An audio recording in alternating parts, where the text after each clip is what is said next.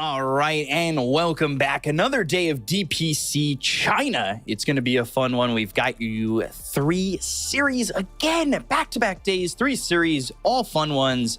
But yesterday, it was a long day, but it was a fun day. We had quite the number of close games in that day of just, honestly, debuts and games of just derbies as well with Extreme Gaming and Azure Ray. It was a fun, slew of games, which is kind of what I think a lot of people have been waiting for in China. Lacoste, I know you've been kind of waiting for the matchups of Somnus and a bunch of these other mids. What was the biggest matchup yesterday that you were waiting for?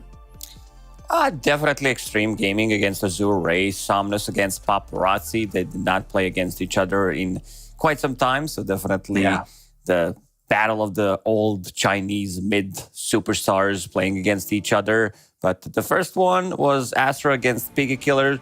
The fun series. Yeah, it was. It definitely was. The first game, I'm not going to say that Piggy Killer had it in the bank, in the bag already, but it feels like maybe with a little bit more aggressiveness, they could have done it. I do like that they went for these 2 phylacteries, one on Visage, one on mid Zeus, and kept fighting.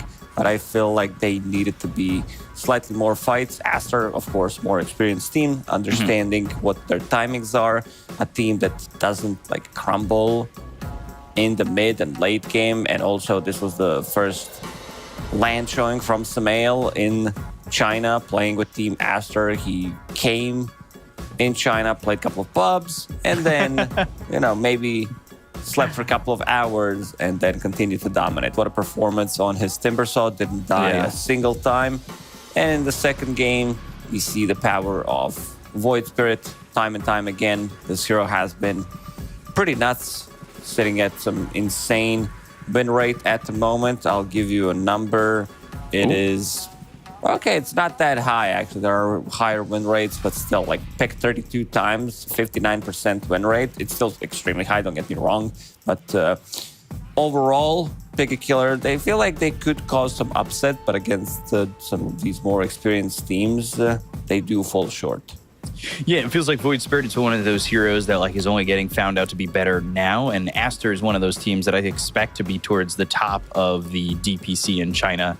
Sumail seemed very happy in the interview about everything that's kind of going on, and the talks about Aster and how he was playing pubs before he went to bed last night, which is so wild to me. I'm so a guy who just wants to sleep. I get to bed and I'm just all right, cool, sleep. I don't ever think, oh, you know what? Maybe I could use a pub in my life before I have a beautiful dream, right? But yeah, when you just think about sleep, it's a weird one when you go to bed and think about sleeping. You're actually pretending that you're sleeping. It's one of those weird life interactions. Second game, Bright against IG. IG, they're always fun to watch. You don't know what they're going to do, how they're going to show up on that particular day.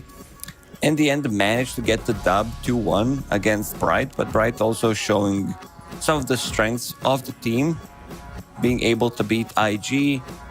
This Ember Spirit popped off completely. Phoenix was all over the place. It was kind of interesting to see Bright get that victory, right?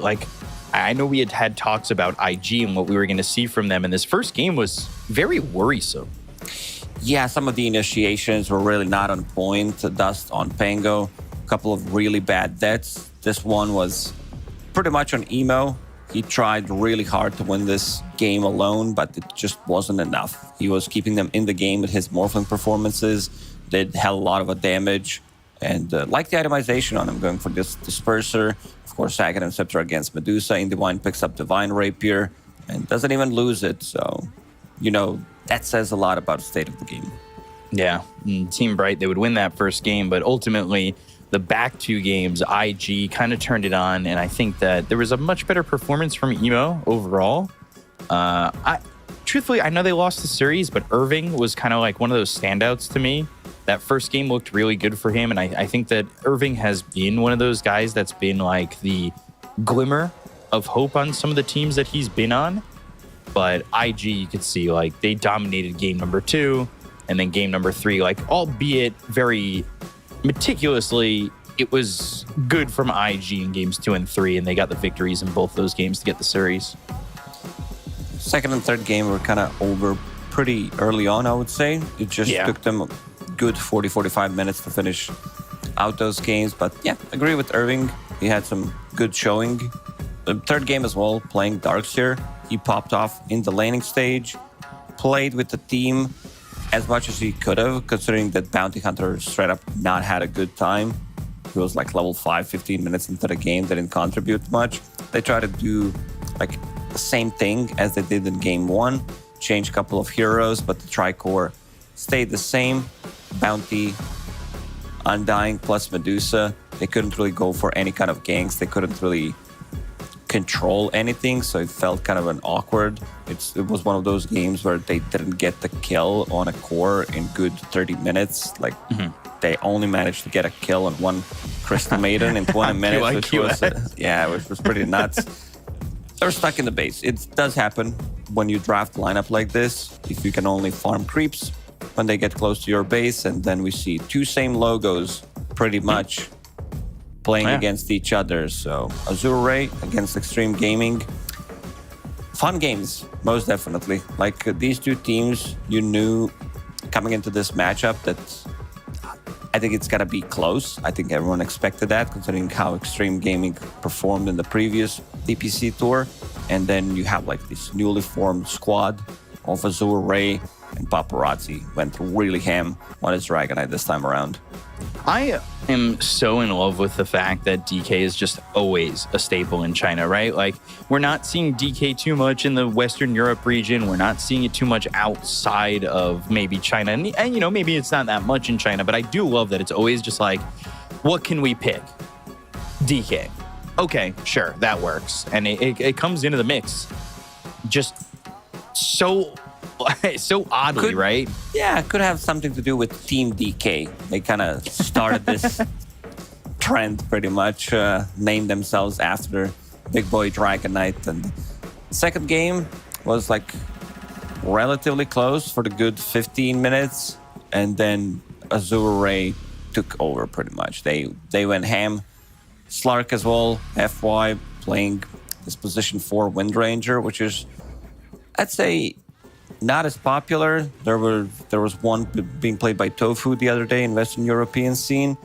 I think it was popular more a year ago when Seb was like a stand-in. He kind of made the hero look pretty imbalanced. And yeah, the power of Timbersaw in this third game. Look at him go into the fountain.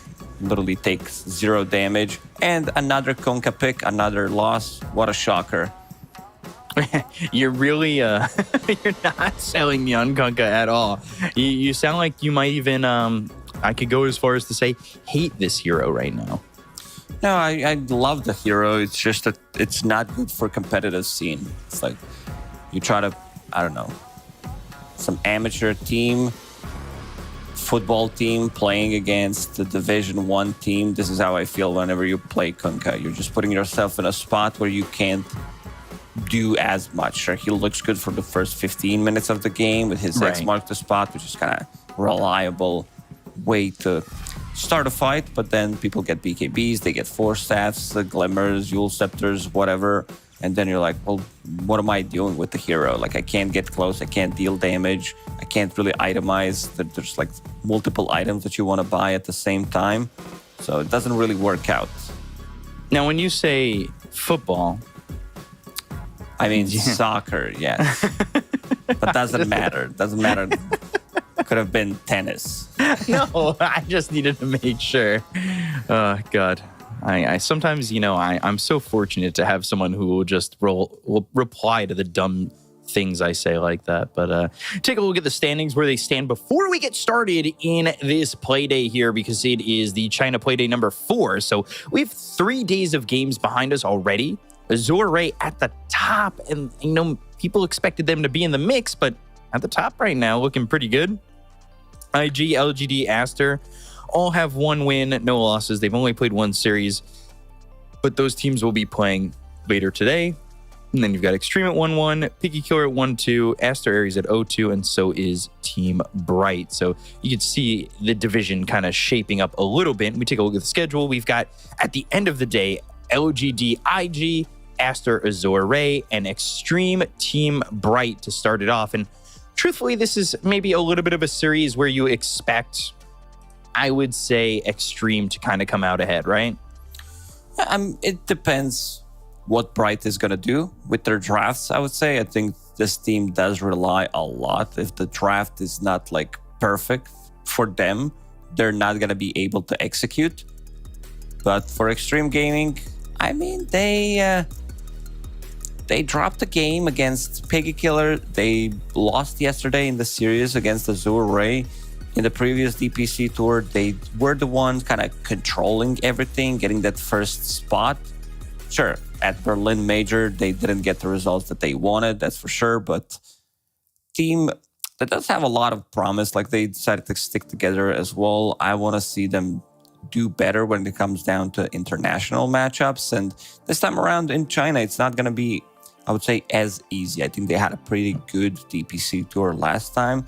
They, like, a lot of these games that they played, a lot of these series were 2-1. Some of them were like very close as well. But we'll have to see how they perform in this DPC tour. I'm not too worried about them not getting top 4, considering some of the teams that are in the Chinese DPC, at least this time around. Aster Aries, they always look like okay-ish, but that's about it. When it comes down to playing against these strong teams, they always fell short. Yeah, you got to wonder what both teams are going to bring. And XG, with already a win and a loss under their belt, may be a little bit interesting to see them kind of come through. And maybe they're going to be fighting, especially with when you have a loss against what people may believe as cusp teams. Azure Ray, I think there's a lot just up in the air on what we think we're going to get from them because it's just so unknown at this point.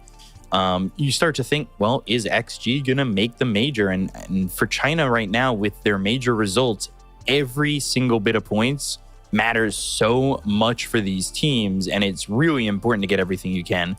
Like, top in this region right now for 400 points is big, and then getting to top 8 is going to be even more massive because a lot of these teams are just on the edge of making it to TI in terms of points right now. That honestly, every result really matters in this DPC region. I know there's 4 slots for the major, but you still want to get those points from the region, and they're very important. Yeah, I think the problem for China is going to be that they don't have like a single team, at least not right now, that is in top 12, which means qualified to the international. So they will need, like, it really depends on this season, this DPC tour as well. For example, if you have Azure Ray, who, I don't know, wins the DPC tour, there's going to be a lot of DPC points spread across multiple teams. Yeah. And you might end up with maybe one team. It really depends on the other regions as well, their performances at the major. It's still too early to tell, but this could be a huge issue for the region. Yeah, and getting one team to the major is just not where you want to be at if you're the Chinese region. And they would probably be like if they get one there, and then if there's last chance qualifiers, I guess you have 2. But still, you come out of TIs that, what was it, TI 9 in China, that 33% or something like that of the field was Chinese region teams. Like the Chinese region was at the top. And now you're talking about 1 or 2 teams making it to TI. That's insane. I mean, it's still too early to tell. They could have still like 3 teams, but we'll have to see. Like, it could be really bad if the things don't work out. It's really too much math to think about it at the moment, especially if you're not good at math like myself. But, just looking at the standings and how things are looking on the DPC scoreboard could be something to, I mean, I'm still not too worried about teams like PSG, LGD, or Aster getting in there because they seem to be very hungry, especially Aster now after they picked up Samael. They look, I'm going to say, like a different team because it's the same mentality. It's just an upgraded team. That's it. Yeah, so a little bit of upgrades here and there for some of these teams, and some unknowns, I would say. Neo on LGD is a little bit of an unknown. We don't know what exactly we're going to get in terms of the offlane situation for that region, because they've been changing offlaners every tour. One of those things that has just been the LGD staple this year.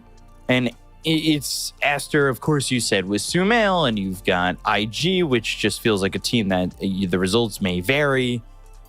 Piggy Killer, which is a team of veterans, Azure Ray, which is a team of veterans. So it's a lot of questions that we haven't exactly gotten answered just yet from any of these teams. And, going into this first series, Team Bright, there were bright spots from them. Again, I'm going to have to single out Irving. Yeah, very much what I was going for. But, it felt like in those second and third games, like, Imitator was struggling a little bit. Phoenix, I think, played well in that series. It's a little bit tough for him with the situation that they were in those second and third games. But yeah, Phoenix and I would say Irving are definitely the standouts on this team for me. Yeah, gotta agree. Imitator had some good bounty performance, but also had a one where he couldn't really do much. Undyne on his, I would say, signature hero, Undyne, playing Lich, one of those games. But yeah, definitely Irving and Phoenix, his spirit performances have been really good. I would say he played 2 games of Arc Warden. I don't know what to take from these 2 games, because the rest of the team needs to know how to play with Arc Warden. You can't just, let's pick Arc Warden and see what happens. So I want to see a little bit more in terms of like the hero picks. They seem to be the one that stands out the most, of course, on the side of Extreme Gaming. Is just like Kaka Lion, 4 games. No one else picks that hero, but hero had received some loving from the Frog. Outside of Team Bright, they have played 5 games total. I feel that the hero pool could be bigger. I want to see something different, because especially for the carry player, he played 2 games of Arc Warden, 2 games of Medusa, 1 game of Monkey King, a lot of overlapping. So I want to see if there's a hero pool, like something different that he can bang out, especially in an important series, because right now, again, starting the DPC tour with 2-0, not a place where you want to be, kind of already says that you're not going to be going to the major most likely. You're going to be pretty much battling to stay in that first division. Yeah, you've got one more loss to kind of give before you're now fighting for relegation and or the middle of the pack in terms of like 5th, 6th, because it's usually like 4 and 3 that allows you to get to that point. So we're taking a look at the player comparisons. Ghost, Heat do T. It's hard to weird one. It really is. But more, I think Ghost overall is the better carry. I respect what he's been doing in terms of growth from RNG to now. And then, of course, Paparazzi, he's been a staple in the region. So we're taking a look at that comparison. And it's just no surprise that he's doing more in terms of experience and getting more kills. This is a big one, I would say. Like, we did praise Irving. Yeah. But JT, he's been stable, I would say. When it comes down to the offlane, his performances have been really good. Some of his heroes like Magnus, Timber were always his staple. Doom as well. Like, my man knows where to be in a team fight, knows how to initiate. Kaka, lion. I love it. Like straight up lion. They could have put the hex icon, Piggy, put the chicken, and they would not be wrong. But the other one, DY and Undyne. Undyne has DY in his name, just noticed. So becomes like, what the hell is he talking about? DY Undyne, I know, I got it. We're good. I understand what you're talking about. It would be an upset, I would say, if Team Bright manages to take the game off Extreme Gaming. Extreme Gaming does not want to be in a spot that this team wants to go to the major. They want to be getting like top 4, top 3. Not sure if they can go and just take the major, considering how strong the other regions are doing right now. But we can see players on the stage playing it in LAN environment. Always good to see.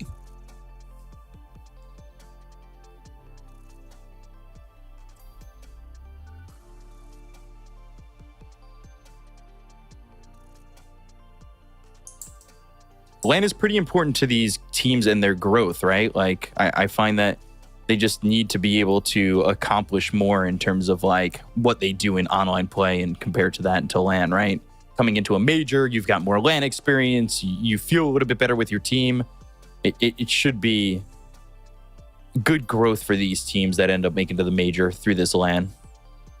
Yeah, most definitely. And also for some of these, teams that don't have much LAN experience, like Team Bright, it's also a good way to kind of start. They're playing on LAN during the weekends. During the weekdays, they're going to be playing from either home or boot camp, wherever they are.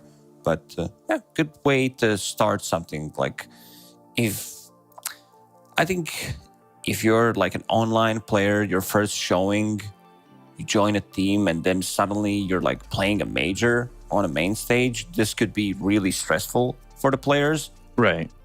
So having like this small LAN environment does help you to lose tension. Yeah, I liked what Sumail said about it yesterday, right? Like, he was happy to be on LAN and happy to be able to just like experience that overall. So just, I really liked what he was saying in terms of, I got here, played pubs. I like the LAN experience. It does do quite a bit for the team overall. Yeah, definitely important. I'm just looking through the hero list that has been amazing so far. All DPC, all regions. Let's see how well the heroes are doing, because like the one that stands out the most is Techies. 69% win rate. Nice. Picked 55 times. This hero has been so good. Yeah, he is constantly just getting contested. It's insane. I said it to you yesterday. It's surprising to see, Techies be at the top of the list after all this time. Everybody complaining, hating Techies. It's not really a surprise considering the buff that he received. I mean, this hero, if he doesn't get banned here by Extreme Gaming, I'm sure he gets picked up. So far, Bright did not play Techies, so Extreme could potentially leave it in the pool and just get it for themselves. Extreme Gaming's turn to Techies. Mm-hmm. Okay. And there it is. There's the Techies. I like that they're swapping things around. I think you gotta put enemy team in a bit of a different spot. You can't just be picking the same heroes all over again. And it's gonna be Kaka Lion or Shaman. Kaka Lion or Shaman. I'm here for it. Ooh, Phoenix. Maybe not Kaka's hero, though. You never know. Techies Morphling. Have you noticed that the teams feel like they're ready to draft? Yes. Like, they're just drafts are going really fast. And, yes. Team Bright are going to be banning out Phantom Lancer, picking up Morphling in the first phase. That's a bit of a surprising one to me.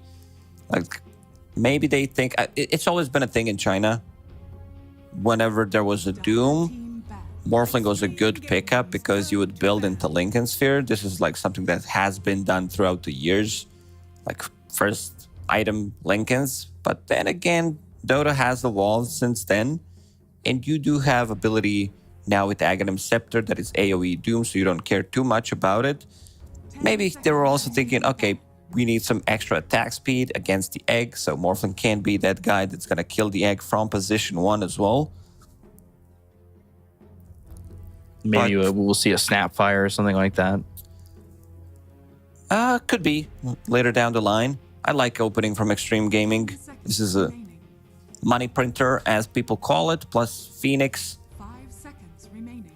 Phoenix has been really, hasn't been picked much, but his win rate is insane. 6 games, sitting at 83% win rate, which means that he only lost 1 game so far, overall DPC regions.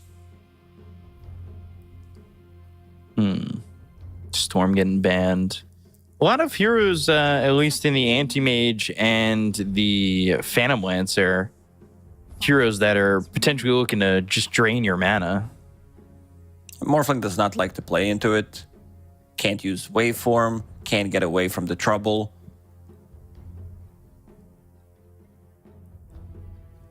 Still, like, you picked Morphling into Phoenix, which can be tricky. Like, max HP as damage on Sunray.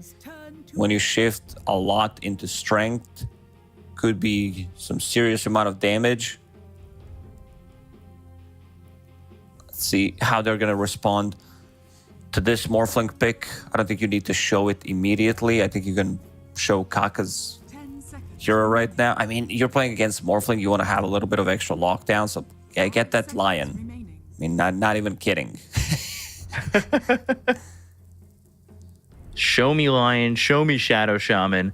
There used to be this guy on in Chinese region who played Shadow Shaman every game, James, and it was just like, oh, what is he picking? Shadow Shaman. That's it.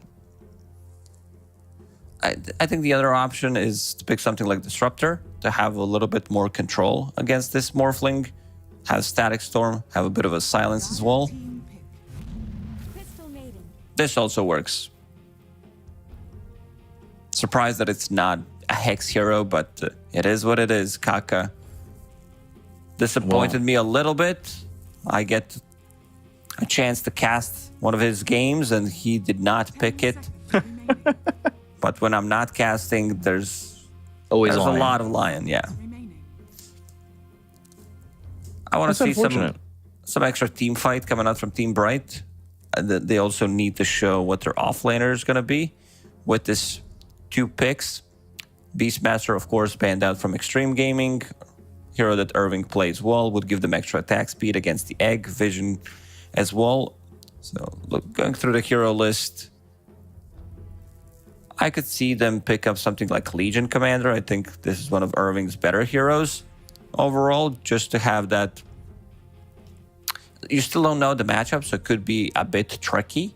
But again, okay, they are picking up Ember. They do not want to reveal their offlaner yet. So we'll have 2 heroes that can play together, Ember Spirit Morana, and you will also have extra attack speed that can kill the Egg. It always is like that. It's like, how do we counter this Phoenix? Get some Snapfire, get some Ursa, Morana, something that has a lot of attack speed. I like the combination too. You've got yourself Searing Chains into the Arrow if you want. Not just for that Egg Scrambler.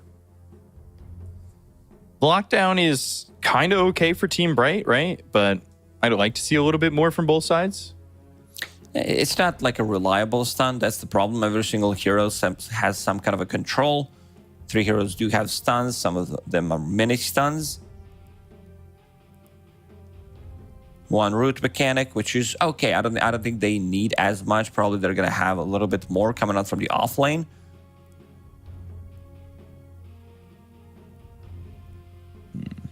So we'll see what this 4th pick ends up being. Could be the mid matchup if they want it. They've got Ember and Morphling already showing if Extreme kind of want to grab something. A hero like Bloodseeker feels really nice, I would say, in this one. Morphling, you know that he's going to be playing on low HP at the early levels. For now, Puck? They know the matchup already, so we'll go with Puck. It's a good Puck game. Like we talked about, these like stuns that they have are not reliable, and Puck loves to play into these matchups. There isn't like one stun in this game that he really is afraid of. So should be a good one. Puck has been one of those heroes that I think that we've been talking about a lot, but we haven't exactly seen too much of. I feel like there's been a couple of times where we've said, hey, Puck would be a great pick here, and we're just not getting that yet. So it's interesting to see Puck at this point. Yeah, his win rate overall is not that great either, sitting at 37%, 16 games played overall DPC regions. But yeah, in a lot of situations where you have this hero that there's not enough lockdown on their side. You can always go for it. It's a playmaker hero. Gives you that team fight as well. Gives you pick off. Having coil plus egg to keep them in place in terms of having heroes that protect the egg well. Doom with the stolen War Stomp. Crystal Maiden with the Frostbite. But yeah, other than that, there isn't that much, especially because you're playing into Morphling, into Mirana. I think you will need to play more around Sunray rather than getting those aggressive eggs in. Right. So we'll see what this final ban is here for Extreme Gaming. Should be interesting. Interesting to see what Bright want to do in terms of an offlaner, right? Like, they know that Doom is the opposing offlaner. They won't know the matchup for the offlaner. This has been banned out 2 or 3 times when played against him. Something that Irving seems to like to play a lot. This is why we mentioned yesterday that it might be something that they know from scrims. Because it got banned out, I believe, all 3 times yesterday. Great pickup against Phoenix, against Puck, Crystal Maiden. If he manages to get his like 1 item timing, like to get this Diffusal Blade, should be a good one. But Extreme Gaming, they're not messing around. In the end, decide to go with Terrorblade, a hero that can stand his ground. So it's gonna be, let me just check the roles real quick. Irving plus Imitator will be playing this offlane duo. Unfortunately, Sleeping Dart is not a thing anymore, so you will not have Sleeping Dart into Arrow combo. It's a weak lane. Ricky plus Mirana. You will be playing into Terrorblade plus Crystal Maiden. You will get harassed a lot, I would say. Mid matchup, Paparazzi against Phoenix. Also, in terms of rotation, you get either DY or Kaka once Puck gets level 6. Right. They do have kill threat. And in the top lane, He2T plus Undyne, Morphling with techies. I would say this is not like the strongest lane. I would prefer if it's like a melee hero maybe that can run in for Morphling and soak up some of the damage. But knowing how good of a laner techies is, we'll have to see. I think Team Bright may be experimenting a little bit too much with the draft here. I said that they need to pick heroes that they like to play, you know, that they feel comfortable when they play against these higher caliber teams. And this is a draft that they drafted for themselves. It feels like they wanted to pick this offlane Ricky for a really long time. Finally, they get the chance to have it, and I want to see how much he's going to be able to achieve. Is this kind of a game where maybe Doom's left by himself and you see the 4 and the 5 kind of tri-lane with the 1 position? I could see them starting, especially with Blood Grenade. Crystal Maiden always does have that kill threat. Reflection, extra AoE slow that can be used on multiple heroes. I feel like there is a good chance of Extreme Gaming getting the first blood, but also looking at the damage, like imagine Doom with 1, 2, maybe aura items. If he feels like buying those, there's going to be a limited amount of damage on side of Bright that can, like Ember early on is chip damage. Morphling needs two good like items, maybe even 3 to be able to deal damage. Ricky, until he gets his Diffusal Blade, his damage is really low. So it's a really good Doom game. Once he gets to his Vanguard timing, like he just doesn't die. Yeah, and it feels like that could be an issue for the side of Team Bright if the Doom gets there so quickly. I don't see them being able to really push JT out of the lane. And we've talked about JT in the past being this reliable offlaner. It's a bit of an issue if you're Team Bright, honestly. Man, Phoenix with Blood Grenade, like every ability of your cost HP, and then you use Blood Grenades, you're like, use 1 ability, 1 Blood Grenade, you're down to half HP. You're like, what? Killing yourself, I guess. More than the enemy team. Pretty much. And it's going to be 2 for 2 trade in terms of bounties. So Kaka is going to be going up here with JT, and JT, we'll see what he takes early. This guy, I could see this being potentially a lane that gets a couple of kills if we see Undyne out of position. But the same could be said for Undyne going after Kaka, right? Like if he is to use HP for those skills, maybe we see just Kaka get hit by too many sticky bombs. They're definitely going to start to put some more pressure on Kaka. He's starting with Fire Spirits, but Techies is really good at trading. His damage has been buffed because he's now Universal Hero. And with 4 branches, sitting at 56 damage, which is pretty damn nice for a position 5. Well, definitely always nice to have that big damage as a position 5. So already Fire Spirits top lane, mid lane, Paparazzi against Phoenix, and we've always talked about Paparazzi being kind of that guy to be a little bit worried about when you're going up against him because he's just so good in this mid lane. Yeah, this is Phoenix's better heroes, at least what he's shown so far in the DPC. But yeah, it's extra slow, Imitator, starting with Arrow level 1. We mentioned it that this is not a strong lane by any means, and given away First Blood to Terrorblade, Not where you want to be. definitely not. Like, he's immediately bringing the items. That's a full raid band and sitting on extra 200 gold. So things are going to be relatively difficult. You can't push out Terrorblade out of the lane. He doesn't care at all about Ricky's harassment. What's Ricky going to do? See Terrorblade sitting at 9 armor, 3 when he's close to the tower. Literally impossible to push him out of the lane with these 2 heroes. And it's a little bit tough because like Ghost gets that first blood without even using Metamorphosis. So, you know, meta's not used. You've got this right-click damage coming in, and Terrorblade now has Metamorphosis ready to go if you are going to play aggressive on him. And you can see Irving already down to about half health. There's something so satisfying about watching Terrorblade last hit. Same goes for Anti-Mage. Andy with the sound on Mana Burn Creep, also one of the most satisfying sounds in the game, at least for me. They're trying to make the pull off. Immediately Ghost uses Reflection, gets those creeps, CSing almost perfectly, sitting at 11 at the moment, 3 denies. This feels like a lane that you could just be pretty aggressive in with DUI having Frostbite. And once he gets to Crystal Nova, like, I think Team Bright are a little bit in trouble bottom, and that could be a big issue. You could already see the CS for the side of Extreme Gaming. Top 3 are all their heroes. I mean, it's a rough one to execute lineup. In terms of team fight, they don't really have much. If they get out of laning stage relatively strong, which doesn't seem to be the case, judging by the start. Ricky's not a team fighter. It's more that they need to rely on pickoffs so much. Arrow bottom, not gonna hit. Ghost uses first meta, and now you can't get close. Ricky, Irving is sitting at 8 CS, Terrorblade 17 and 6.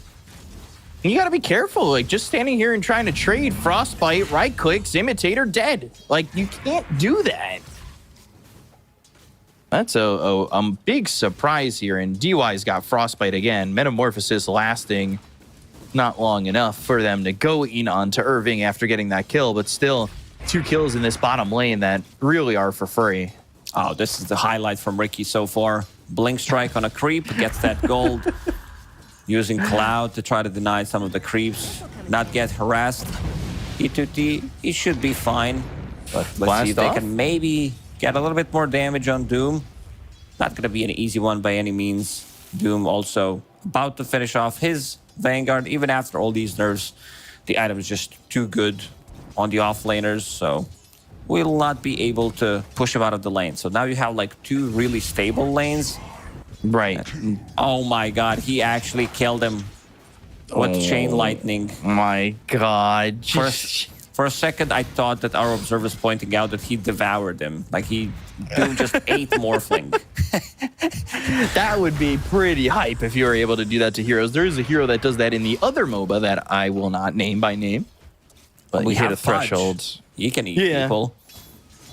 But you like eat enemy heroes and then you gain like HP based on the hero that you kill with that devour or something like that. Yeah, Dota, get on it. You were talking about was Jimmy Eats the World or Jimmy Eats World.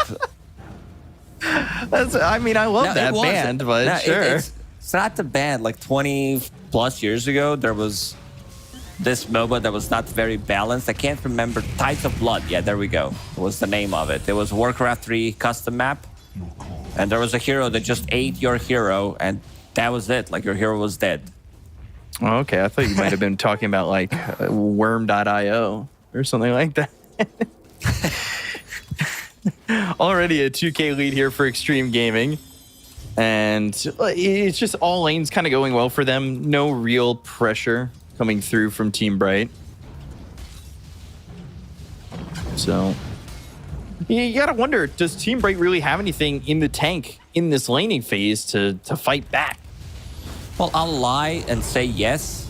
To keep things more interesting, but they're falling apart. Like these heroes are not really comeback heroes. Kaka puts another Fire Spirit. Doom. Yeah, Frostbite, Infernal Blade. This is a dead morph. Again with that Chain Lightning.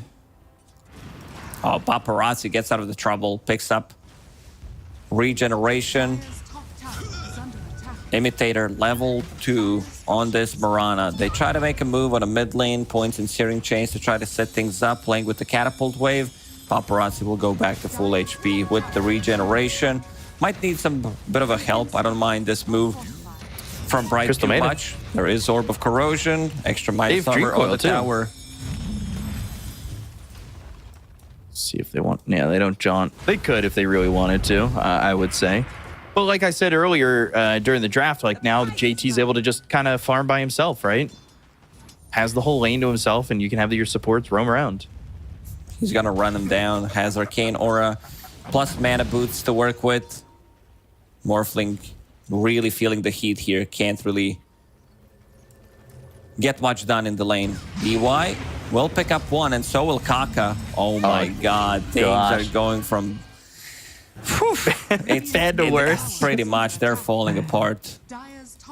Because we've talked about the Wisdom Runes, and especially the 7-minute ones, how important they are for just the fights that follow and getting that level 6 as quickly as you can. Because DY's level 5, you've got Phoenix about 5.5, and you compare that to the supports on the side of Team Bright that are only level 3. Like, it just makes such a massive difference. That means there's no Moonlight Shadow for so long. That means there's no remote mines or proximity mines for a long time. It's really just tough for these supports to feel like they're doing anything in the game when they don't get those early Wisdom Runes. Yeah, Phoenix will have to do some heavy lifting if they want to come back into the game. He needs to be the one rotating, but they also need to secure power runes for him. And look, speaking of securing the power runes, DY TPs to the mid lane. You can see Kaka lurking around the bottom lane. Arrow actually hits. Can they get a kill? Blood Starstorm, Kaka, and Icarus dive. He'll die. Close. And by the way, just to remind the viewers at home, he means the Ember Spirit Phoenix, not the Phoenix Phoenix. Yes. It's so confusing. He killed his own brother. He killed himself there. And they'll get the kill, even though the reactive taser goes off. Kind of similar to what we saw before, just the supports dying on the side of Team Bright a lot. JT trying to make a move, see maybe if he can find an opening. Doom is available. This tower is also dropping really low. One of the issues that they have is also Terrorblade. He's been sitting in this bottom lane for such a long time. He's about to crack level 8 on TB. Usually TBs do struggle, but he could just stay in this bottom lane. Also built into Ring of Bassi, plus having a point in Arcane Aura, so his mana is good to go. Like, he can always keep spamming Conjure Image, which he did max out. Understand that this is the way to farm up. Who's gonna help this Morphling? I see Phoenix making a rotation. We talked about the importance of him making a move, but I'm not sure if they can kill JT. So here comes Paparazzi as well. Phoenix is also making a move, and this is the Radiant Phoenix. Icarus dives, silence, as well as the blast off on a DY. They get a kill. They'll look over at Kaka. Take out 2. DY gets hit with that Doom, and now the Dream Coil on a 3. So they can just turn this around. Yeah, Doom's so strong. They can't really move away from this one. They've got the Laning Rift. They'll get the kill on Irving. They'll look over at D2T, and the arrow for a second lands on JT as he walks and continues to chase, but doesn't need to do so, as 2 cores for 2 supports is certainly a good enough trade for Extreme Gaming, while, of course, Ghost is farming bottom. Oh no, level 3 Mirana just showed up 10 minutes into the game. Better run away. That's so mean. Not from you, just like the situation in general kind of is mean, right? Yeah, you see, you're teleporting. You're like, I don't care. I'm a Vanguard dude. You're a Mirana. You're level 3. I could care less. Get out of here, dude. Tier 1 tower bottom has been killed by Ghost. Top tier 1 tower is very low, 300 HP. They're also putting the pressure on the mid lane. Mirana snipes the catapult. Stops the aggression on the mid lane. Hog jam. Things are looking rough for Yeah, Bright. that's all right. It's like this Doom, once he picks up what he seems to be Pipe after finishing off Hand of Midas, maybe wants to get Guardian Greaves just to be able to close out the games with these 2 aura items. He's going to be super tanky. Where's the damage going to come from? Like if you get Pipe, like Morphling, Mirana, Techies early on, they don't deal any kind of damage.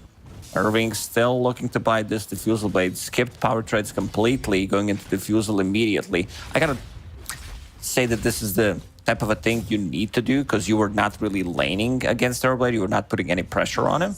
Right. So if you get a Diffusal Blade, you might be able to keep them long enough in the cloud for like Ember Spirit, Morphling, setting things up for your techies. Problem is 2 supports are only level 4, and on the other side you have level 6 on Kaka. DY just cracked level 7.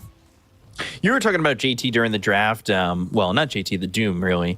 And having that Vanguard early on and the lack of damage that was going to come in from Team Bright after picking it up. And you could already see in that last fight, like JT just feels confident and strong, and he's not really going to back away from these fights.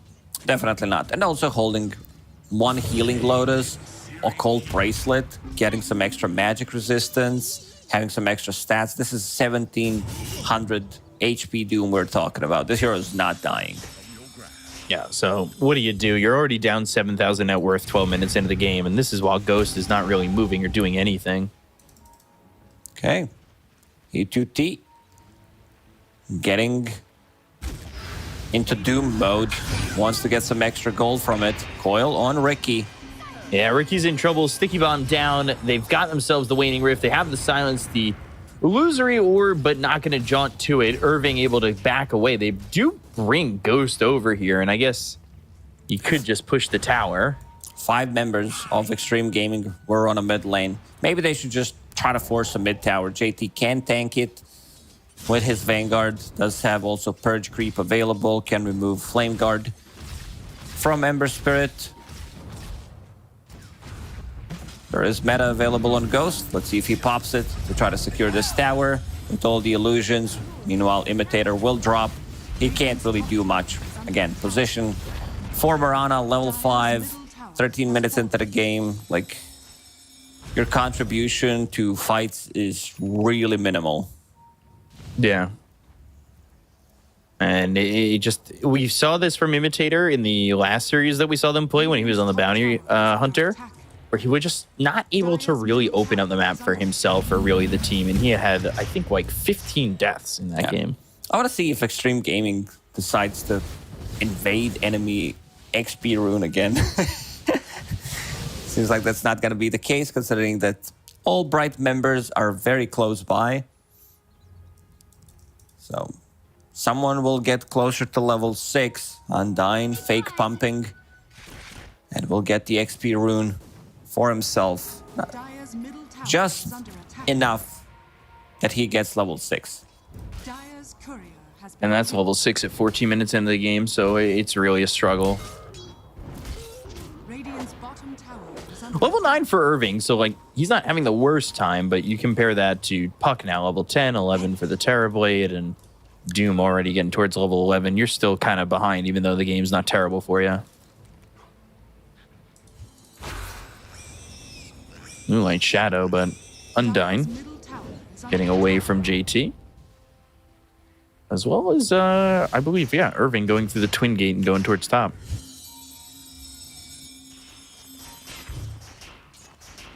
What can you do here if you're Team Bright? Good question. I mean, you could try to maybe... they just used Moonlight Shadow, didn't get anything out of it. They need to split the map, try to get these kills on supports, try to get some extra gold with Ricky's Diffusal. You can't kill Terrorblade that easily. You need to bring a third hero, maybe a fourth, and that's exactly what they're doing. But seems like Ghost knows something's cooking. Yeah, not really in harm's way at the moment, but Irving under his nose, and maybe they get a kill here if they're able to jump on the tier 1 tower. It's just the vision so far, but Phoenix, as well as Imitator, and they're going to miss that arrow. They'll go to the Blink Strike. They'll try to get this kill. They've got the Silence, and, well, they got him. So a big kill to get, but here come the rotations. Freezing Field, and they'll use the Doom. They'll get the kill onto Irving, and at least find a trade. These are the type of kills that they're fine with getting the trades off, try to prolong the game, get some extra farm in these outer rings, because things are not looking good. I mean, I'm trying to stay positive. This is me coaching a team or playing on a pub team that is not doing so well, and then saying who needs to do what, even though you can feel that there's like 10k deficit already, and you're playing against Doom as well. So, not going to be an easy one. Terrorblade also tends to push out the waves. They also don't have the hero to... Two lanes are always going to be pushed in from Extreme Gaming, at least. You do have Puck, who one-shots the creep wave. You have Terrorblade, who's going to be using Conjure Image in one of those waves, and they don't have ways to deal with those illusions. It just takes them way too much time to kill it. Yeah, so we'll see what Bright can do to kind of come back in this one. A kill on Ghost is, the way forward. You have the Maelstrom on the Ember. Octarine Core now built for Doom, too. So, like, this is... items starting to come out for Extreme Gaming. I mean, it's pretty ridiculous what this hero can do, especially if he's off to a good start. Suddenly you have, like, Vanguard Mana Boots, which is super good for laning, amplifies your farm. Then you disassemble it. You have Pipe 13 minutes, and then from the other two components, you just make Octarine Core. So, items just for XG, and they're putting pressure on the top tier too. Things just, I cannot see Bright really pulling away with this one too much. We've seen decent amount of like 20 minutes Radiant, killing Roshan on Radiant side, and then going and killing enemy Tormentor, maybe getting XP rune as well while doing so. They definitely have enough sustain and damage to do so. So after finishing off this tier 2 tower on the top lane, Extreme Gaming probably going to be looking for that type of a play. So Metamorphosis used, top tier 2, that's going to take some damage. And they're going to get this tower. So looking to try and fight. They're going to come over. Do they even try to go in with the Moonlight Shadow? It's a tough call. I mean, you're just down by so much, and honestly, this could just be the game if you take a fight that goes poorly for you. They'll jump in onto the Doom. They've got the blast Arrow off. misses. Now the mine down. Arrow missing again, but it's not going to stop them from getting the kill into JT. The freezing field is down, and Undyne ends up dead. DY surviving. Frostbite, Icarus dive. A supernova, but it's not really needed. Irving gets killed off. 2 heroes dead. Phoenix might be next. He's going to remnant back over to the bottom end of the fight. Sight of Fist with another remnant to try and leave. And Smoke with an arrow as they'll disengage from the fight. Yeah, not too bad of a fight, I would say, for Bright, because Morphling's doing decent amount of damage. Same goes for Ember Spirit. Multiple slides coming out with those Maelstrom procs, and Ricky keeping him inside the cloud. So they need some kind of force staffs to keep him out of the trouble. I see DY is building one. I can also see that Terrorblade was thinking about getting one, but changed his mind in the end. He had full Hurricane Pike. After that coming out from Ricky. And Kaka, he's not messing around. He wants some extra status resistance, wants to get Heaven's Halberd. But Ricky, with the Cloud, did cause decent amount of problems in the previous fight. And he 2T, and considering how everything went so far, has the same amount of farm as Paparazzi, which is more than fine, I would say. Undyne on a mid lane, planting some bombs, trying to push out the wave. Holding on to Philosopher's Stone. Going into Glimmer Cape next. Oh, Invis Rune picked up by Undyne. And he's going to be able to get out of the trouble.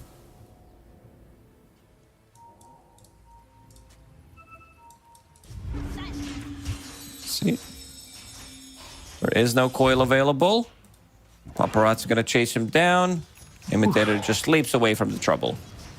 Yeah, so Imitator, not getting too caught just yet, but still a 12,000 net worth lead. I can only repeat myself so many times. It feels like Bright just don't have many options.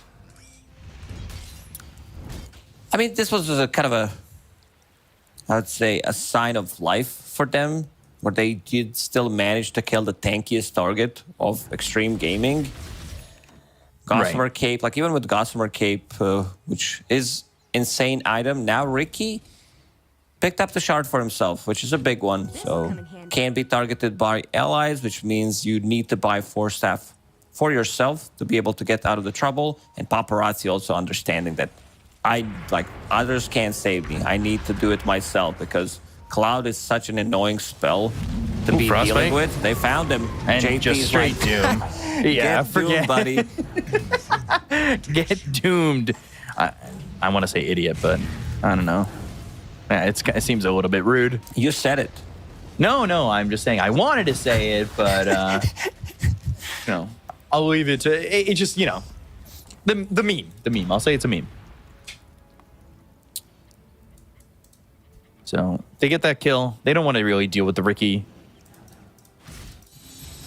Just it feels like one of those games yesterday where we kind of knew the game was all but over, and they just need to find the GG call. Because I'm looking at these heroes on Team Bright, and I know I've said it 8,000 times, but it's what Manta Lincoln's like. You want to protect yourself from the Doom for the Morphling. You've got BKB for the Ember, but that's still, if you get doomed, it doesn't matter. We just saw Irving die to the Doom, and these supports are pretty underfarmed and underleveled. What supports bring to the table, they're very different. Like this Mirana, just a mech, maybe a little bit more damage, maybe a setup with arrow on searing chains. It's more going to be about techies. If he lands a really good blast off in a fight, that could be big. And now Extreme Gaming, they're going to smoke and try to find something. Let's see. Kaka jumping to the back line. They want to go, but they're hit with the Dream Coil. They'll go after the puck, and Force Staff gets away, but E2T is right there with them. Irving already did. That means no Ricky. They'll go to the Supernova. This is going to get down. I don't think they have any way to kill this.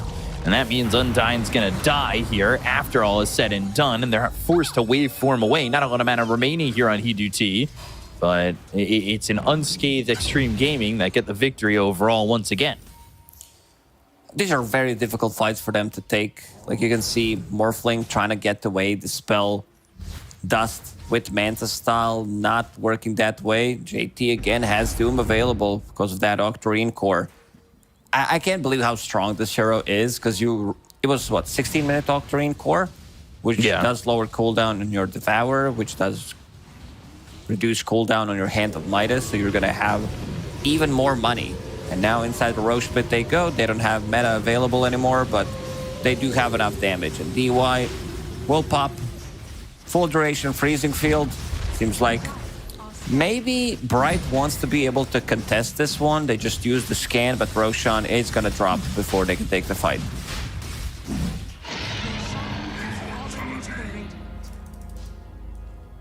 So they get the Aegis into their hands, into Ghost's hands. And he's got meta, so that wasn't even used to go get Roche. He doesn't have meta. You click on an illusion. Oh, sorry. Perma meta, well, that'd be... Perma meta would be pretty hype. Yeah, for a second I thought it was going to be like Keeper of the Light, reducing cooldown. That was not Doom. He's chasing. You ever get baited by an illusion?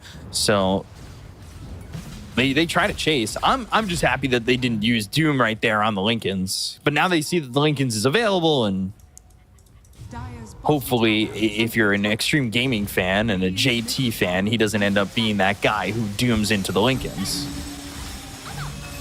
They're going to take Tormentor. Let's see who picks up the shard. Kaka, healing team his team up, and because of that effort, gets shards. So Sunray can be used during Supernova and also slows people. He's got Halberd finished. That's a big one. Against Morphling, good way to proc his Lincolns as well. Great against Ricky. Now he's got meta. Radiant structures are Let's see if they decide to go for the high ground with meta. Manta style available, Aegis as well. Do you go for high ground without using meta if you've got the Aegis and you want to use it afterwards? You could, yeah. He's so tanky, 3,000 damage, and looking at the Sunray turnaround potential. scanning. Doom is not even there. JT on a different side of the map, getting even more farm. Paparazzi, he's chasing. Now Hiduti in some trouble. Illusory Orb and the Moonlight Shadow used. Dream Coil comes out. They've got Dust. They've dusted him up. Supernova right on top of him. The Disarm, the Doom. They really want to everything kill at him. this Morphling. Why not, right? They're still going to chase. They're still going to go. Moonlight Shadow about to run out, but they still have vision on him, so it doesn't really quite matter. And they'll eventually get the kill onto the Morph. JT holding on to Purge Creep, proccing the Lincolns, and then getting the Doom off. Yeah, Bright, they're falling apart. Pretty similar to what happened in the second and third game yesterday against IG. They couldn't really fight back. And now it seems like Extreme Gaming, they can feel that they're extremely weak. On the other side, they want to be closing out the game. They managed to deal some serious damage on the tier 3 tower. Tier 2 tower on the mid is going to fall. And they still have meta, even though I'm now scared to say that. Because I said it once about an illusion. Click on every single TB you see to see if meta's on cooldown. Oh, it's on cooldown for sure, because he's using it at the moment. I'm certain. Tier 3 mid is in some trouble. And we'll see if they stay to the high ground, even after getting this tier 3 tower. Sunray on Ghost. They've got the smoke screen. JT's not really afraid of, like, getting hurt or dying. Truthfully, I think he's tanky enough to just kind of stand there and take it. Sunder is available. It's going to be pushed To the limit. by a Force Staff and uses it on DY. DY gets the job done. Kaka immediately Urn of Shadows, Tranquil Boots. Won't bring him back to full HP, but they got what pretty much they wanted. Next meta will be available in a minute and a half, which is not going to synergize with the Aegis. Maybe they do have another fight in them. Team Bright going to smoke up. This feels like a last-ditch effort. Oh, boy. They're Dream Coil on underneath the 2. vision. Yeah, that's a Ooh. big issue. Irving already dead to rights. They're going to get the kill there. Hiduchi turns into the Terror Blade, and Kaka getting a little bit low with the BKBB Popeye Phoenix, but they go to the Doom. They've got the Supernova down. 3 shots, 2 shots, 1 shot, exploded. They get the kill into Kaka, but they end up losing Phoenix as well as Undyne. They look over at Hiduchi as Paparazzi takes out Imitator, and it will be a full team wipe for the side of Extreme Gaming right by the high ground as they call GG, and Extreme Gaming will take game number 1. Yeah, very clean from Extreme Gaming. I think this one, as we said, is on the draft. When it started, like this Ricky off lane, plus Morphling, your 2 supports are... I think Mirana is relatively greedy as a support. Also, there is no real synergy between Mirana and Ricky in the lane. You gave First Blood to Terrorblade. Yeah. You're also not pressuring Terrorblade out of the lane with these 2 heroes. Like, you've seen what they're probably going to go for. It was last pick Terrorblade overall. It's a really greedy lineup, I would say, overall, where you need to like somehow dominate the laning stage, and it's just not doable. Top lane, time and time again, seeing Doom in action. This hero builds into Vanguard early on. This is like 5-6 minute Vanguard. Then he gets mana boots, found a really good creep with the Chain Lightning, managed to get some kills, and becomes unkillable for a good amount of time. I want to see some, again, like said it before the series started, saying it after the first game ended. Yeah. Better drafting from Bright. I feel like they cannot match. If they have better draft, where they can move around the map, like get stuff done, where one hero is not going to be stuck in a position that where he wants to farm, maybe pick some strong lanes, pretty much, is what I want to see, what I want to say. Yeah, we didn't exactly see the strong laning, like you said, it coming off the fact that Terrorblade got first blood, and not only that, he got first blood without using Metamorphosis. Like, it felt like that lane was going to go very quickly out of their way, and ultimately it did, and Terrorblade was able to farm for free while the rest of the team moved around and did what they wanted. And you're taking a look at, this is the last fight of the game. Dream Coil, like, easy fights, even with the silence. Onto the Terrorblade, he's able to do whatever he wants. They took a fight underneath Observer and Sentry, so seeing Ricky, immediate coil on him. Game's already over. I mean, we're not trying to sugarcoat anything here. It's been over for ever since the laning stage, pretty much. You can see in which direction the game is gonna go. But it took them good 15, 20 minutes to close out the game afterwards. There's no need to rush anything. Paparazzi on puck, popping off, 8-0 and 0. Ghost on Terrorblade, also having a really good time. Like, he was not pushed out of the lane at all. Level 9 minutes into the game, which is pretty nuts to think about Terrorblade, where he has his Conjure Image maxed out, and then he can farm. Like, if he can stay in the lane as Terrorblade near the tower, get some farm, there's also a lot of camps around that area that he can farm with the hero and still defend the tower. But yeah, for MVP, I think JT Doom has to be that guy, considering how hard he dominated the laning stage. It was pretty nuts. It comes down to hero as well. Something has to be done about this hero in the D patch or 34 version, whatever we're going to have. Yeah, I agree with JT being the victor and the MVP here, as I would agree that this hero feels very strong, especially it's one of those heroes with an early good start. There's no catching up. And 6, 1, and 10 with so much gold per minute. And you could see just Octarine Core, Midas, Bots 2, Pipe, Crimson Guard. You got the auras that you needed and made sure that you were able to keep your team alive, and really was able to use Doom at his disposal. Didn't have to be too strategic on it with the lead that they had. He knows that if they use Doom, they have a good chase potential with this Phoenix dive. With puck, Paparazzi can easily chase them down. So not to every single time Doom was off cooldown, he pretty much popped it on someone. And he was also very irritated by Ricky. Seems like there's some beef between, probably not the player.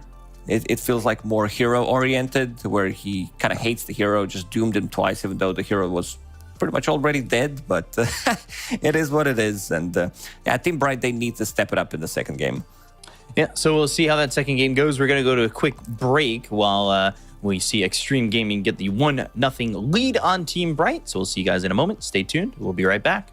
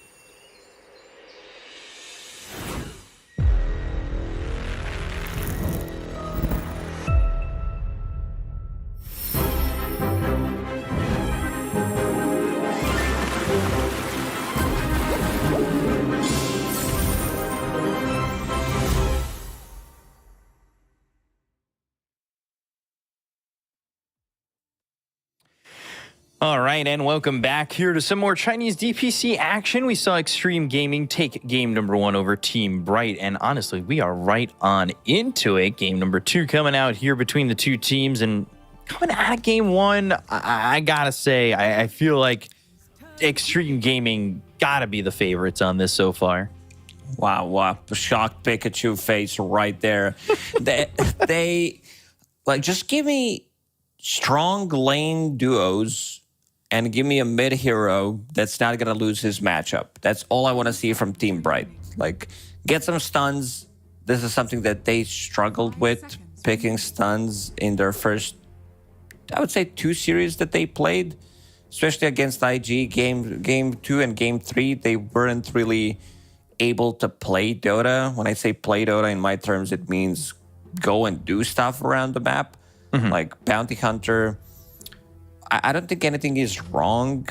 It was with the hero or anything by any means. It was just the way they played it. Also, they can't allow for their 7-minute XP runes to be stolen. Like, this just happens way too often. And then you'll have under-leveled supports that can't really do much. You're missing on that level. You have like level 3 Mirana 9 minutes into the game. Crystal Maiden's level 6, so big difference.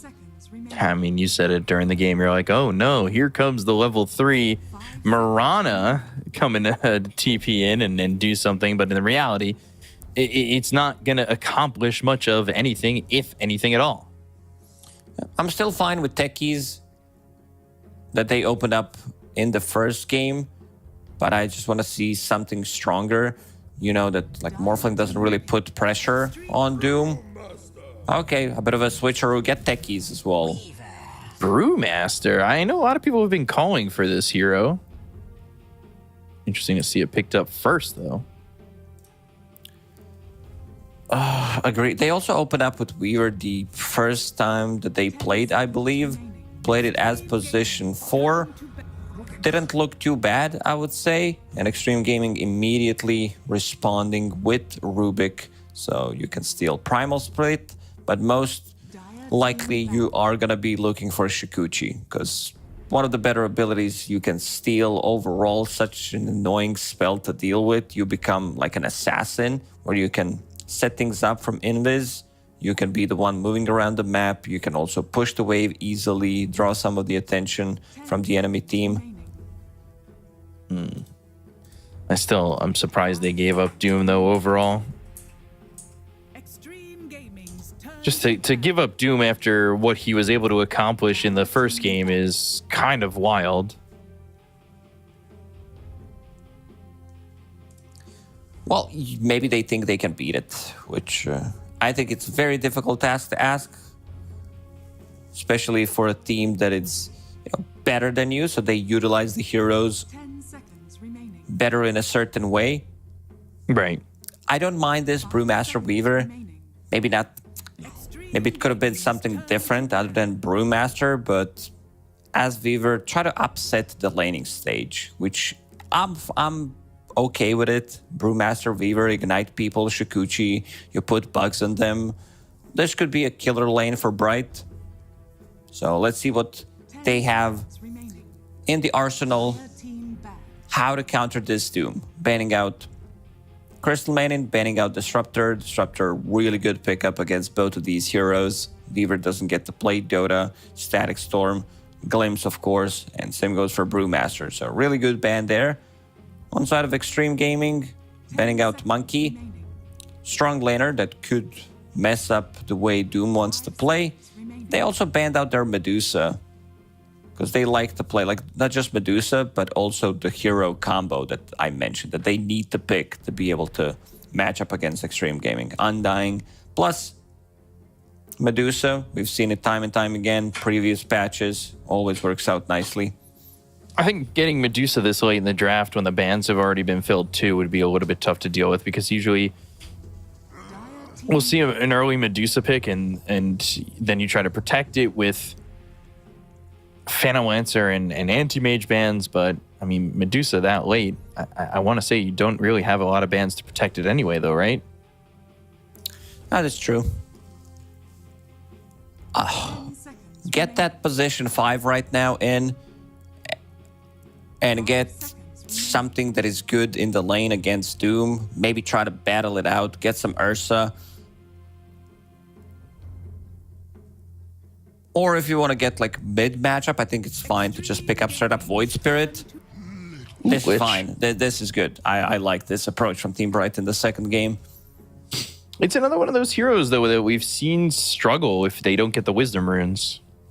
I guess that could kind of be said for all supports, though, right? Pretty much, but he's also the one that benefits a lot. Especially if you manage to get both of these Wisdom Runes. Gets that level 6. So Interesting pick. And then the Storm. Now, you'll need an offlaner that has... I mean, you already have an offlaner. You'll need a mid laner that can kill this Storm Spirit. So they pick up Skywrath Mage, great against Fever, long duration silence, against Brewmaster as well. Good anti-mage pickup as well. I really like what they're doing in the second game. Not sure about the execution, what's it going to be like, but in terms of picking and how they adjusted in the second game, really good. This anti-mage, if he manages to get counterspell off against Doom, against Skywrath Mage or Rubik, of course, really good against the Storm Spirit, loses mana, you always threaten a kill not just on him, but also the rest of the team if they group up. So what will be the final bans here? Do they have enough control on Anti-Mage, though? Like, if they doom him, if they hit him with the telekinesis, the silence from the Skywrath Mage, like, Anti-Mage is great, but I kind of worry about if he's going to output enough. That being said, if they're focusing their attention onto the Anti-Mage, maybe Weaver's able to move around the fights and do more. Yeah, this is a hero that can cause a lot of issues, especially if he's off to a good start.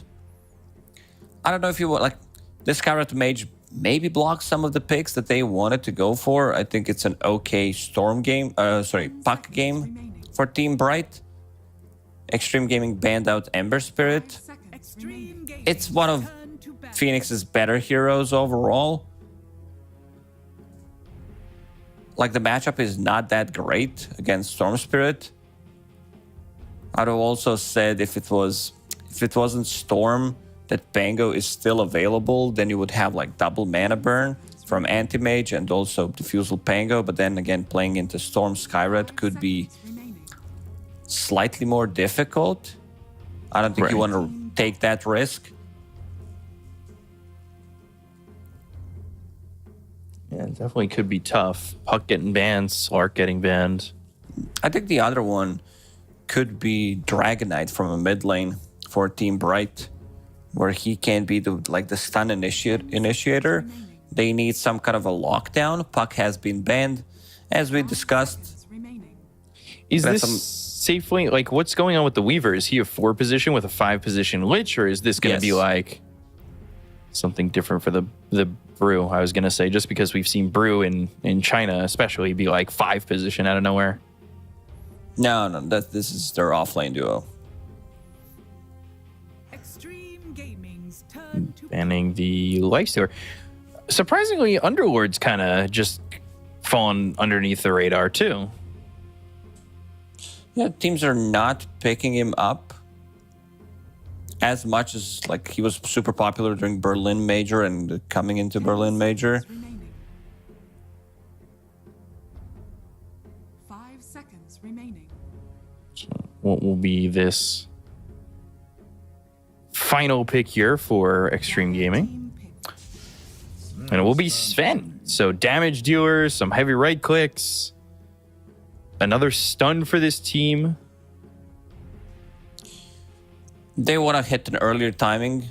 This is something that Anti-Mage is afraid of.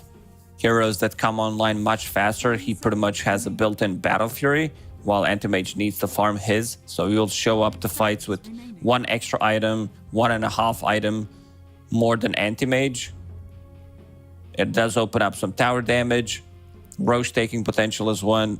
You know that Doom will be building these aura items, get pipe, try to mitigate as much damage as possible. For his Storm Spirit supports are relatively squishy as well, but he's also a hero that doesn't care too much. Sure, you have Warcry, which is dispellable by Brewmaster, but still you need to have that running. And also, like, Sven does give you protection against some of these heroes. Warcry is an amazing ability. So I think there's also like, okay, Choose your hero. definitely not the hero that I expected. This is also Death Prophet into Sven with Warcry. Not sure if I like it too much.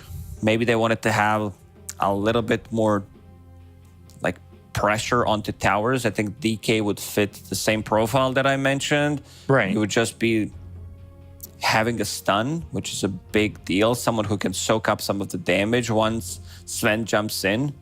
I like their draft a lot with these 4 heroes until Death Prophet. Sure, the hero got a little bit of lovin' in the previous patch. Those extra 5 seconds on Exorcism could be big. This is not a minor change by any means.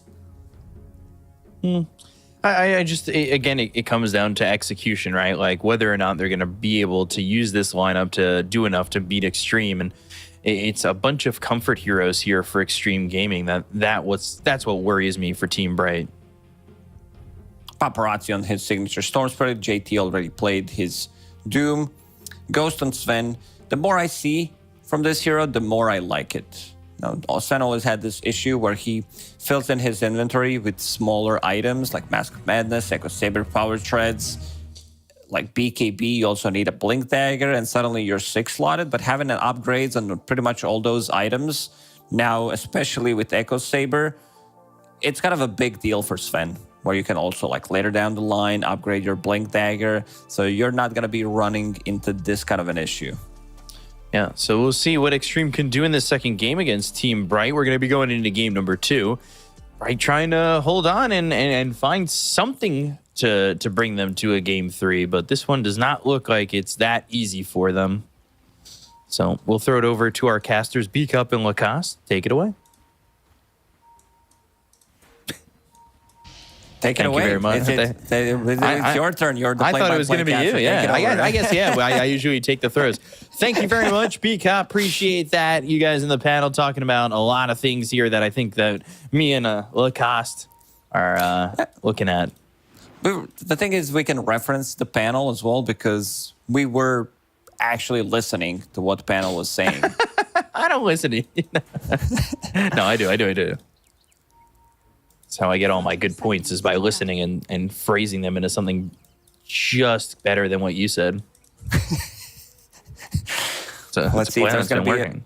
let's see if there's going to be a fight happening. I mean, fighting into Sven could be rather difficult. This hero has one of the best abilities at level 1, AoE stun with some damage. Oh, JT, I'm going to pause the game. Something's happening. He's like, I got to crack a joke. Guys, listen. I'm going to say... Why did chicken cross the road? All right, it's a microphone problem. Oh, so he has to take off the headset and then say, hey, as loud as possible, why did the chicken cross the road? And everyone in the audience, like, laughed their asses off. Maybe he's just like, so there's 2 muffins in an oven. One muffin says, boy, it's hot in here. And then the other muffin says, holy shit, a talking muffin. Okay, let's get into the game. Microphone has been fixed. Bad jokes have been thrown out. That's comedy. Now only good Dota's left to be played. So 2 bounty runes apiece after that pause. It scares me again if JT gets the opportunity to have a free lane in the off lane. He dominated game 1. And if it happens again, like, I just don't see any answers. I'd say they have slightly stronger lane this time around, especially if they want to soak up some of the damage early on, burn all of his mana, block the camp, because last time they did not do it. Kaka immediately places down Sentry Ward. Unblocks the big camp, even though it is not blocked at the moment. Making sure it stays that way, though. Which, one of those heroes that does output a lot of damage with the mana that he's given when throwing out his Q. Frost blasting as much as possible. But once he's out of mana, like, if you're able to sustain through the onslaught that he brings, the lane does open up pretty exponentially for you. It really does, and we can see the center ward inside the crystal, so he kind of blocked the camp and will get the center D ward immediately. They understood what went wrong in the previous game, so now they're made adjustments. They're not really stopping JT from CSing, though. I really don't know if they can, in this lane. Bottom lane, DY. Skywrath, not exactly a hero we're seeing all too often. What do you think brings him to the forefront in a draft like this? Wanted to have a bit more control against Brewmaster. Same goes for Beaver. You get out of position, long duration silence. It's also a strong laner that would definitely pick up hero like a Disruptor if it was available, but Bright understood where the threat is coming from.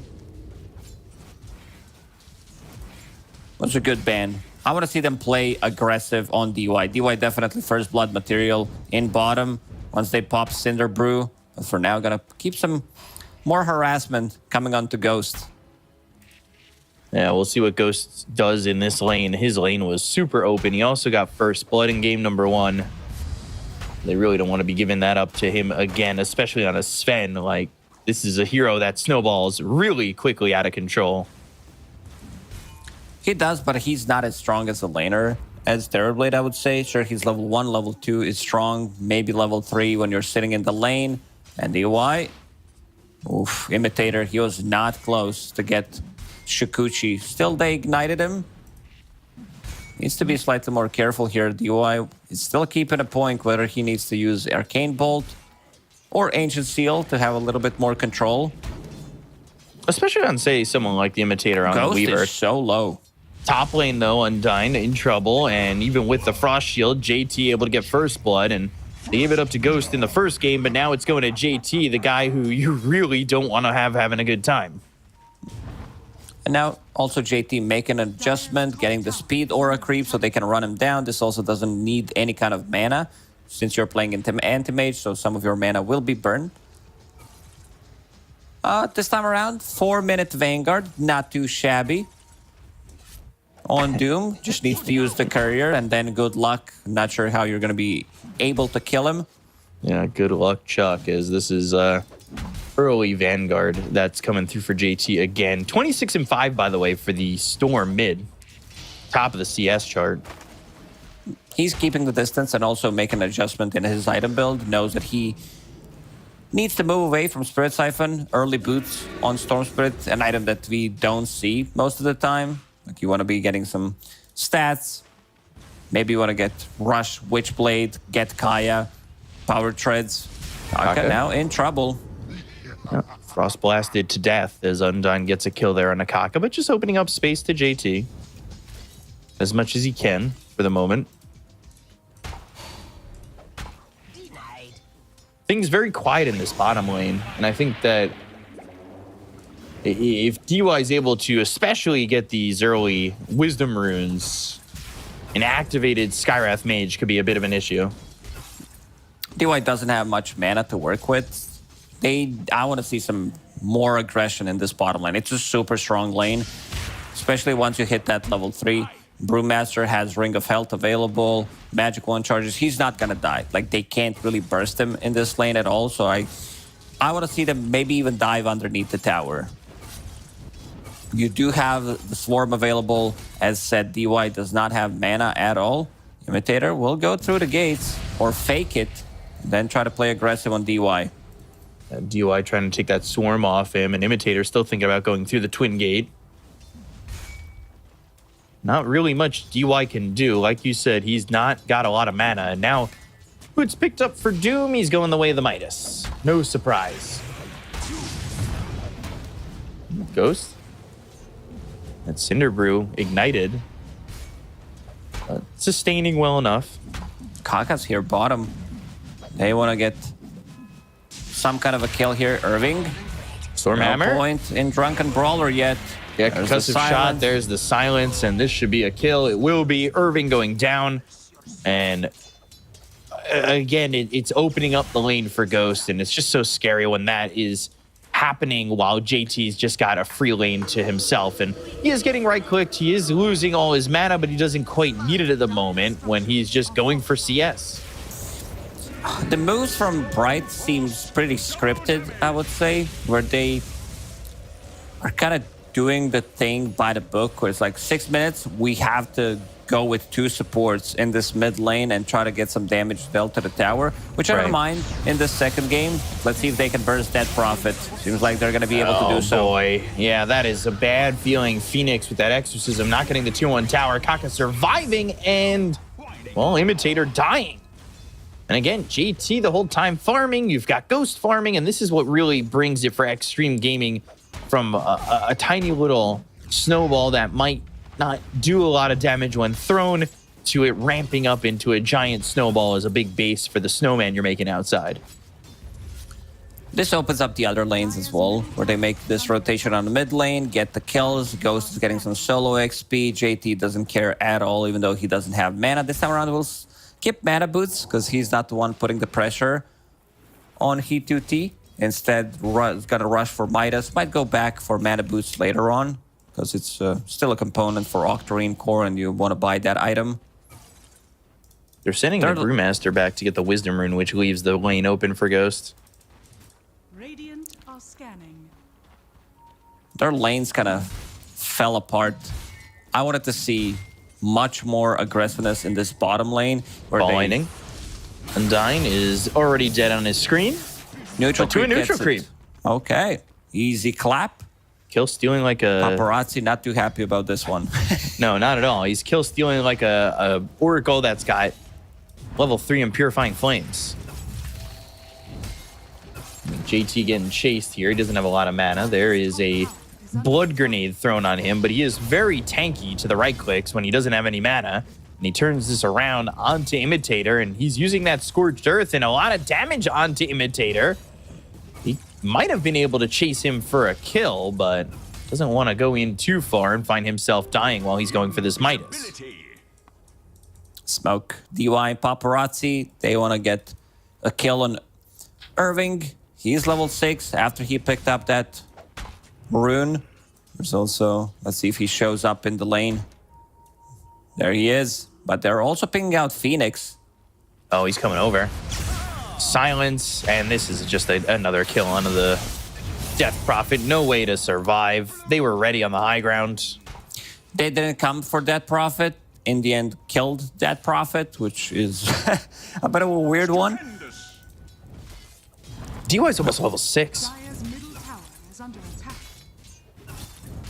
Like, that's level 4 on Undyne, level 4 on the Weaver. And these supports on the side of Extreme Gaming already have their level 6. Sinister Gaze, Mystic Flare with the Silence, Ball Lightning. They've got the Vortex. Irving dead without being able to get the Primal Split off. And Imitator's going to follow him to the grave.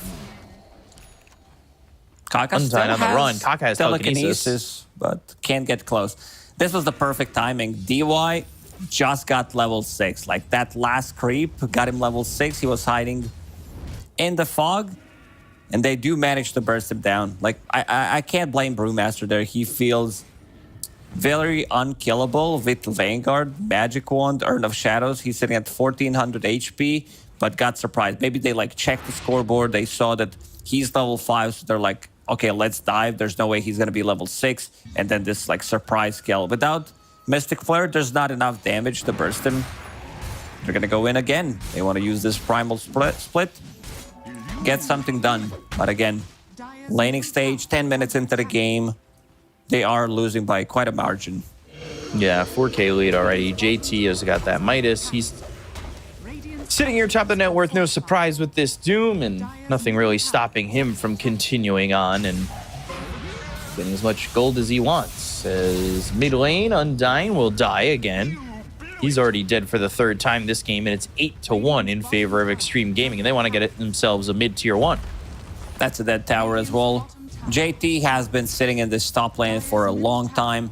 Hand of Might is done. Anti-Mage does burn all of his mana. But JT doesn't care too much as long as he can use Hand of Midas, casual Devour from time to time. He's gonna be fine. He2T, Ring, Broadsword, going into Battle Fury on Anti-Mage.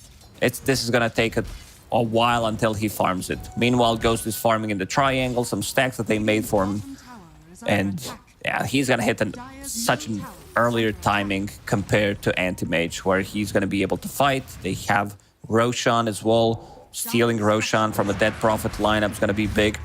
Thing about Sven is also that these camps that have been added, Hero doesn't have a problem with just moving between the camps and farming them up as long as they're available.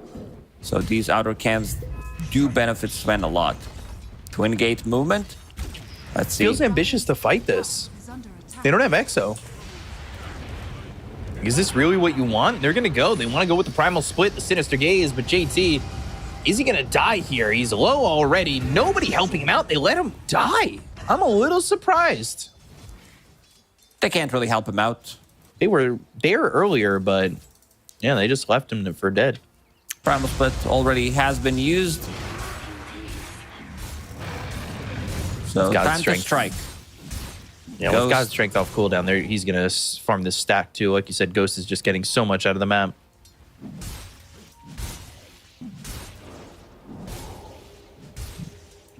I don't even know when the Exo or when the Roche timing is here for Team Bright. It still feels to be the same, right? Level 2 on Exorcism, and then you go. But you're so far away from that. The game's not exactly going well for the Death Prophet. We don't see these early Roshans anymore as much as we did in the previous. Because Roshan is in an awkward spot. Like, sure, map was smaller back then. It's in the middle of the river. You take tier 1 tower. Maybe you have Exo running, level 1 Exo. It's still enough to take Roshan. Now you need to go to a different side of the map and kill Roshan, which leaves the rest of the map pretty safe to farm. So one of the reasons why we don't see it being killed off immediately. Right. This lead just ever expanding here for the side of Extreme Gaming. Now 7,000 net worth. Imitator. I wouldn't be surprised if JT just throws the Doom out on Imitator. He's not afraid to be that guy. If it's an Invis hero, JT will pop a Doom on it.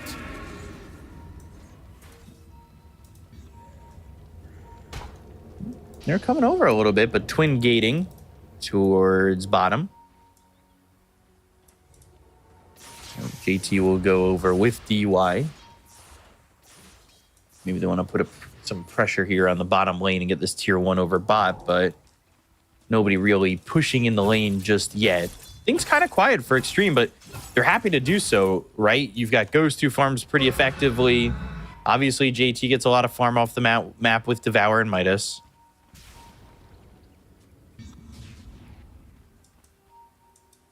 I don't really see anything for Bright that'll turn it around and start to dig into that net worth. They need to play with Exo, Primal Split. These are relatively long cooldown ultis, but they need to use it. While Anti-Mage, you pretty much need to play as 4 while Anti-Mage is farming. He's your late game security. You need to drag this game as much as possible, considering that you have already a 7k deficit. You also know that Sven is farming on the other side of the map. He's underneath the ward, so maybe you try to take a fight. Moving like they might want to. They do have Exo and Primal Split. Scan connects, and they've also got Imitator coming down towards bottom. So do they take this fight?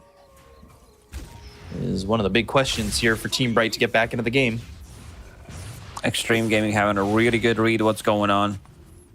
As soon as Anti-Mage shows up in the lane, starts to farm aggressively like this, they knew exactly, because they have an observer ward that's had been pointed out by Kaka in enemy jungle. And he's like, well, no one's farming this part of the map. They might be somewhere else. So Imitator showing on the top lane.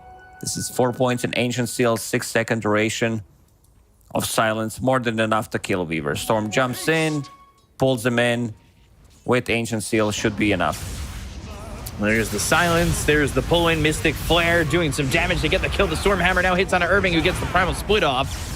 Undyne over to the side, taking a lot of damage from the Cleave. They go to the Exorcism. They've got the control. It's onto the Stormster, the silence, and they'll get the kill.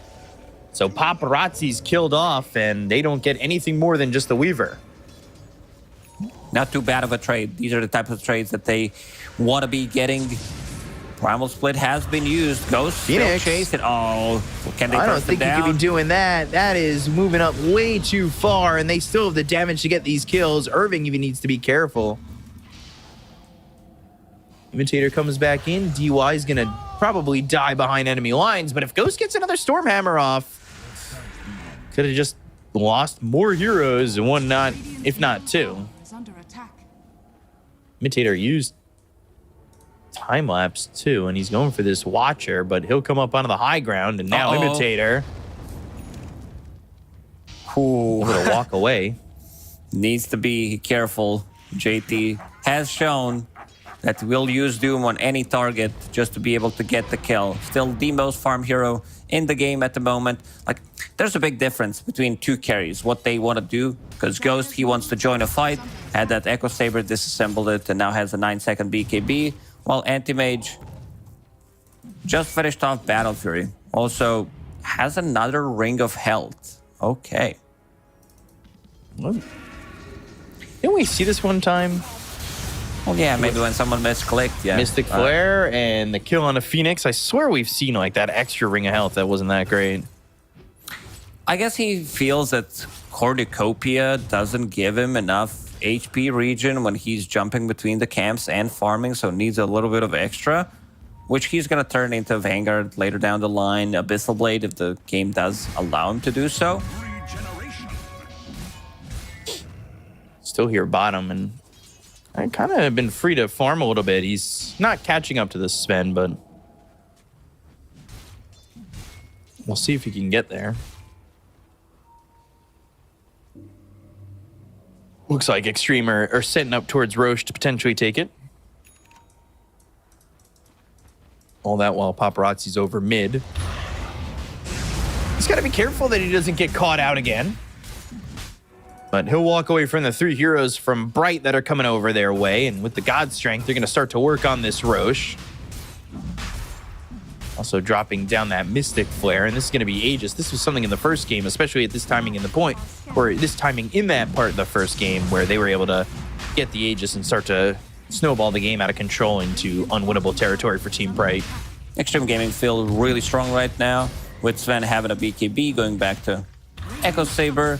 Ton of damage coming out from him. JT, a bit of a slower start from him in terms of kills, but he still has some insane amount of farm on this Doom. Octarine Core done, plus Pipe.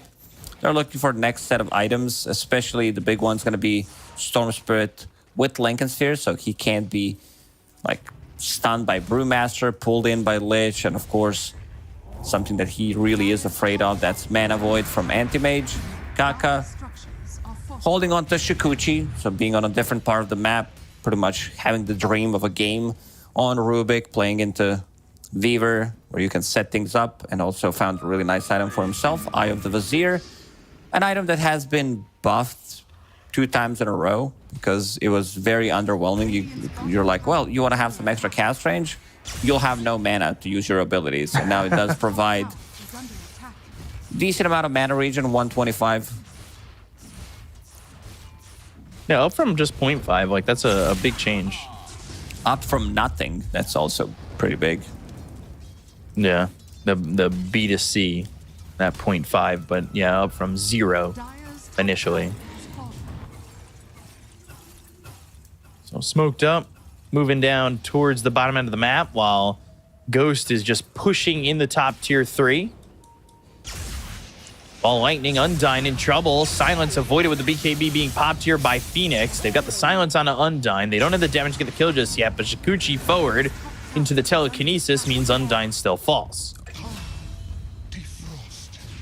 So they popped the BKB on Dead Prophet. Phoenix was extremely afraid. Like, they can burst him. If Sven jumps him in, lands another stun, Rubik from Shikuchi with the lift, It's a rough situation. Like, you pop a BKB, you also most likely want to be using EXO and then committing to a fight. Now, you don't have a BKB, but you have EXO, so you're still very burstable. Cliff used and Extreme backing off for a moment. We've got creeps coming though, so they could always just go and turn and push again.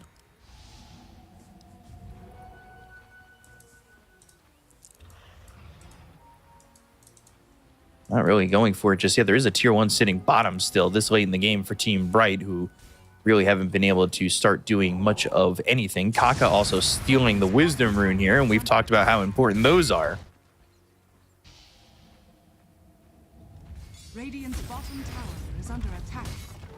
Dire's bottom So tower tier 1 is under attack. is going to drop on the end of Team Bright. Dire's bottom They still have 2 minutes on this Aegis. Like, they're getting a lot of objectives out with this Aegis.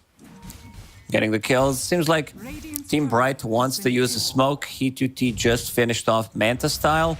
Phoenix has double damage running. BKB's back off cooldown. While Extreme Gaming is killing their Tormentor. This would have been a pretty good time to strike. Probably 2 supports would die off immediately. And now Rubik has a shard, so he can save people.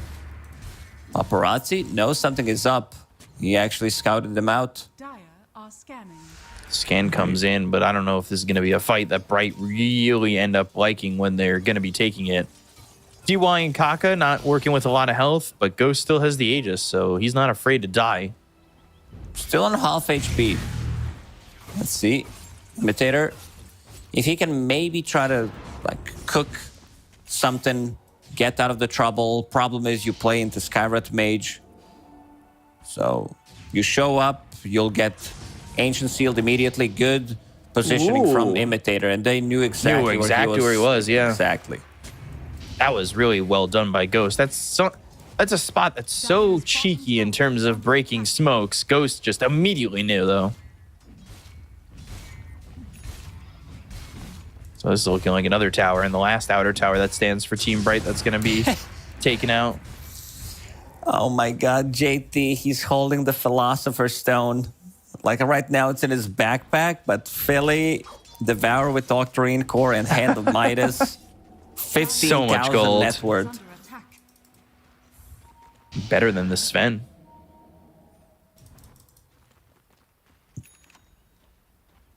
There goes the tower. Dire's bottom tower has fallen. What does Bright need here? They need a perfect fight and a mana void that does a lot of damage, right? Not gonna be an easy one to execute.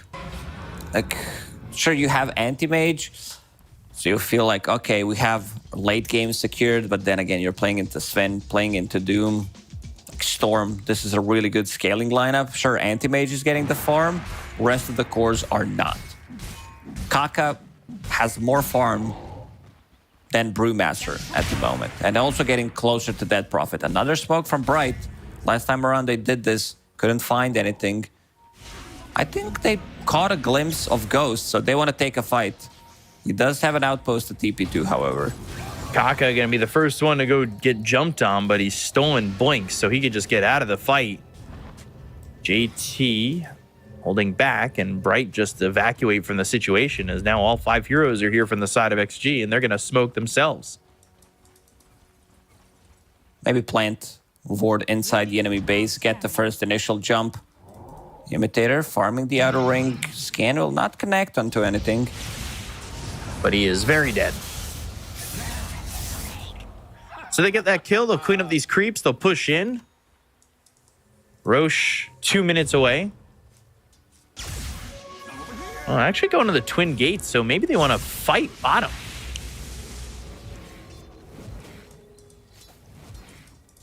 Let's see if they can find anything. Anti-mage is hanging around.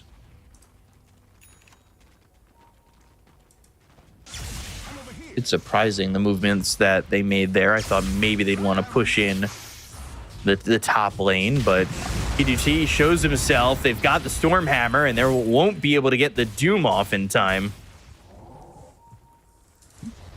Gets out with the Manta. Having a much more silent game this time around, only involved in 2 kills. But it's still better than Anti-Mage score, which is 0-0-0. I mean, for Anti-Mage, this score is fine. It's most important that he's not dying. Almost keeping up with Sven in terms of farm. Needs to play this much more careful game compared to Sven because they've been holding on to Aegis. They're using a scan. They know exactly where Extreme Gaming members are. Have we seen EXO being used other than one on the mid lane? I don't think so. I don't remember it being used other than that. Really not much, honestly, from the Death Prophet either.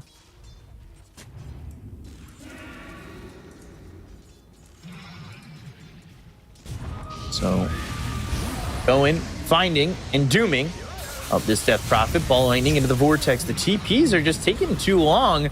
They should be able to at least get the kill there on to Phoenix. They'll deny him, but now you want to go for more. And, well, now the Stormhammer, the turnaround, and that's going to be a dead Hiduti as he jumps in a little bit too far and ends up losing himself for 60 seconds. Infernal Blade on Void Panda. Yeah, Andy thought he was going to be fine blinking in there, but Manta Style already been used, so they pop immediately.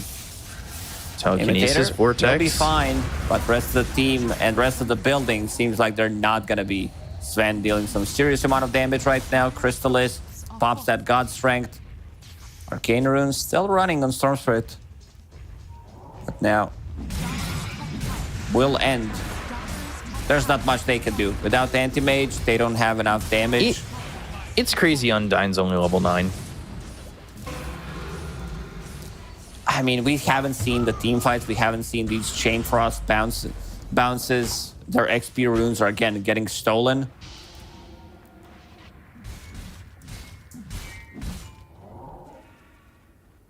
Really insane here. 9 is just so far behind these other supports.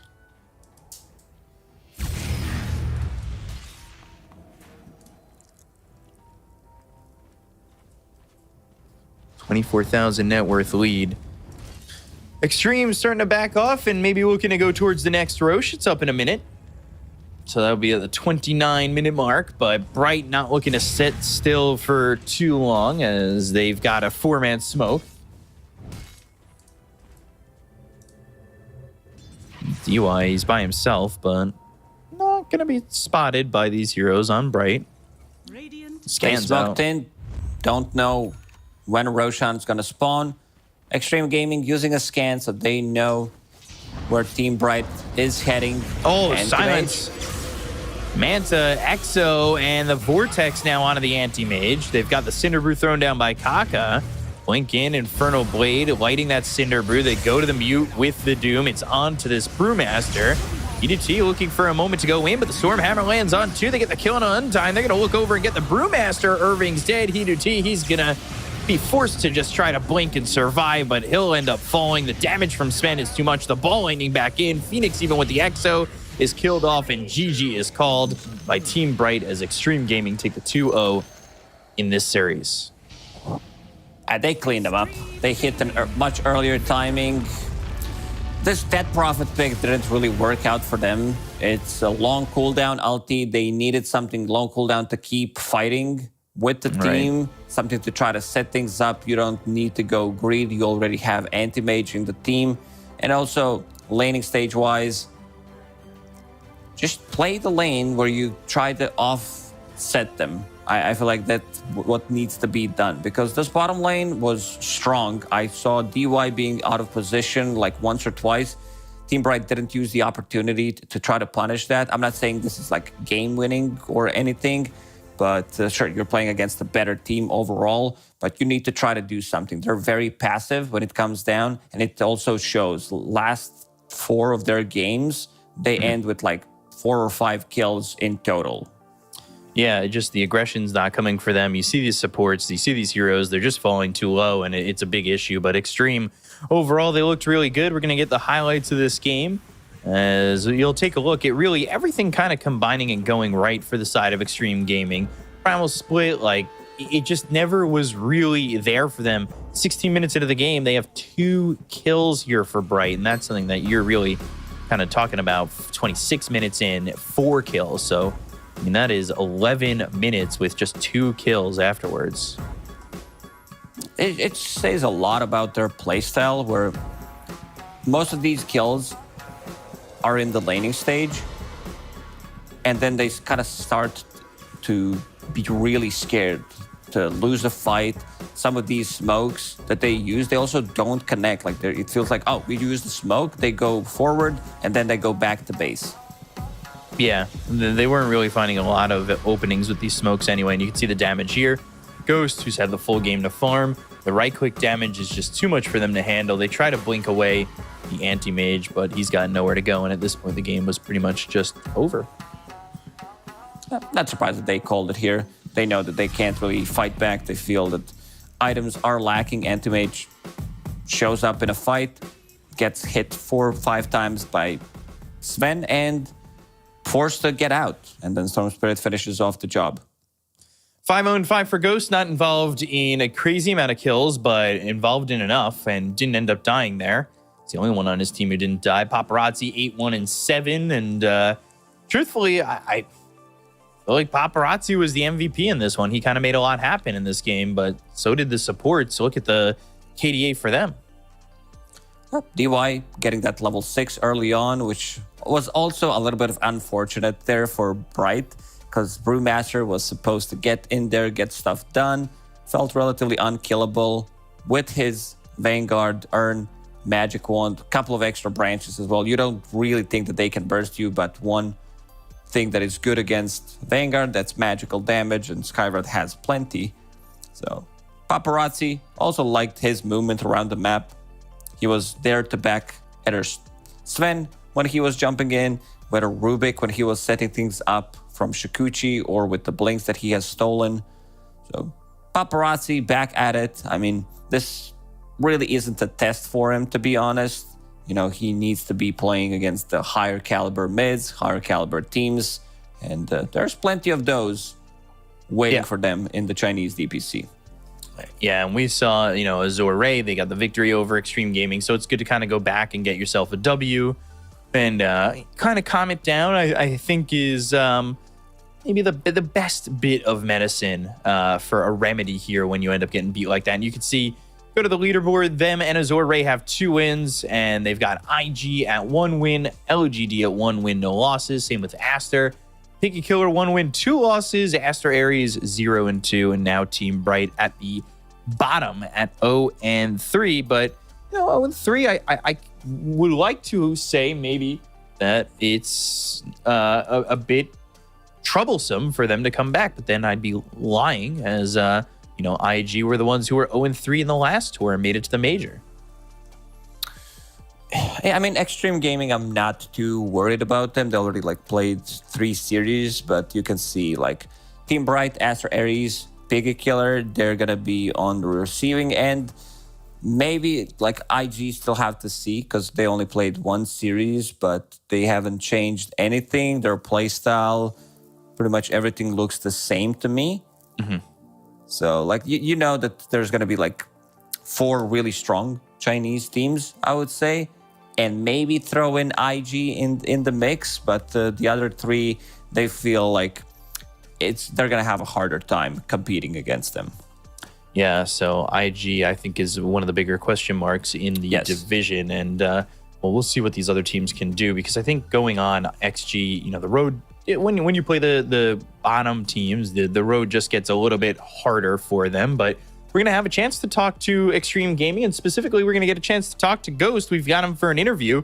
So let's take a gander as Ghost. How you doing? A good victory for you today over Team Bright. Hope everything's going well. And how do you feel after this one? 就想问一下，今天恭喜你胜利，然后今天感觉怎么样？拿下了这场对 Bright 的胜利。Yeah, pretty good. I'm really happy. Yeah, I mean, that's good. You guys are on LAN right now.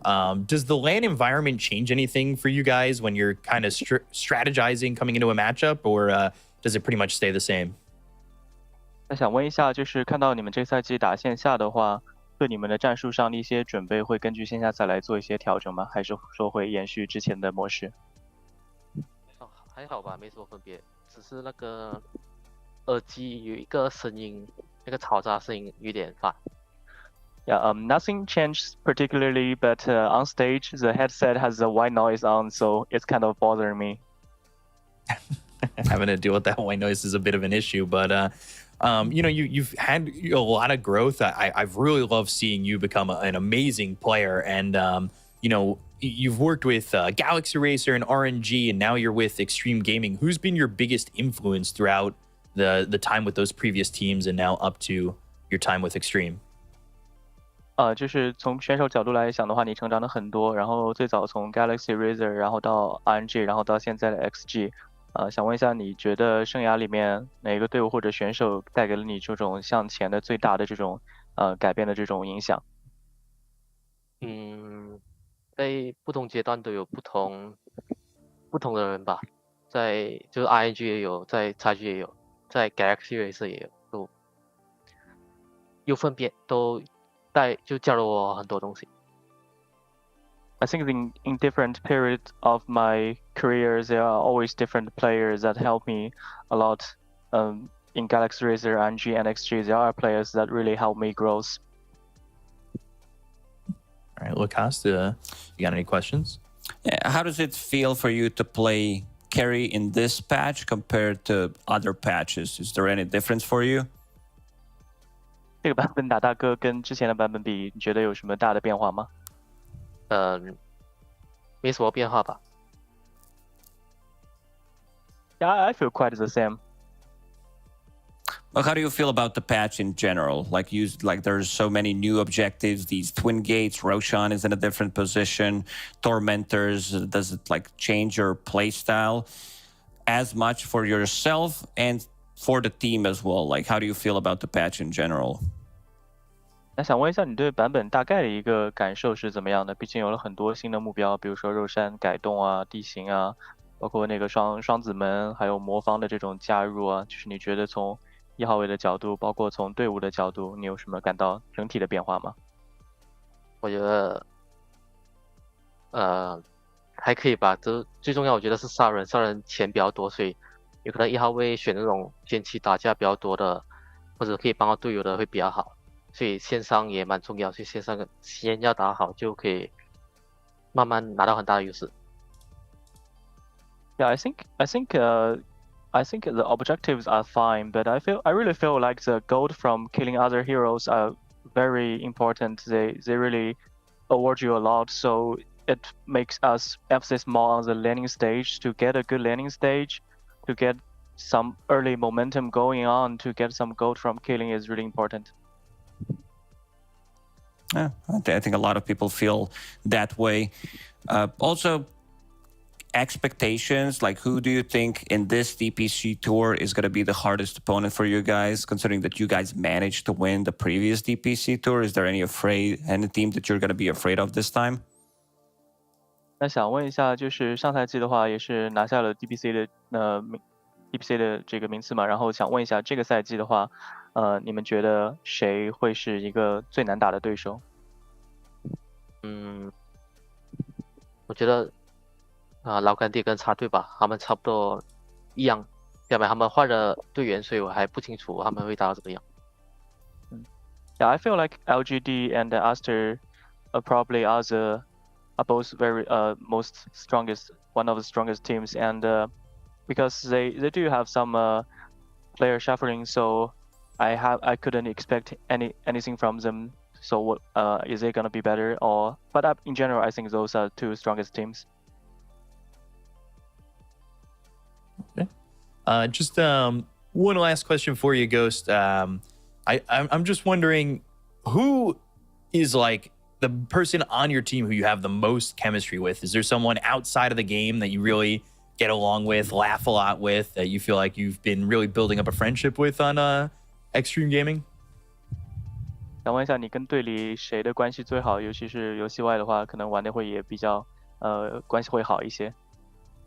应该是 Raz 吧，因为每次放假，其他人都回家，只剩我跟 Raz 在基地，所以跟他关系比较好。Yeah, I think it's Paparazzi because every time we have a time off, we have a holiday. other players just went back home. It's only me and the paparazzi still in the boot camp that make me and him really good friends. Well, I'm glad to hear that, and it's been an honor to get to see you grow as a player and become so successful with what you've been doing so far. So thanks so much for the interview. I appreciate your time. Thank you.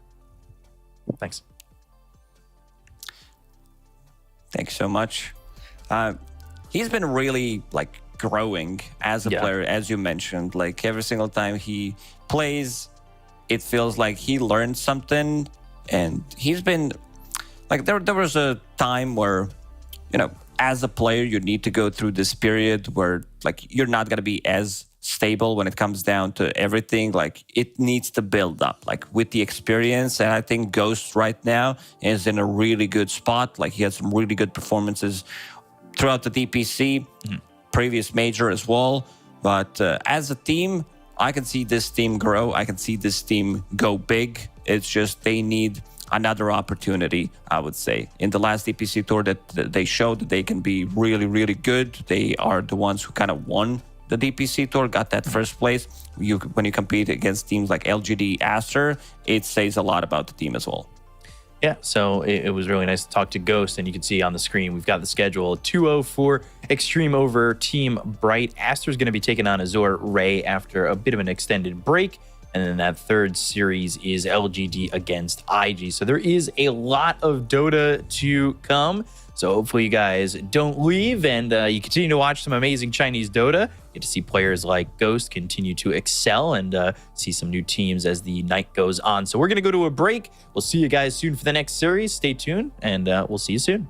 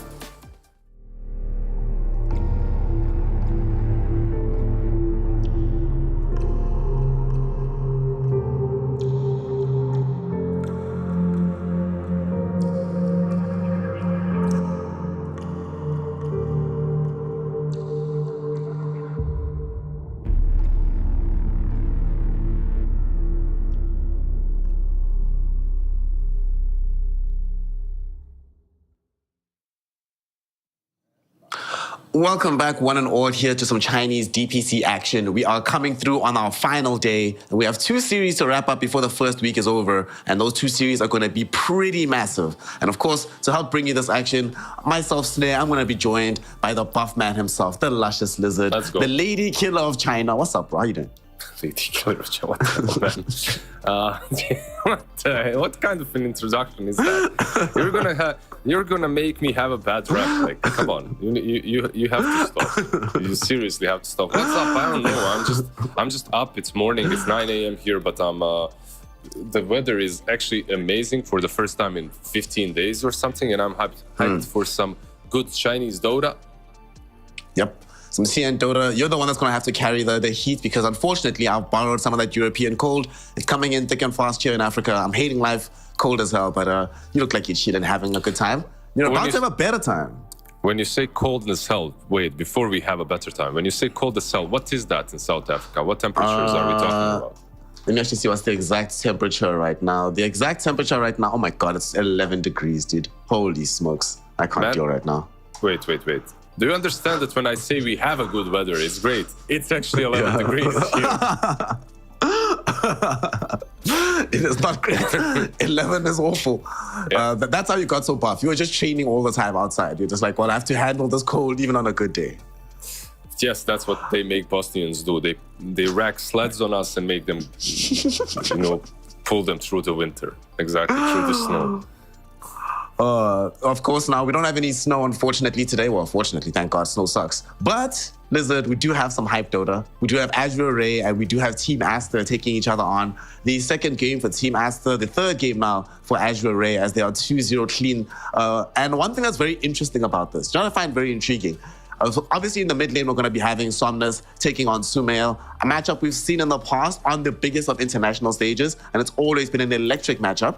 But what's very curious for me, Lizard, both of these guys started their careers on a big stages around the same time. 2015 was when both of them competed in their first big tournaments. Not their first LAN was for both of them, DAC 2015. Obviously, it went much better for Sumail than it ended up being for Somnus. But then Somnus ended up playing against them again a few months later at the Summit 3. So these guys have sort of been around each other's orbit for a very, very long time. And I think it's fitting that the one time that we have a proper non-Chinese player coming into the region who doesn't even speak the language in the form of Sumail is also the season that we have Somnus being like, retirement sucks, guys. I want to come back in and play some Dota.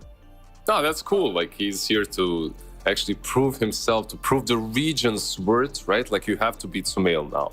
That's what it is. You have to show up on that mid lane. You have to do extremely well. But yeah, so far he has been doing, right? Like, they're 2-0, I believe, in the region. Like, they got here like out of the retirement, more or less. They're like this oldie stack, more or less, because it's China, it works a little bit different, I feel like. In Europe, when you retire, I really think that even when you come back, you don't feel as strong, perhaps. In many cases. There are some players, obviously. I believe Seb retired before OG for a little while, but he was spamming pubs 24/7 anyway. In China, it's different. Like, you retire, you come back after a month. Yeah, whatever, it doesn't matter, I'm back. Let's play some more Dota. It never happened. But yeah, like this first, I don't know. Like, we're spoiled today. I don't know what match I'd prefer. Like, the first one is amazing. You always want to see Sumail, especially when he's now playing in China, right? The stories just write themselves. Meanwhile, the second one is just a banger. Yeah, the second one is a banger. It was a banger last tour around. That second series that he's mentioning, of course, with LGD taking on IG. Last time, that's the series that qualified IG to the major. That's the series that made sure that LGD wasn't going to cleanly claim #1 spot. That's the series that put Aster out of being in third place. Like, a lot changed from just that one best of 3. So, of course, that's probably going to end up happening again. You know, a new offlaner for LGD. So, I'm sure Shang still wants his get back on the side of IG. But this one, though, personally, I think this is the big hype match for the reasons, like you mentioned, Sumail is here in China doing his thing. It's also on a LAN environment. That's what's happening in China. On the weekends, they're all playing in a LAN situation. And that kind of like elevates the matchup itself, right? Because then after beating this guy, Lizard, you can walk over to him, look him in the eyes and be like, yeah, I had you, bro. You know exactly what happened. I don't know. The nickname of the ex-PSG LGD player, the new IG player on Chinese means the commander. Actually, there's some history to it. This guy's a history buff. That's why he was so interesting to me. He goes all the way back to some warlord that defeated the Qin dynasty. So he's here to defeat the PSG LGD dynasty. That's where we're going. He's coming back strong. It's going to be an interesting one. I don't know, like the changes on both sides, obviously, like you mentioned, on IG and on PSG LGD in that second match. So, like, IG did manage to defeat them in the last season, right? Like, that's what you said. Yeah. They defeated PSG LGD and they got to the major because of that, even though no one believed in them. I don't know. IG, for me, they seemed refreshed. I've been waiting for, obviously, the major wasn't great for any of the Chinese teams, right? But at least when it comes to these regional scuffles, IG is looking like maybe 2-3 years ago. They are getting themselves better into that position where they're not an easy win. You don't just look at them and say, sweet, this is going to be an easy way to get up the DPC ladder. You actually have to commit effort into order to beat them. And, you know, you're speaking about like how China didn't have necessarily the best results at either major, really. No Bali, the first one, Lima, no in Berlin just now. Bali, man. I won't think about Bali, man. Mine is in the future. But one thing I find interesting about this conversation is that this is actually the first year ever in the landscape of Dota 2 competition that we've not seen Chinese teams dominate when it comes to international competition. This has never happened before. We're in uncharted territory for us as viewers. The Chinese teams are in uncharted territory because they're used to showing up at a major LAN and doing really well. Other teams around the world are used to having to fear the Chinese teams when playing in a LAN environment. And of course, a lot of that has to do with all the older names that we've had. But the reason I bring this up is because if we compare China now in Tour 3 versus how it was in Tour 1, before Tour 1 even started, we looked at all the rosters and we're like, clearly this is a year of development. This is going to be a year of transition. And first tour, really not good. Regionally and internationally, the level of Dota wasn't as high as it could have been. Second tour, we had a much better regional competition. Didn't necessarily improve results internationally, but it was getting a little bit better. And already from what we've seen here, Liz, in tour number 3, I do think the level of Dota is absolutely much higher than it was at tour number 1, which is a good thing for the region overall, but definitely for the world to have a stronger Chinese region.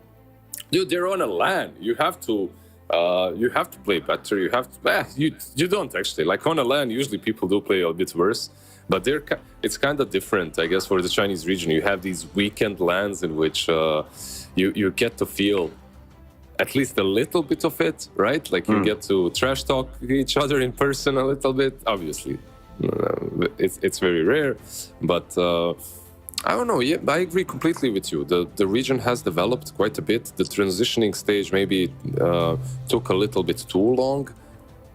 The first and the second season, but right now the level of Dota, the level of gameplay does feel a little bit higher. And this is weird, like seeing a I almost said European, seeing a Western player playing in the Chinese region, like on a LAN. I don't know, it feels very cool. And when he's dripped out, it actually looks pretty fresh there, Sumail. You know, got his shirt on, got that chain on. All right, I see you. Obviously, one of the great things about having these guys on LAN is not only do we get to see them, you know, in team mode as they would be at an actual tournament, but they get to practice, like you mentioned, that feeling of standing in front of people, playing with them. They also get to break in Mad, who is taking on the reins of coaching since ROTK left the side of Team Aster. So the more time that he also gets to spend on these environments, because Blizzard, it's not just the players that have to be there, right? When the coach is there, he's looking around the crowd and being like, damn, if I make one bad pick and my team loses, everybody flames them, it's my fault. Helps him to get his mind straight in these kind of environments before it's a do-or-die scenario at a larger international tournament. Yeah, exactly. Like, it's all preparation, and it definitely will help them for the major, right? So it's a good thing. And Mad, where did he break out with? I think he broke out with IG or something. Not IG, it was someone else. I remember Singapore major, he was actually standing in as a player. Wasn't it Aster that he was standing in for at Singapore? It could be as well, yeah. In any case, he did quite all right there in the group stage. Later on, they fell a little bit, but he's a capable coach. I don't think he has had much of a player career, if I remember correctly, but still, some of it as a stand-in, and also obviously as a coach. Yes, it was Singapore because that was the very awkward situation that happened with Baboka, where he was detained by authorities. Yes. Good times. On the other side, though, their opponents for the day, Extreme Gaming, their sister team, their little sister team, or whatever you want to call it. Yes, it might say YBB within the roster, but it's Azure Ray, there's a story behind how the owner of Azure Ray is helping to, or of XG, has helped to front not just this team, but another team that's been chilling in Div 2 right now. So that man, wherever he's at right now, doing quite a lot for the Chinese Dota scene. And also this man we see in the middle, Lanem, having jumped ship from Extreme Gaming. Of course, it helped him to get the W over Extreme yesterday. But what do you make of this? Why do you think he went to Extreme? And then one season later, you know, we were thinking about this dream matchup, Liz. Kaka and Lanem, this brain trust. What do you think it was about this Azure Ray squad that drew Lanem away from Extreme Gaming into Azure Ray instead? Maybe there's more to do as well in Azure Ray. Like when you look at Extreme Gaming, you already have so many big-brained voices, big voices as well. Meanwhile, in Azure Ray, like you do have, look, you have superstars. Don't get me wrong. Almost every single one of them. Maybe Lu is yet to prove himself more or less. Pichu a little bit, but no, he's been around forever too. However, Lanem, I believe in that kind of scenario, in that kind of a team, can do more. That's how I feel, at least. He can contribute more. On the other side, you have Kaka, like that guy's gonna lead the team no matter what. I feel that he's going to be the strongest one, the main voice. Kaka is both captain and coach. He doesn't need you. You get the hell out of here. Yeah, you need a coach, but you need more like a side coach, a personality and mentality coach. You know, you need someone that's going to tell you, okay, now we need to relax a little bit, think about positive things. You know, you don't need someone that's going to tell you, okay, we need to pick this. No, man, just pick me Lion. Go pick away. me Lion and next assassin. Yeah. We're okay, bro. Don't have to worry about games. Of course, Extreme Gaming did get Fenrir in order to replace Lanem, but so far so good for Lanem, 2-0 up right now. Yesterday's series was very fun to watch. And for me, one thing that I enjoy watching about some of these teams or new configurations of these squads is when they do things that surprise us, Liz. Yesterday, one of the drafts that we watched, both myself and Kezu were like, we don't know about this one. And then they go on to stomp the game and look very clean while doing it. So clearly, there's some new ideas that they're bringing to the table on the side of Azure Ray. But the same is also true from Team Aster, right? We were always complaining throughout the second tour about how regimented their drafting style was. You knew exactly what they were going to do, when they were going to do it, even in their play style as well. Of course, that was a lot influenced by ROTK. But since he's left the team, and also I think crucially since Sumail has joined the team, everyone on Aster just seems like they're having fun. They're just enjoying life right now, having a new lease on the game, and just doing a lot of bombastic things, playing the game a lot faster than what I'm used to Team Aster doing in recent months. Yeah, I'm not sure like which approach is the best. Like, I don't think there's a best approach. It all comes down to the team and how they feel. Like, if you have a bunch of superstars that are on top of their A game, like they're playing constantly, they're spamming pubs, maybe the best thing for them is to feel as free as possible, right? Because they will perform the best. Meanwhile, if you have someone that's perhaps not as good when it comes to individual skill, perhaps for that exact team, it's better to just train one single strategy and train the same heroes over and over again until they do become the best skilled players on those heroes, right? Like repetition, practice makes perfect. So Dota is a beautiful game because of that. There is no figured out recipe. Some patches hit us with broken heroes that you can pick and own 24/7 with, but besides that, like there is no known recipe when it comes to the approach to the game. That's actually a very good point, right? Because we have seen, there's been so many captains, some of the greatest captains throughout the years who've said that winning tournaments, bigger tournaments like Big Lands and TI in particular, is less about how good your team individually is, but more about what new, fresh idea do you hit on that no one can figure out in time? You figure out everyone else's ideas, you come with the new one. They can figure it out after the patch, or after the tournament, but who cares? You've already gotten the W. We've seen that happen in the last few years. Tundra did it the last TI, Spirit did it the TI before them, OG did it the TI before them. So seeing all these teams building up right now, because we are in TI season, we have to remember that the reason this particular tour matters so much, this is your last chance to directly qualify for the international. And given how things are looking in China right now, not a single team has booked enough points to even be in the top 12. If tomorrow the invites went out, there would be no Chinese teams automatically at the major, and there'd only be one coming through the regional qualifiers. So the better these squads do in this particular tour, technically the more slots they open up later for other teams, but the easier your own path is, not having to worry about difficult regional qualifiers where results are not guaranteed. Yeah, it was a little bit easier before because the difference between teams was more significant, right? So you could see that there's always the same top two. Maybe they switch places. It usually would be like Aster and LGD. But now that top four is unknown and anyone can be in those positions, right? Even the IG that we wrote off, that we thought might even get relegated, get to the major. So because of that, they are lacking points, obviously, because the points aren't necessarily converged in one spot. But yeah, they still have one more season. They still have one more major to get to play out. I would really like to not see two European teams in the finals again. Oh, even God. though even though it's my region and everything, it's always just enjoyable watching. I don't know, even China NA, China Europe, Europe NA. It doesn't matter as long as there is some regional trash talking in the Twitch chat going on there. You know. Turn to pick. Although, you know, I'm with you, but I will say I would selfishly very happily take two African teams in the TI Grand Final, you know? So if that was to ever happen... So you guys have one? We actually have quite a few teams. None of them... We only have like one or two teams that are good enough to even be considered internationally. But over the years, we've actually had teams that have come close to qualifying for either regional leagues or for like TI qualifiers, close quals. 5 seconds. And one of my boys, my South African boys, he's playing on a C team right now, and they almost got into DPC. So we're out there, our South Africans. So shout out to my South Africans out there, especially the ones in chat. And I wish you luck, my friend. I wish you luck. Yes. I can feel you. Like, I'm from Bosnia, you know, we don't really have a lot of players as well. When I stopped playing, the amount of our professional players dropped by 50%. Yeah. We'll come back. All right, here we go. We're gonna have an Africa versus Bosnia final. South Africa versus Bosnia TI finals. Toilet bowl, 2026. Let's do it. So let's look at this draft though, Liz. We've got to do our jobs though. We're still on the clock. YBB, aka Azure Array, they need to change that ASAP. They get themselves this Coddle. This could be played in multiple lanes, right? Somnus could play this hero from the mid lane. We've seen FY play this hero yesterday to very great effect. Chalice, even before he retired, when he was still on RNG, he was spamming this hero quite a lot from the off lane as well. So this feels like it's a super versatile pick, and I'm kind of surprised we aren't really seeing it every single game for Azure Array, given how versatile it can be for them. 10 I seconds. mean, it can be versatile, I believe, for almost anyone at the moment. The hero is kind of figured out for over 2 years. I feel like since it started getting spammed on the mid lane. But it's not only that, it's like they get the Pango with it.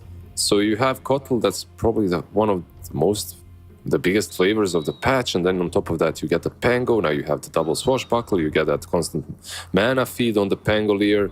This looks like an amazing opener for them. Meanwhile, Team Master with the Techies and Doom, I mean, it's solid. It's a good lane as well on the offlane, right? Like you can go for Scorched Earth, Infernal Blade, Techies with the new stun on his Blast Off always feels nice. So you do have like more or less a lane dominating combo, but you still have to protect it a little bit. You know, these two are the most picked heroes in the DPC across all regions, Techies and Doom, and they're number 1 and number 2 respectively. And I can imagine that if I were to peer deeper into those stats, a large percentage of those games would have them together as well. Yeah, So, like Turn to ban. I mean, they are the most picked, but are they the most contested? I can tell you, Doom is 95% contest rate, so he is the most contested. And then Okay, Techies Techies. is number 5. No, number And 6, it- number 6, number 6. And between the two of those, is there maybe a Keeper of the Light? There Or is is not, he sir. lower? There's a Beastmaster, there's an Ember, there's Medusa, and Terrorblade. And then Keeper of the Okay. Light is 3 slots lower than the Techies. Okay, so they definitely won the opening draft, at least by popularity contest, right? But the combination of Kotl and Pango I really enjoy. I think it's pretty solid. So even though Team Master have won the popularity contest, I think Azure's opener is also good. Also love that they cover the Pangolier with all 3 of these bands. I kind of feel like this hero, when given a good game, is still ridiculously busted. So covering him as much as possible, giving Somnus the easiest potential matchup does certainly help. So now on the other side, though, for Team Master, they remove Ursa, Lone Druid, and the Terrorblade. So some protection towards the Doombringer. They want to make sure that there's no big bad TB for Lu. So now I have to start thinking about other Lu heroes. But for now, what do they need to do here, Liz? We can get their 5 position, I suppose. Dire team Yeah, the 5 would be solid.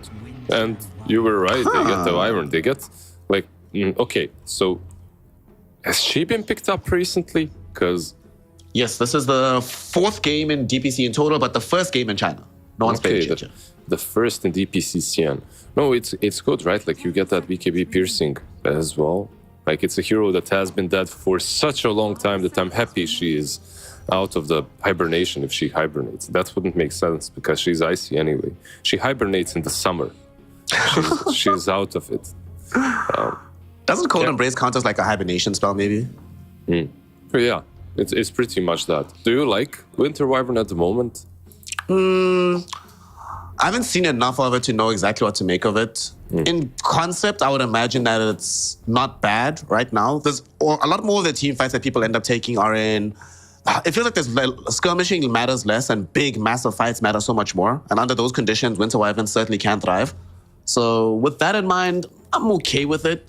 But I haven't seen enough tape to make a concrete conclusion as to how I feel about the hero, really.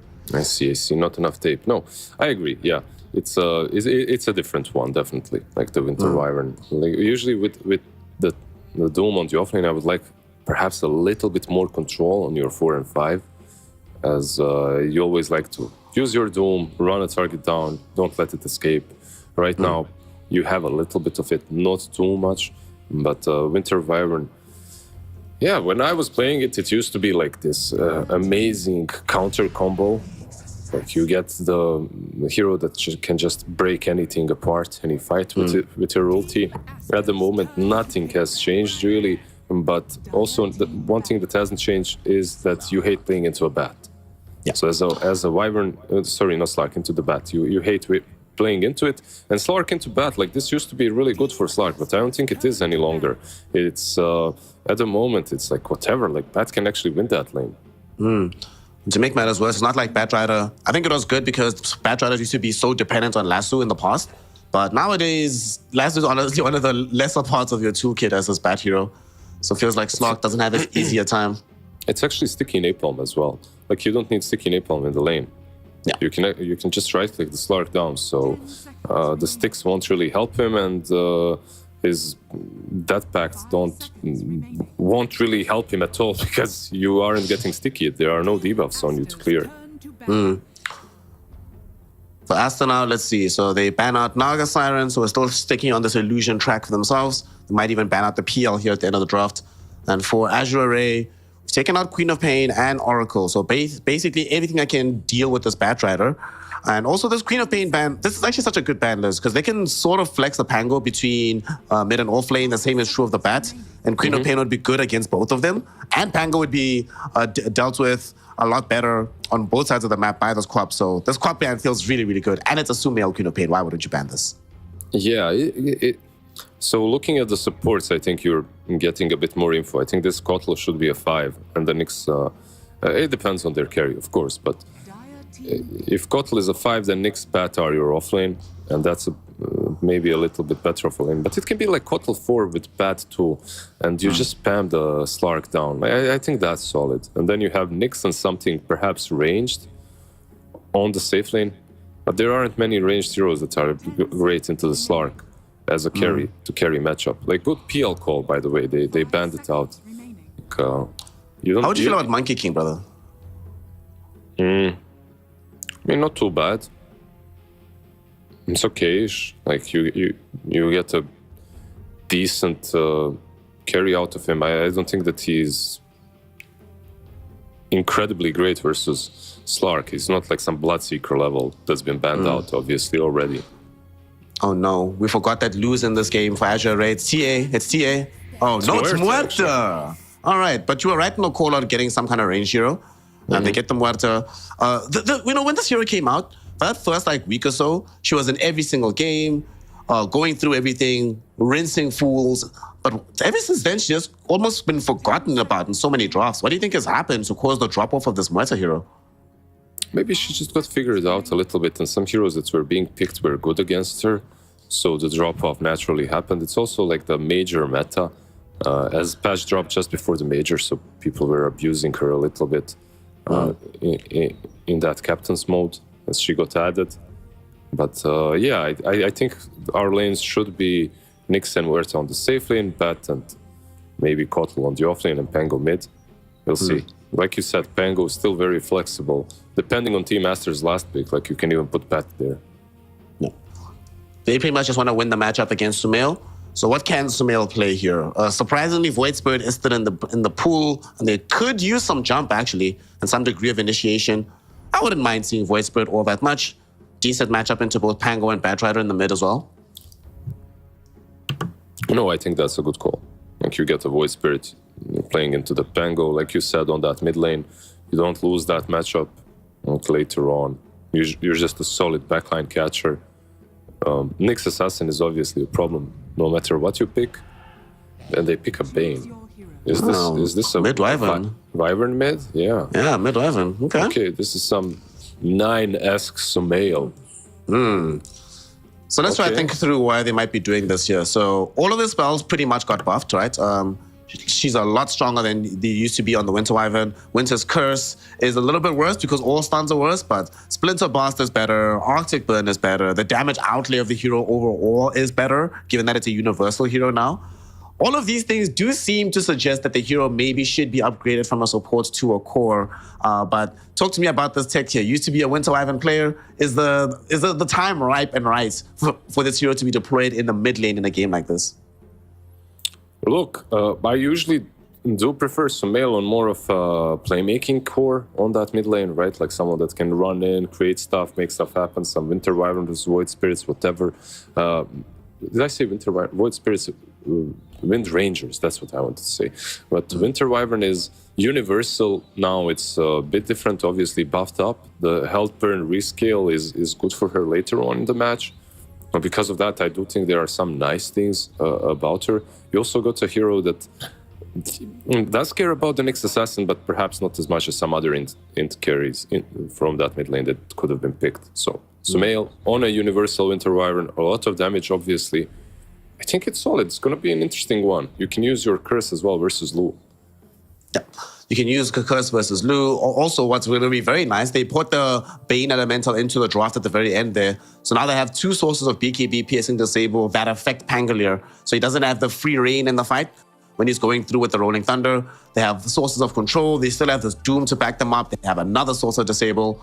The only thing that they was sort of lacking, that was like, this could be a bit strange, is some of their damage outlay, but Winter Wyvern as a core, she gets these spells up and running early, and she gets these talents. It's a lot of damage. That 15 talents as well it's a lot with the Splinter Blast search radius. So it's going to be curious to see what Azure Ray have got for us here with their draft, with the Muerta at the very end. Of course, Team Aster bringing us Sumail on the Winter Wyvern through the mid lane. Let's get into it. Actually, now I'm curious. Do you think Sumail has ever actually played Winter Wyvern in his professional career? In the pro career, I can't actually recall. Like, I can't remember that he has played Winter Wyvern ever. But it's not a hero that you just pick. It's definitely a hero that you practice quite a bit. Like, so they have to have scrimmed with it, or he played it in pubs. Obviously not on Smurfs, because no Smurfs are allowed anymore. So pro players have no way of actually practicing stuff without it being seen. All right. This is going to be intriguing. This is the third match that he's played on Winter Wyvern. He played one game when you were still on OG, one game on Nigma, and he is 1-1 with it. And the last time he played this was 8 months ago. It's all right. Yeah, when you see that 8 months ago, it doesn't really fill you with confidence. But yeah, he definitely practiced it. Yep. We'll see how that practice comes through in the game. Lu standing a little bit out of position, so the sticky bomb will catch him out. He's taking a lot of damage. Sumail flies over with the Arctic Burn. Do they have what it takes to kill him? And of course they do. Boca securing the first blood onto Lu. That was some strange positioning to have your Muerta there, but they end up getting punished super hard. Azure Ray starts on the back foot here in game one.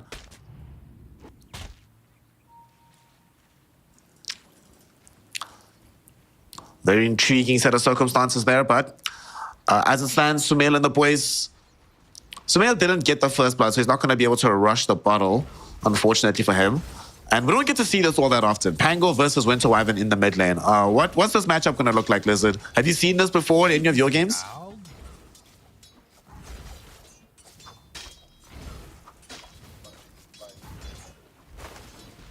Oh, it's all good. It's all good. Right now, things are just going to be a slow, solid affair early on. I really want to see what this mid lane is going to get up to.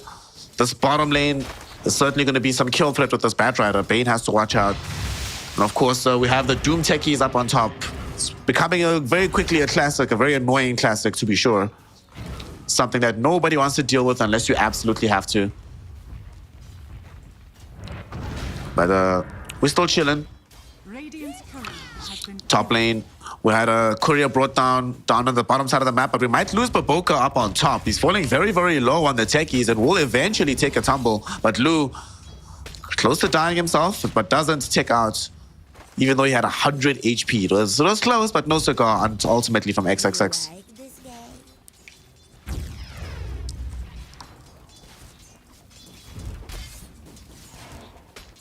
One thing that's also going to be fun about this game is you were mentioning, Lizard, in the draft, that this Batrider no longer struggles against the Slok, and we're seeing it here. Chalice is having a monumental time in this bottom lane. I'm back, Snare. I already lost 2 kills in 2 minutes. Usually when my PC doesn't crash, you know, the game, like nothing happens in the first 5 minutes. But here I already lose 2 kills. What the hell? Not cool. So you're saying if you want action-packed games, you must just come to your house and pull out the cable, I see. Pretty much, yeah. Just shut down the electricity grid in Bosnia and you're fine. Yeah, like you said, I think Chalice will have a good time. He might even get a kill here. He's running down this poor Bane.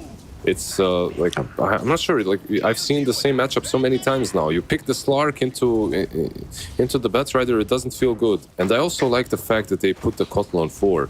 Like this constant spam, and you give a lot of mana to the Batrider. It just feels good versus both the Bane and the Slark. Yep. Slowly but surely, this Flame Break spell has been buffed over the years, so double Flame Break is kind of scary to deal with. So far, so good, though, for the side here of Team Aster. Well, I have a mechanics question for you while we still have a somewhat slow laning phase. So, Sumail, right? He has a Splinter Blast spell. This is like the main damage spell that you throw out. Remember we spoke about Phylactery the last time you and I were together. If you buy Phylactery on the hero, and then you use Splinter Blast, on a hero, does it actually do the damage? Well, it should. All right. This is Phylactery isn't triggered on damage. It's triggered on spell. On the spell, cast. right? Yeah. So yes. So it should do damage to the main person who gets the first Splinter Blast, or will the damage carry through to the Splinter Blast shots? Is the question. No, I think it will definitely hit the first target. So the first target will get the damage, and then everyone else will be Splinter Blasted as well. Chalice is fine here. He's fine. Yeah. In that case, that feels to me that if you're playing core Winter Wyvern, then you should buy Phylactery, because then you get the best of both worlds. The first target gets hit, and you get to hit everyone else. Feels nice. Yeah, I don't know if that's really, if you're playing core Wyvern, I don't know if that's the item that you want to go for. Usually you want to be rushing some other stuff. You need the movement speed, you need the travels, you need the Agonyms. So you're probably getting those, right? I'm not sure. Maybe things have changed. We'll see. It's a different patch. People have a different approach to the game. Hey man, I'm still thinking that I cost the game back to back. Queen of Pain offlane, Void Spirit offlane, both of them building Crimson Guard. So this patch has been teaching me things. I'm excited to see what the learnings further bring. Mid lane, we might have a death onto Somnus. Splinter Blast slows him down. Blast off kills him off. And Baboka and the courier not only kills him, kills the courier as well. Oh no, what a player. Yeah, and it's like maybe one lane where you expected the Pango to be doing all right. Like he has this Kotl rotating in, feeding him mana. So, but and the way they killed him, it's not like it wasn't any sudden gank. You know, it's just like slow and steady and methodical. He knew where they were, they knew where he was, and they still killed him. It wasn't a surprise. Well, that's going to be their speciality over the course of this game. Slow, consistent damage. It gets faster as time goes on, but long fights you do not want to take into Team Aster. They will decimate you over the course of that duration. Well, it's always like that with the Slark, right? Like he just gets up a lot of stacks, kills you off easily. Then you have the percentage-based damage from both the Doom and the Winter Wyvern, more importantly. So, yeah. Doom. Yeah. XXX.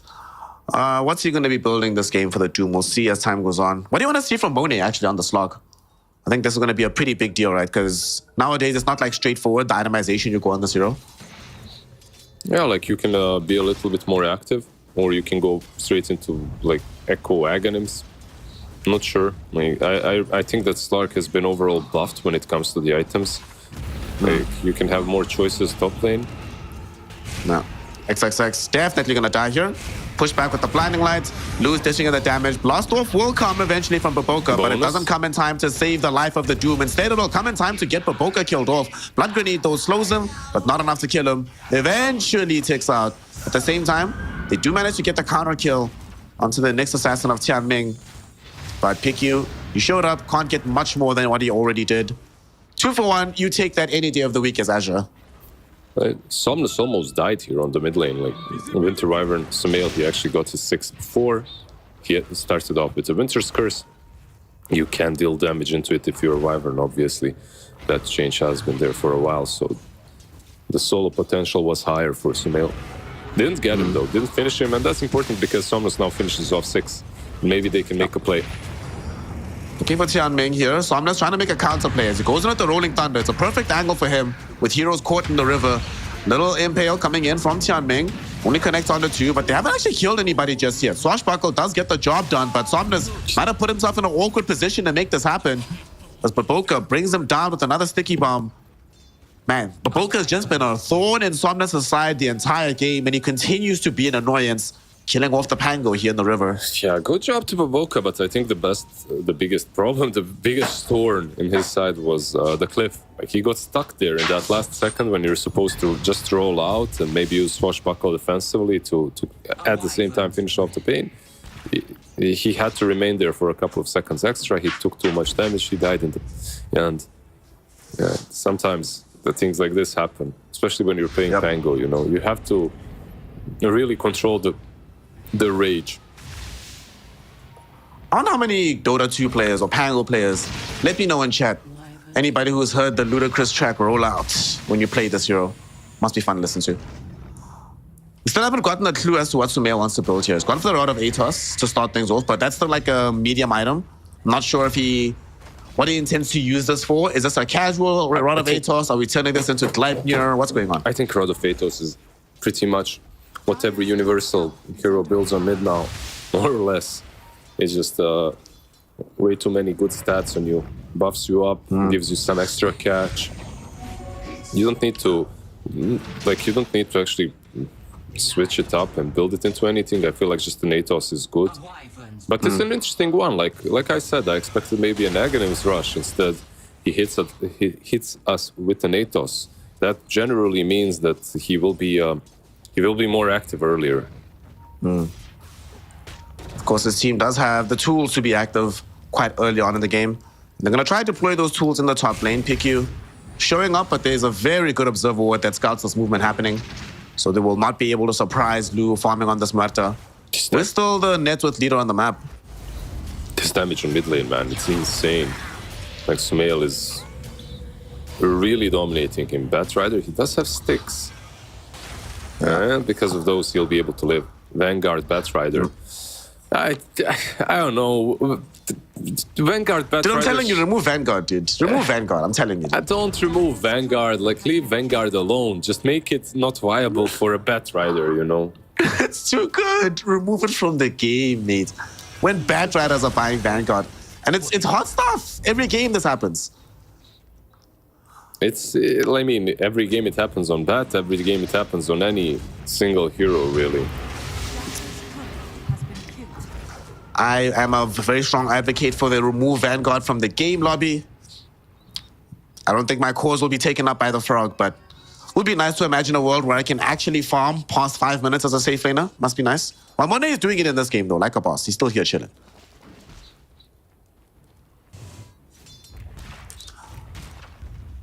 Just farming up, getting some more farm, like after the bad laning stage. So far, Dire, the only lane that they've really suffered in was the mid lane, right? Like Somnus, the Pango, didn't have the best time, but you have Kotl to work with. Let's see, can they make a move here? Chalice?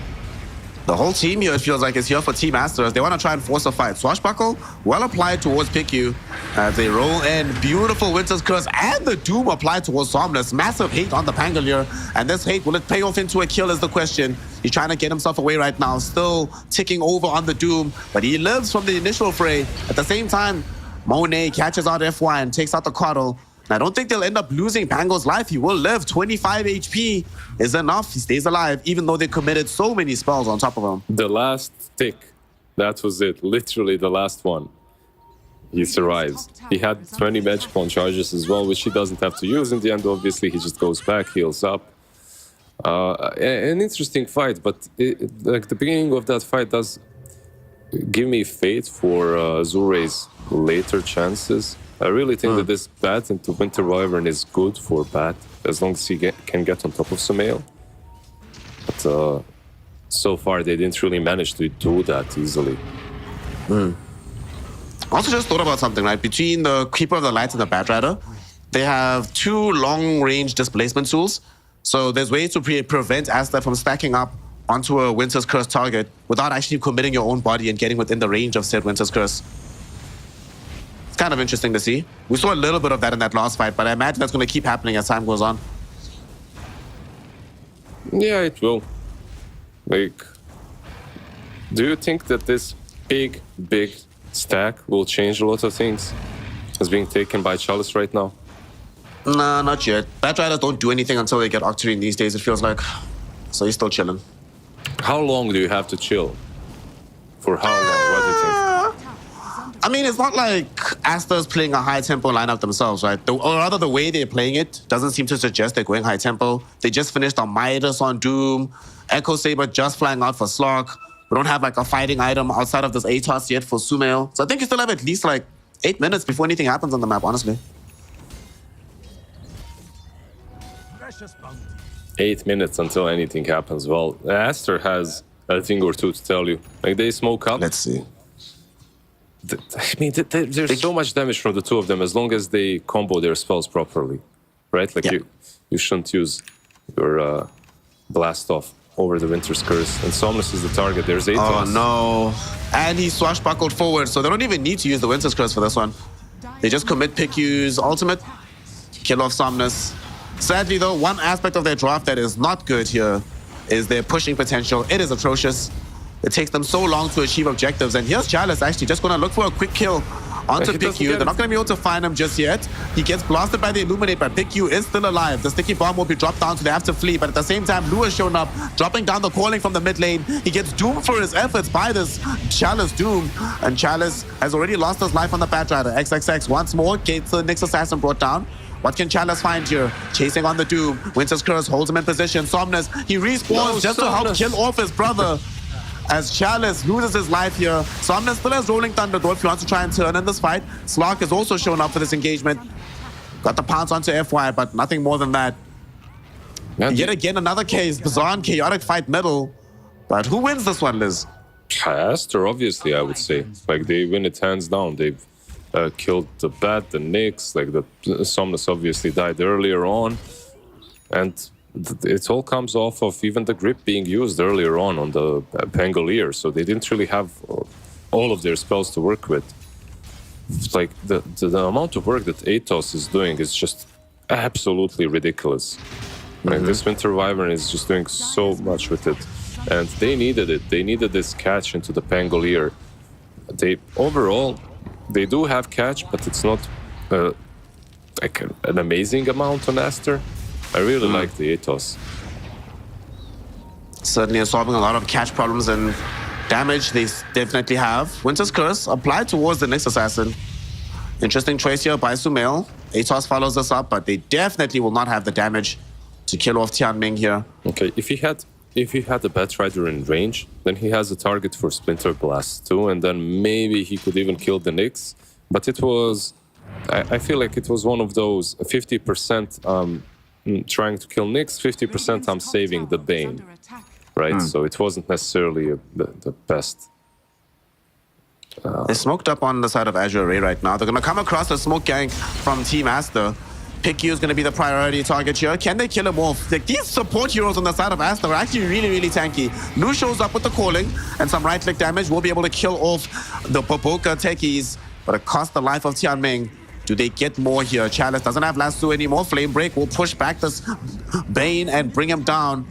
Getting a double kill for the Bat. Turns out they didn't need Rolling Thunder for that fight, but he was happy to deploy it anyway. Yeah, nice little comeback here for Azure Ray, getting what they can on the map. A bit killing only the supports, but at least preventing Aster from just taking off with the game, because that's how it felt like, for me at least.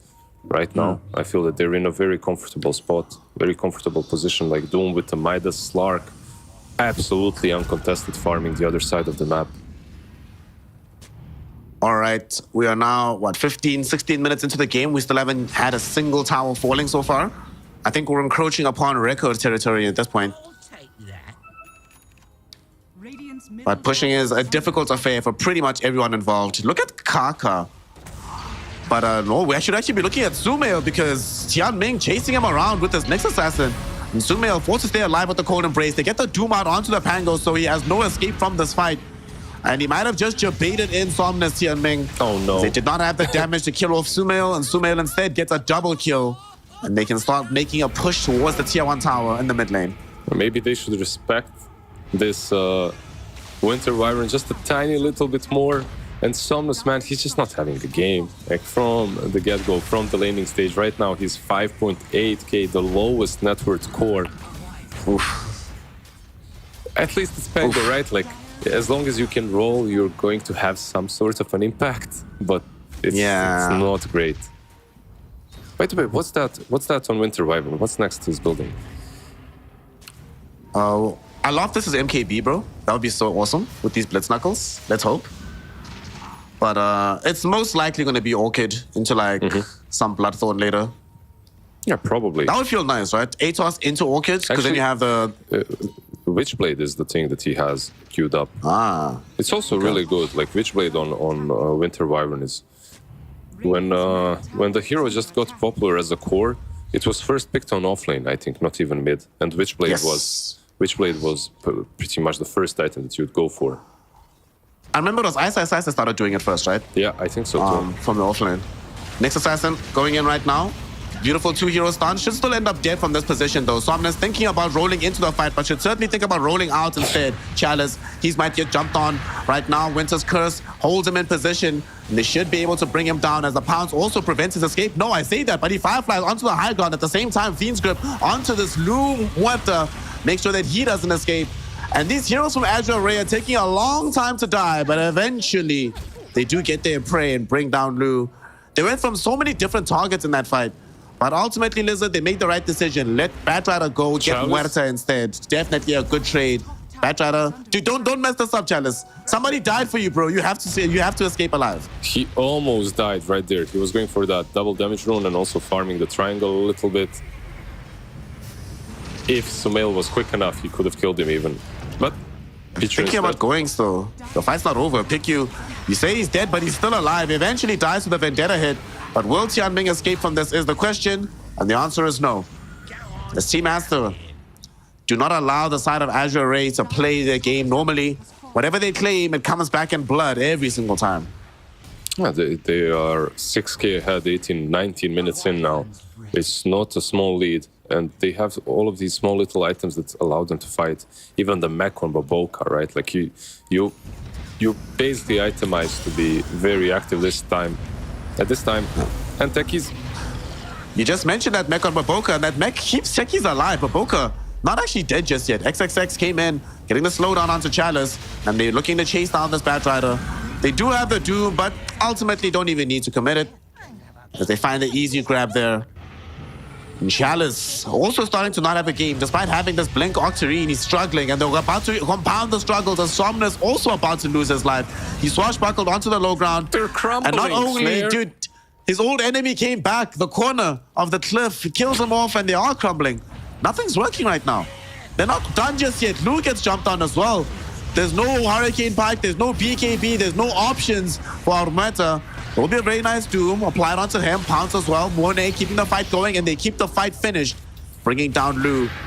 And a nice little Winter's Curse to escape a little bit of the damage potential from Tianming. And they say, you know what, let's just kill him off. Sumail does die for this though. Okay. Okay, that was unexpected. That's probably what you didn't want to do if you were Sumail. Like, you are running across this map. You're just running with the game. And now another Bane kill. I guess the one guy that has been dying a lot on Aster was him. Pichu is being, you know, like, the sacrificial lamb. The sacrificial bull, that is.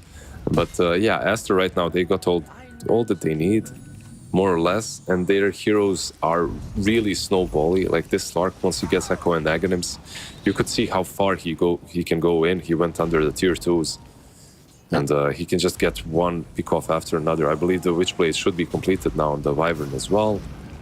That's a significant amount of damage increase. Like the Witchblade, it's not only about the damage, it's about the slow. Like you could see this Batrider, he blinks in and then the man, Chalice, he can't do anything. He can't reach anyone. He just gets one hit by Arctic Burn and that's it. Like his movement speed is minus 50. He's moving backwards. I mean, it doesn't get any easier, right? Sumail's queuing out the Aghanim Scepter now as well. So then we're going to have permanent Arctic Burn.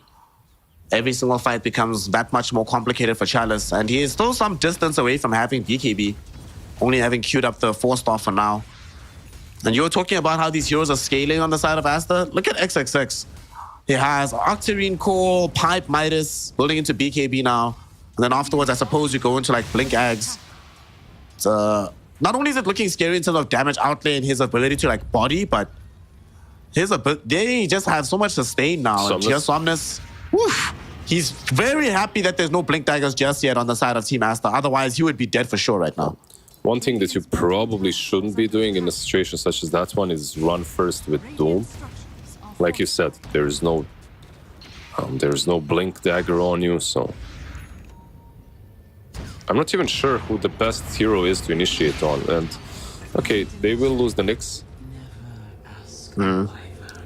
I think they want Rosh right now, right? Slark is already holding the area. And as soon as they show up, Monet makes his way into the Roshan pit. He's completed his Harpoon as well. So Harpoon, Aghanim Scepter with Power Treads on the Slark. Diffuser Blade coming soon. He's not angling for a late game timing here. You were talking earlier about how Azure Ray might have some prospects as the game scales later and later. Azure Ray seem to agree with you because they're like, why would we let that happen? Just itemize to end the game in the next 10, 15 minutes. Aster, you mean, right? Like just itemize. Aster, yeah. Aster, yeah. No, I completely agree with that sentiment from them.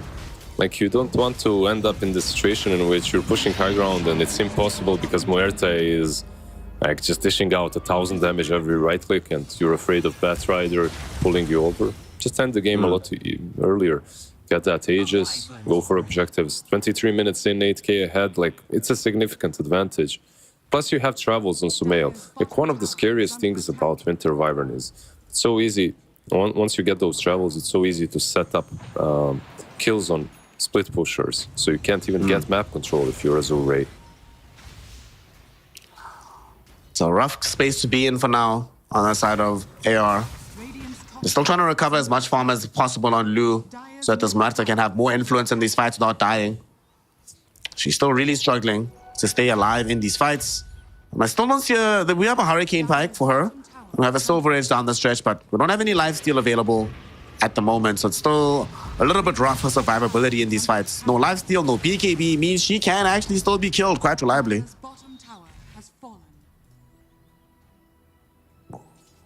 And bottom, as they take this tower, and they're going to start slowly but surely just choking in this map control.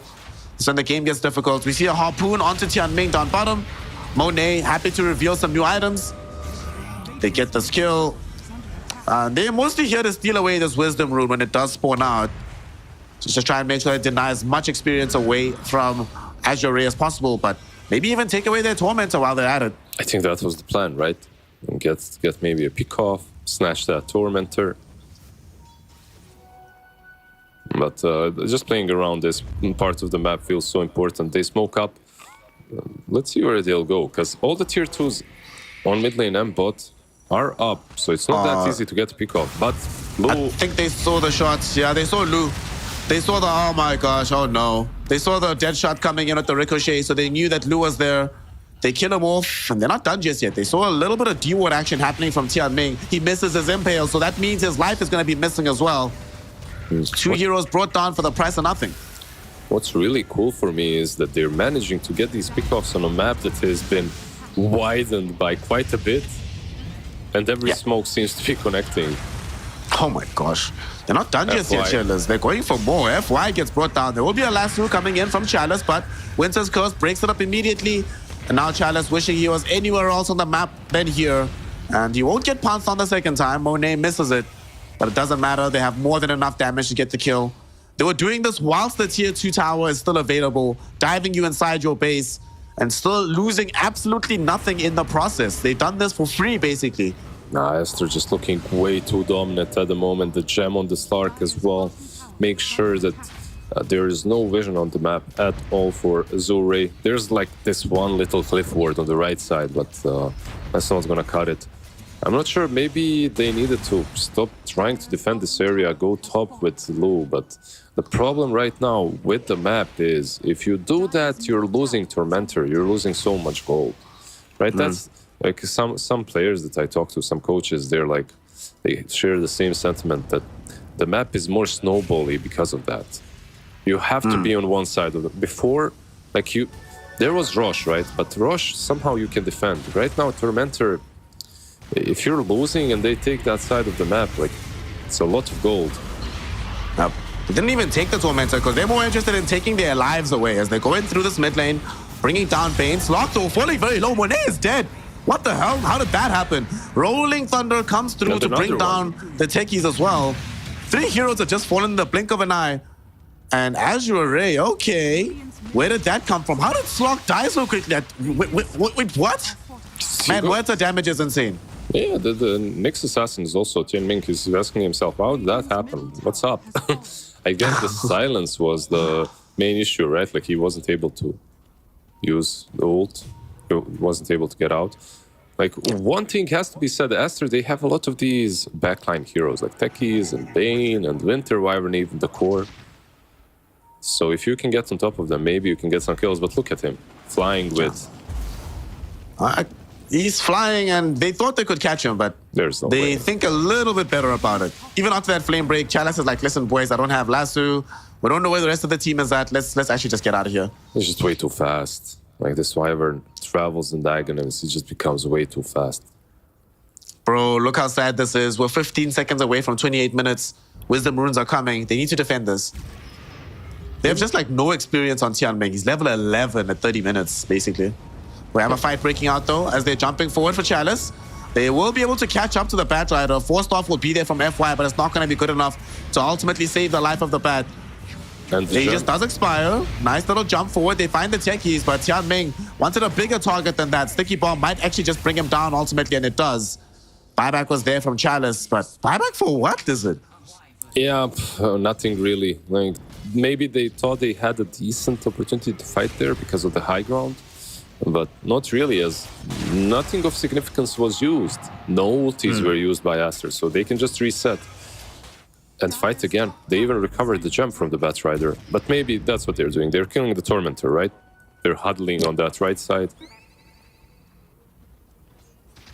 Tormentor taken down, so that will at least give an Aghanim shot towards this Keeper of the Light. Not the worst shot in the world. Recall pretty good. Maybe allows Lu or Chalice to have a few more adventures on the map, and he just drags them back. Right now, speaking of adventures on the map, we see Somnus forced to just retreat down bottom.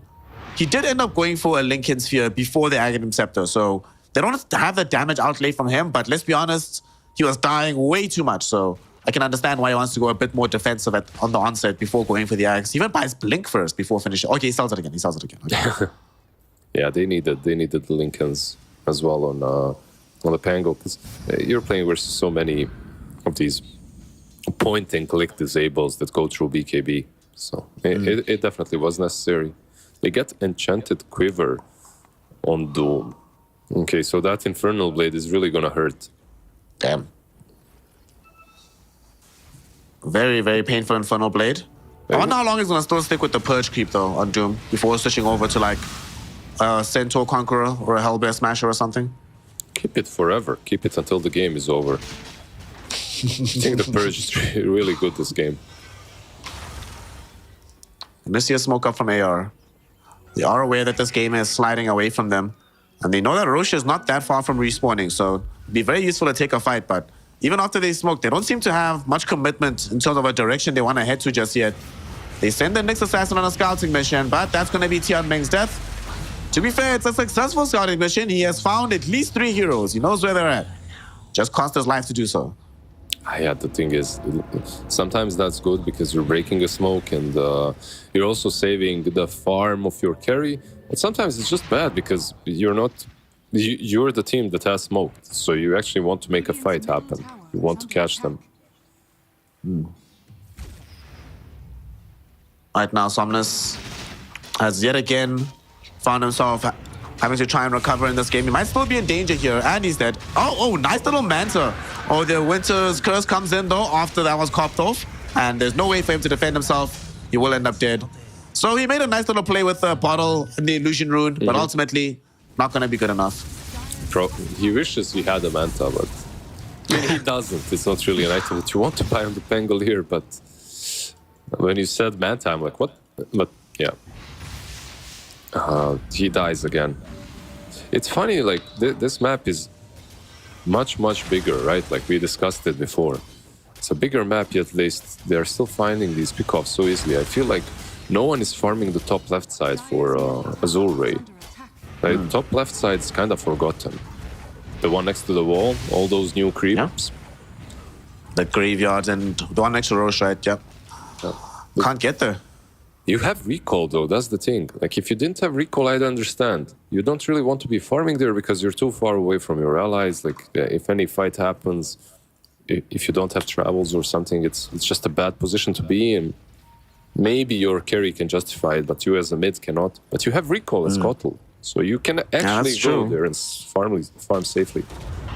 Oh, speaking of recall as Kotl, they might need to use it down bottom because they aggress very heartily onto the Doombringer.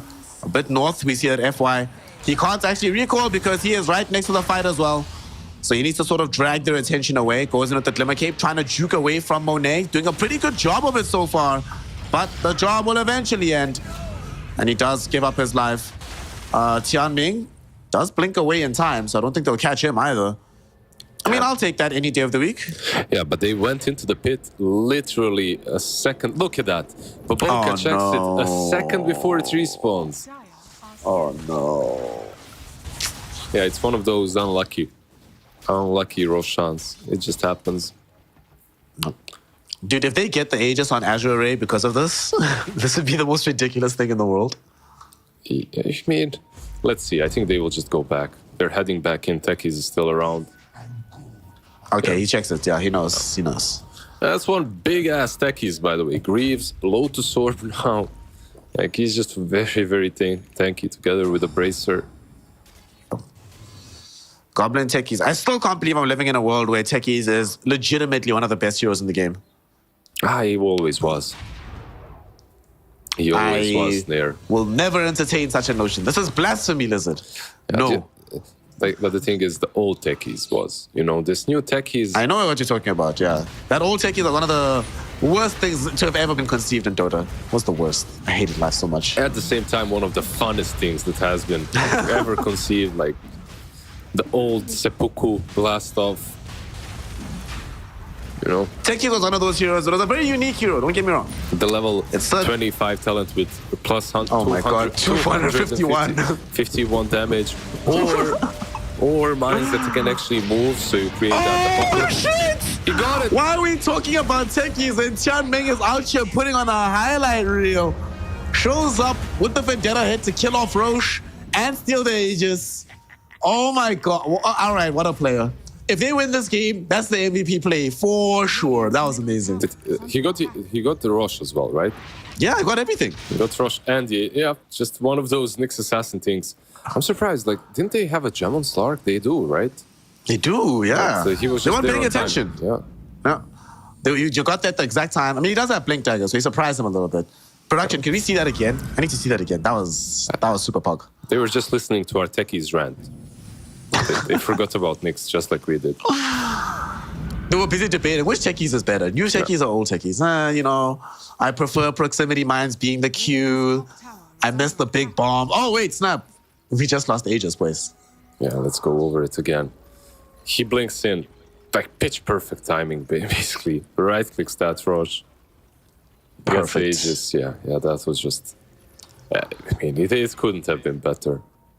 Also, the 2 heroes that he stunned, the Winter Wyvern and the Doom, are the only heroes in that pit that can actually instantly stop him. Everybody else has too long a cost point. So the fact that he finds literally the perfect stun, perfect set of circumstances. Well, he's gonna die here now though because He will hit. they know where There's he's a at. Yeah, he's super dead. They have Harpoon. Oh, They've got will he Aghanims. though? Oh my God, what? All right, FY God shows us up. Xianming. Unfortunately, the blessings of heaven do not continue forever, but that was still really cool to see. Yeah, with everything that has happened in the end, he does fall, and maybe Kotl will as well. FY.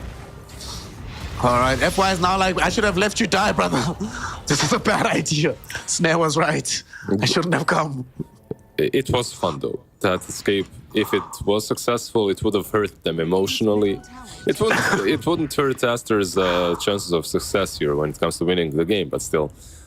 It travels too, by the way, on Winter Wyvern. So now you can actually get pickoffs anywhere on the map with Doom, with Stark, with anyone. You just TP in, or you just get pickoffs on your own, like this. Yep. He sets up with the Winter's Curse. Doom follows up, and Lu does not have a Lincoln Sphere of his own, so is very, very, very, very dead. Sumail is also building into a Silver Edge now on the Winter Wyvern. Just finished off the Shadow Blade. So also becoming a right-click damage threat on top of a magic damage threat. Top lane, BKB has been popped. Monet gets that next assassin. Oh, nice Harpoon back to bring back Chalice, not allow him to escape. Fiend's Grip as well onto Somnus. He's going nowhere either. Well, he's going somewhere, but the fountain is not where he wants to be. All 3 cores are dead. Yeah, and what's crazy about that is that Nyx Assassin was the one that initiated the fight. He was the one that went on top of Monet, and because of him, 3 heroes die, himself included, obviously. Well, let's see now what's going to happen. Can they defend more than 1 lane of racks? The top lane is certainly forfeit. The question is, do they buy back on Lu to try and mount a defense elsewhere? We don't have Batrider for a full minute, no Chalice, no Somnus for 40 seconds, basically.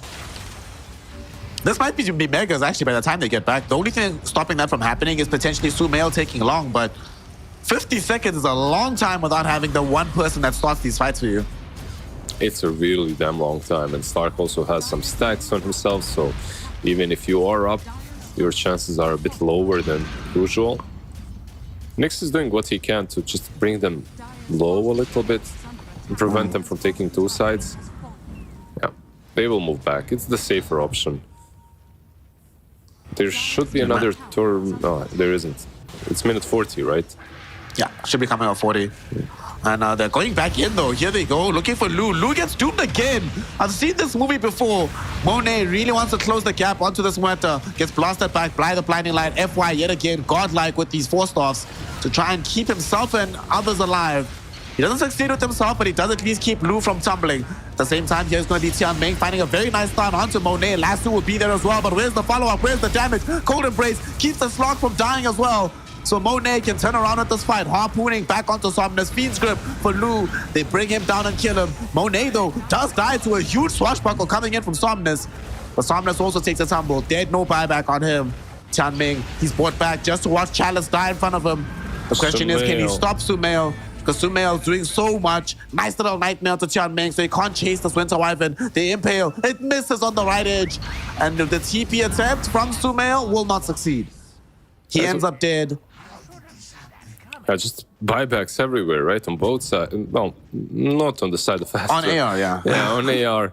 Many buybacks there. Do manage to kill off the Stark and the Wyvern in the end, but it wasn't one of those super convincing fights. It was on their high ground, and realistically, Astra was just being a little bit too impatient. They were diving a little bit too much, thinking that they can get out with all of these plays. I think the biggest issue for them is the Slark dying way too fast. If they could have saved him for a little bit longer, this game would have been over right now. Which arguably it still is. 20k advantage for Aster. it doesn't feel like Azure can kill off the Slark properly, in a proper setting. I mean, not in these skirmishes where the fountain is Doven. Some struggles are abounding, but at the very least, off the back of that fight, they are allowed to make some forays outside of the base. Getting some farm down bottom. We want some tokens for some new neutral items. That's the most important thing in the game right now. It's so hard when you're losing a game, and then the enemy team has one tier ahead of you on neutrals. And you're just like, well, okay, now what? Game is just much more complicated.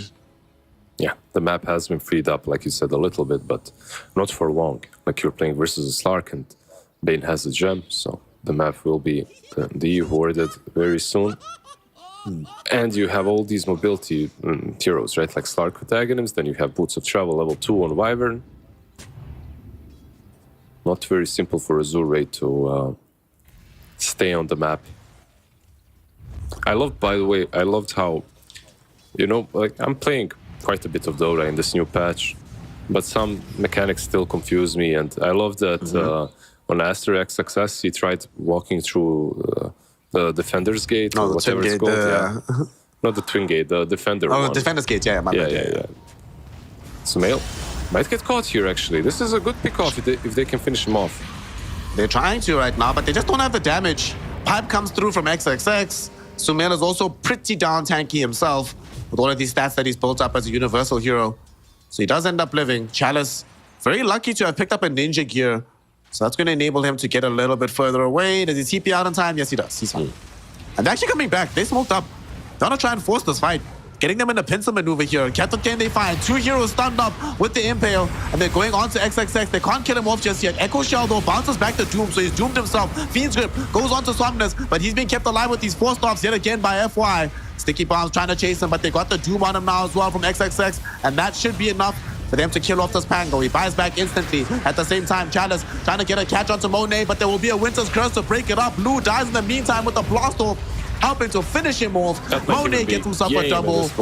He wants a triple. He doesn't find it, but it doesn't matter. That's a team fight, and that should be the game, Lizard. Yeah, 4 heroes that they do have buyback on Lou, but yeah, like you said, this should be the buyback. The play from Azure, GG. Look, the play from Azure was amazing. I really liked the Batrider TPing in, smoking up, going for those kills, the double stun from Nyx Assassin. It was all on point. It's just that when you're 20k ahead, 20k behind that it's not good enough. Like you're doing all the right plays, but it's still not good enough because they have too many items. You have Greaves, Lotus on techies, you have overwhelming blink on Doom. Like you don't have enough damage to take him down. So by the time you do kill him or you get close to killing him, all of his allies are already back up alive around him, saving him, fighting back. Because of that, you're losing kills. The Lotus Orbs on both sides did wonders in this last game. The Reflected Doom and the fight before that, the Lotus Orb on the Slark that caught Lasso, I believe, from the Batrider. So, like, skill-wise, the game was really enjoyable to watch. Like, the strategic aspect was maybe a little bit too easy to execute by Aster. The way what they played was basically this old school snowball Dota. I was afraid for them because 2 lanes seemingly didn't go that great for them, only the mid lane, but it looks like the mid lane was more than enough. That's all they needed. They just need the mid to go well, and he'll drag it back for them on their behalf. And certainly, speaking of the mid lane, I think it's a tale of 2 stories. One, the mid lane going really well for Aster, enabling them to find salvation on the sides, but the mid lane going awfully for AR. And after that mid lane, Chalice is trying to farm Octarine Blink. We have this Lou Muerta who's just trying to farm a bajillion items as well. So all the space has to be made by Somnus, but with the kind of game that he had, Somnus couldn't actually make plays. So then this mid game comes. Sumail can do this kind of stuff where he can find individual heroes, help to bring them off. Obviously here he ended up dead. But Lou, while he's farming, he has like, Somnus, can you do anything? Nope. Sorry, buddy. I can't do anything. I just show up, I just die every time. I died 9 times this game on the Pangolier. Yeah, I think there are some even smaller things than him being just completely wrecked on the mid lane that really did make the game a lot easier for Aster. It's the Greaves and the Lotus on techies, right? Going all Dispel. versus these heroes, versus the Bat, versus the Keeper of the Light, versus Muerta. And then also Doom, like you mentioned it, having that purge creep literally for the whole game. It was also a very big one. Like, look at this. They always go in, they try to not stack up their stuns, but every time they go, they just get punished for it. And the game was still kind of manageable at this point, but after this fight, they lose the side. And yeah, I believe this was the most decisive fight of the game. Ultimately, they do end up losing on the side here of Azure Array. Poor Somnus only dealt 12,000 damage in that game across his 9 deaths. The lowest of everyone, not even of all cores, just of everyone. Certainly, we did not feel his influence in this situation. We did see Sumails, though, did the most damage by quite some margin. 40k damage dealt out by this Winter Wyvern from the mid lane. As a OWW player yourself here, are you going to be inspired to try out this new mid lane build from him that you saw today? Were you impressed by what he brought to the table? That's literally what I'm thinking about right now. Yeah, I definitely will. I feel that it's nice that you can go for an item that actually enables you to have an impact early on in the game without having to use Winter's Curse every time. Because that was maybe a slight problem that the hero had before. If you wanted to take some early game aggression or early game fights, you needed to use Winter's Curse. If you didn't have Winter's Curse, you were just farming because it wasn't worth for you to waste your time before that Aghanim. This new build with Atos, and it's not even that new, it was built before, it's just that it works better now. Certainly does work a lot better, and Team Aster carried that all the way to the bank with taking game number 1 off of Azure Array.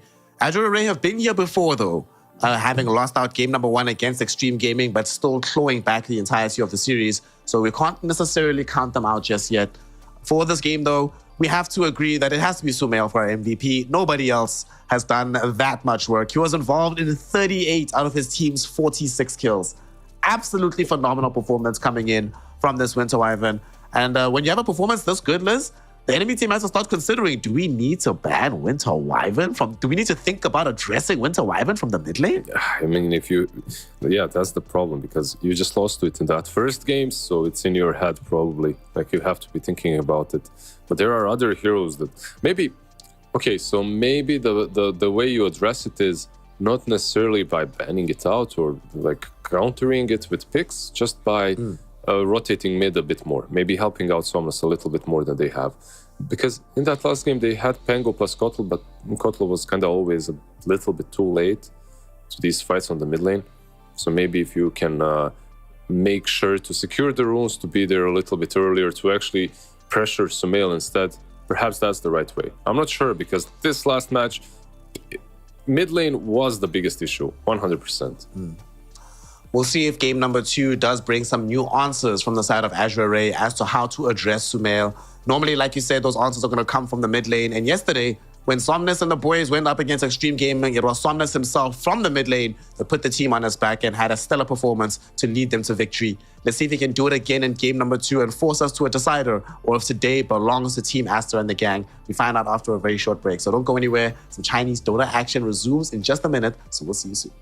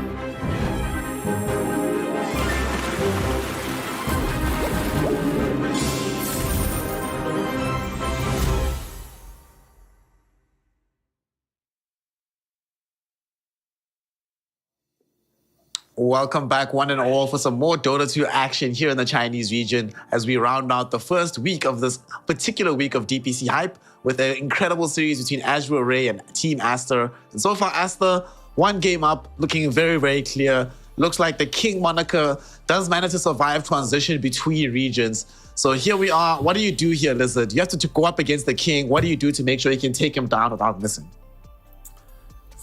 If you're about to go against the King, you better make sure you, ban Wyvern? I don't know, ban Wind Ranger, or at least get help from your teammates. Maybe that's it.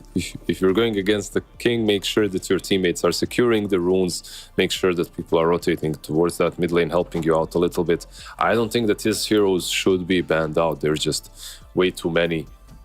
You cannot just do it that way. You cannot focus on banning out the Wyvern, the Ranger, the Void Spirit. Like, this patch has way too many heroes on different positions that need to be addressed. Like you saw the Medusa, the Beastmaster banned out in that last game. I think these kind of heroes still need to go.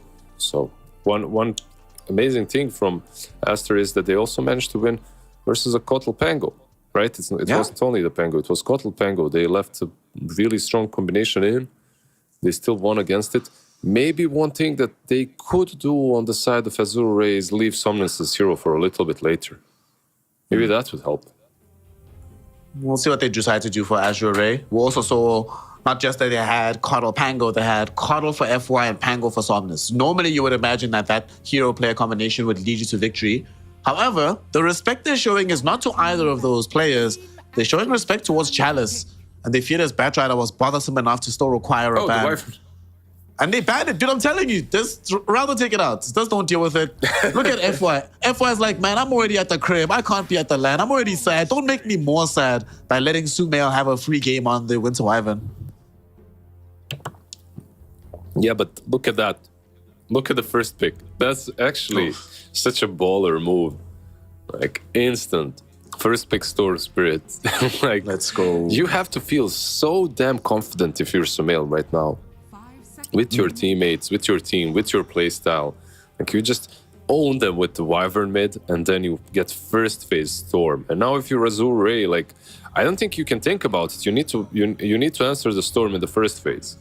Is there like a massive answer? There's something like a Puck, I suppose, right? But Puck Disruptor, I think that's maybe one of the best ways of answering him in the first stage. I actually like that.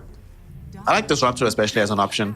But I was about to say they're probably going to go Kotal +1 and they go Beastmaster for Chalice. I mean, this is Chalice's, bar none, this is his best hero like that he's ever played. So I can understand why with their back against the wall.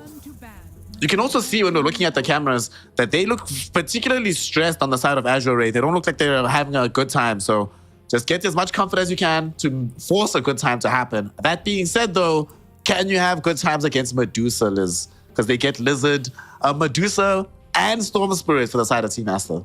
Yeah, they open up with a mid lane and a question mark. Like, Medusa can be played anywhere, right? Like, from the off lane, position 4-5, safe lane, most likely will be that carry. But yeah, I called for Puck when Beast was in. So they do get the Beast. But I don't like the Keeper of the Light that much. Like, in that last game, Keeper of the Light, look, he had an amazing game. And he still lost. Like, the laning stage was really strong for them. They made Slark the weakest core early on, even a lower net worth than Somnus' Pango, but it didn't help them. Why I don't like Kotal is because of the Storm Spirit. I feel like spirits are usually really strong versus Kotal. You can get on top of him, eliminate him at the beginning of the fight. He can't do his normal shenanigans of being on the sides of the fight and surviving. But then again, he's really strong with Beasts, right? Like, he enables him in the lane. Does indeed enable the Beastmaster. I didn't like how they paired it up with... I personally like Kotal the most when the safe lane hero that you have is some troll or whatever. Something that's going to be in the front lines, and you can just like keep blasting from the back, healing him up. Muerta didn't necessarily fit that bill. So I hope they get a better hero for Lu here.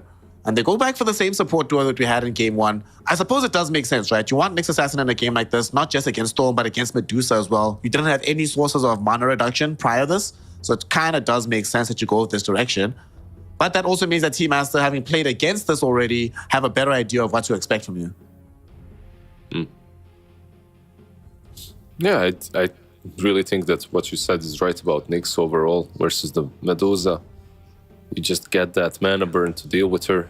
It's not amazing, but it's strong enough. You get 50% off, then follow up with anything else.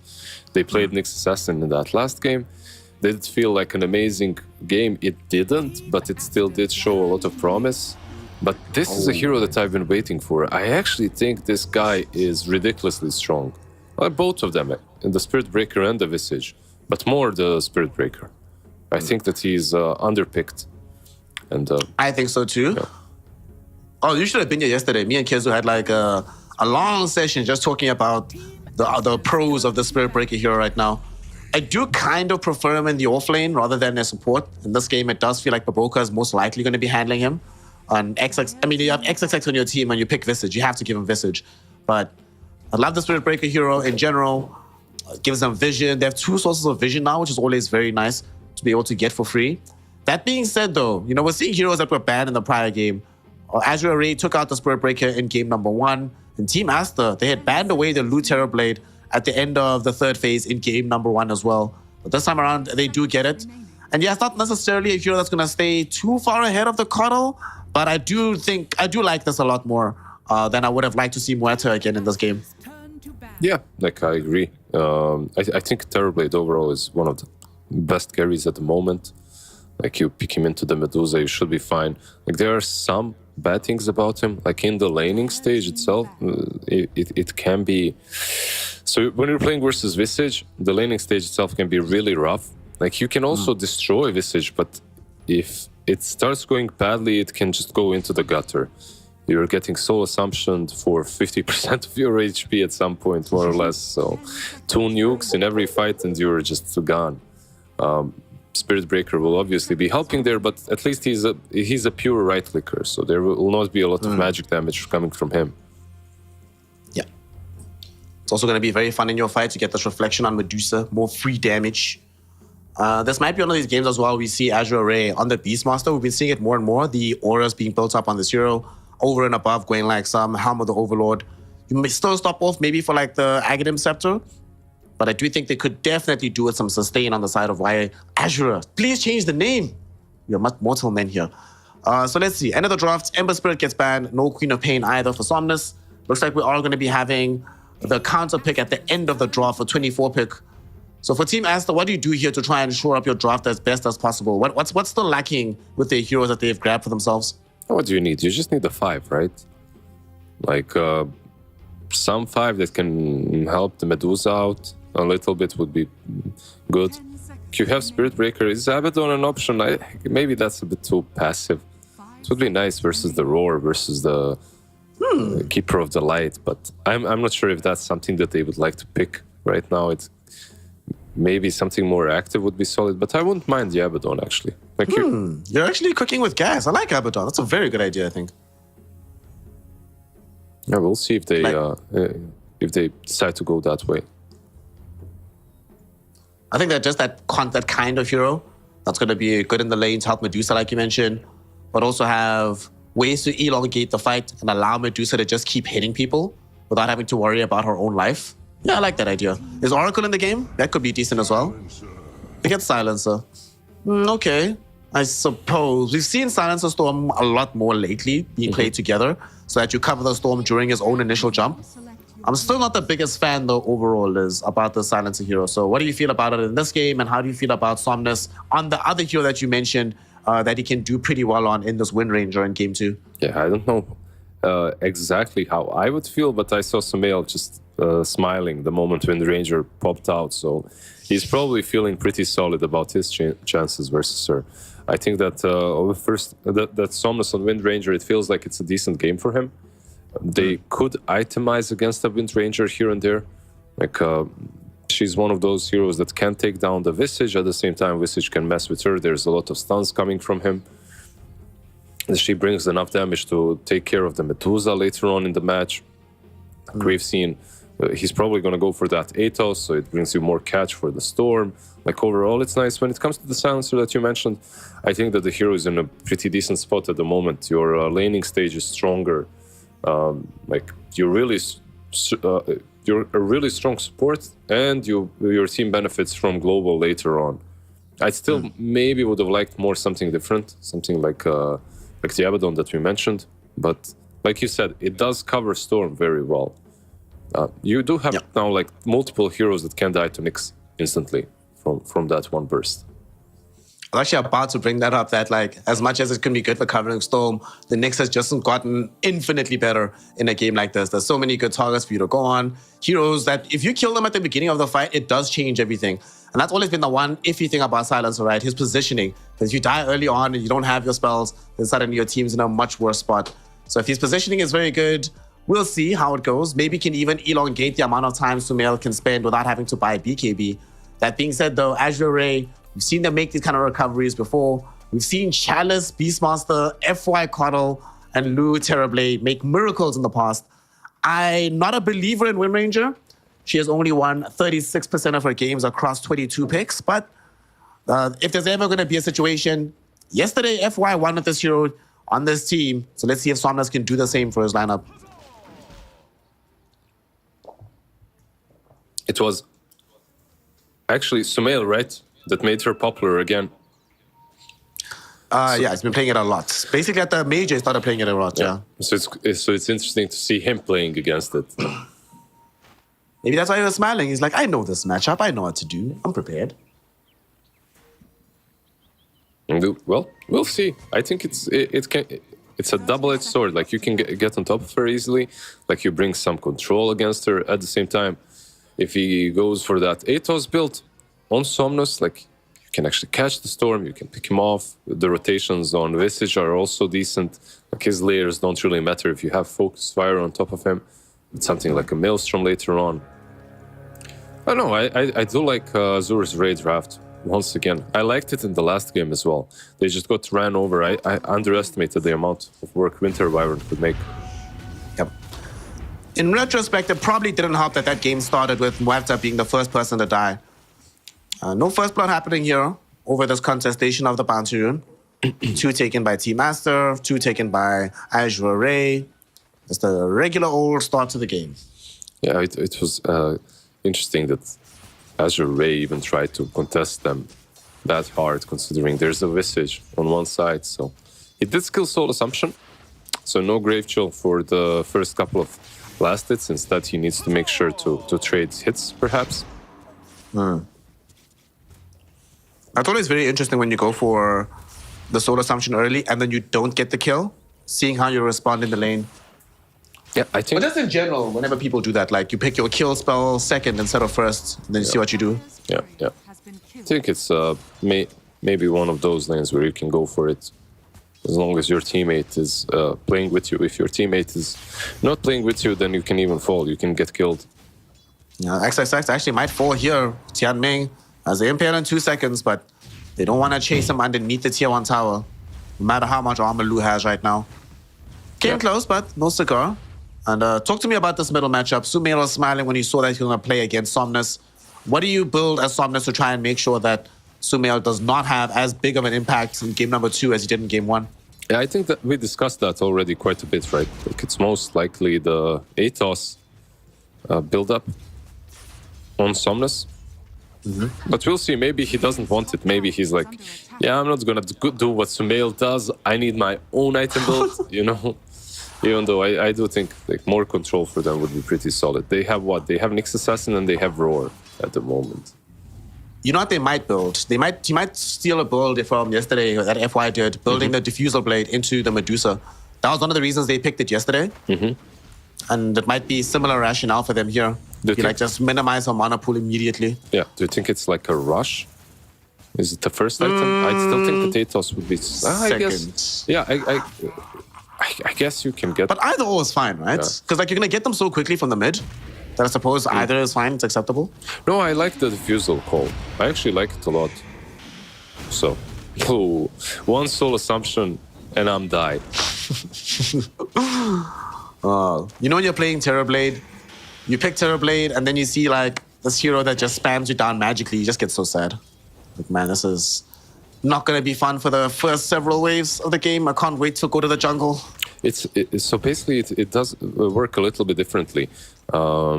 You get spammed down, and then about this mark you buy the raindrop, and the lane becomes kind of easier. Like you actually are able, because all you have to do is make sure that first soul assumption doesn't bring you down very low. If it doesn't, then you can actually turn on the Visage. Because usually 2 are not enough, he needs 3.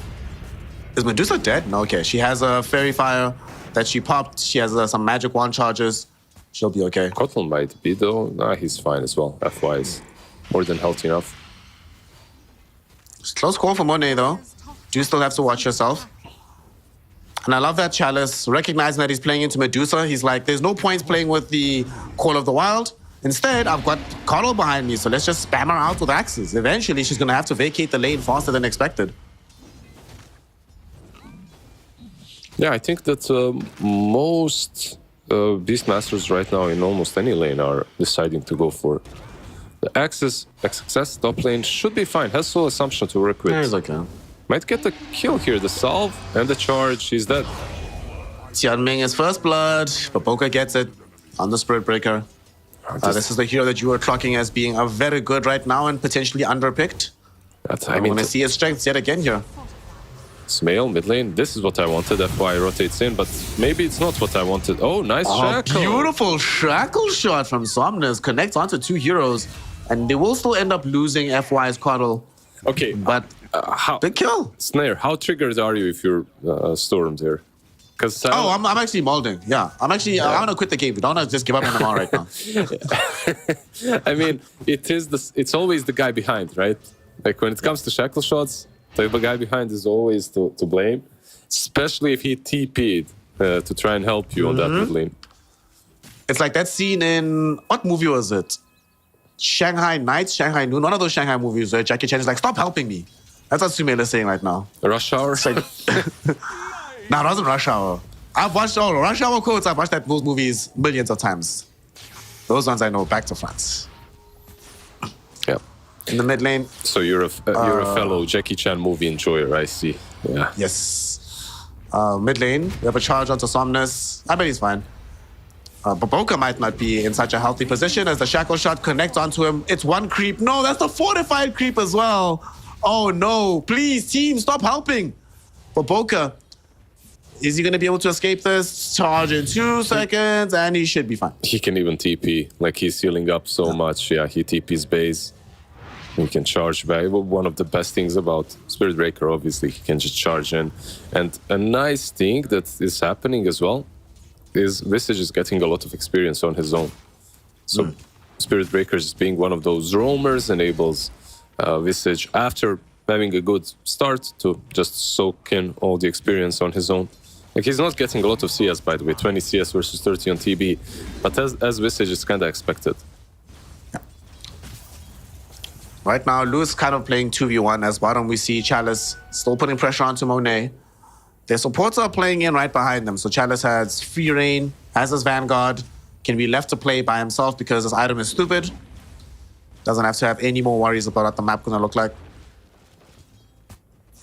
Just buy Vanguard and be unkillable. Nice state of the game. Yeah.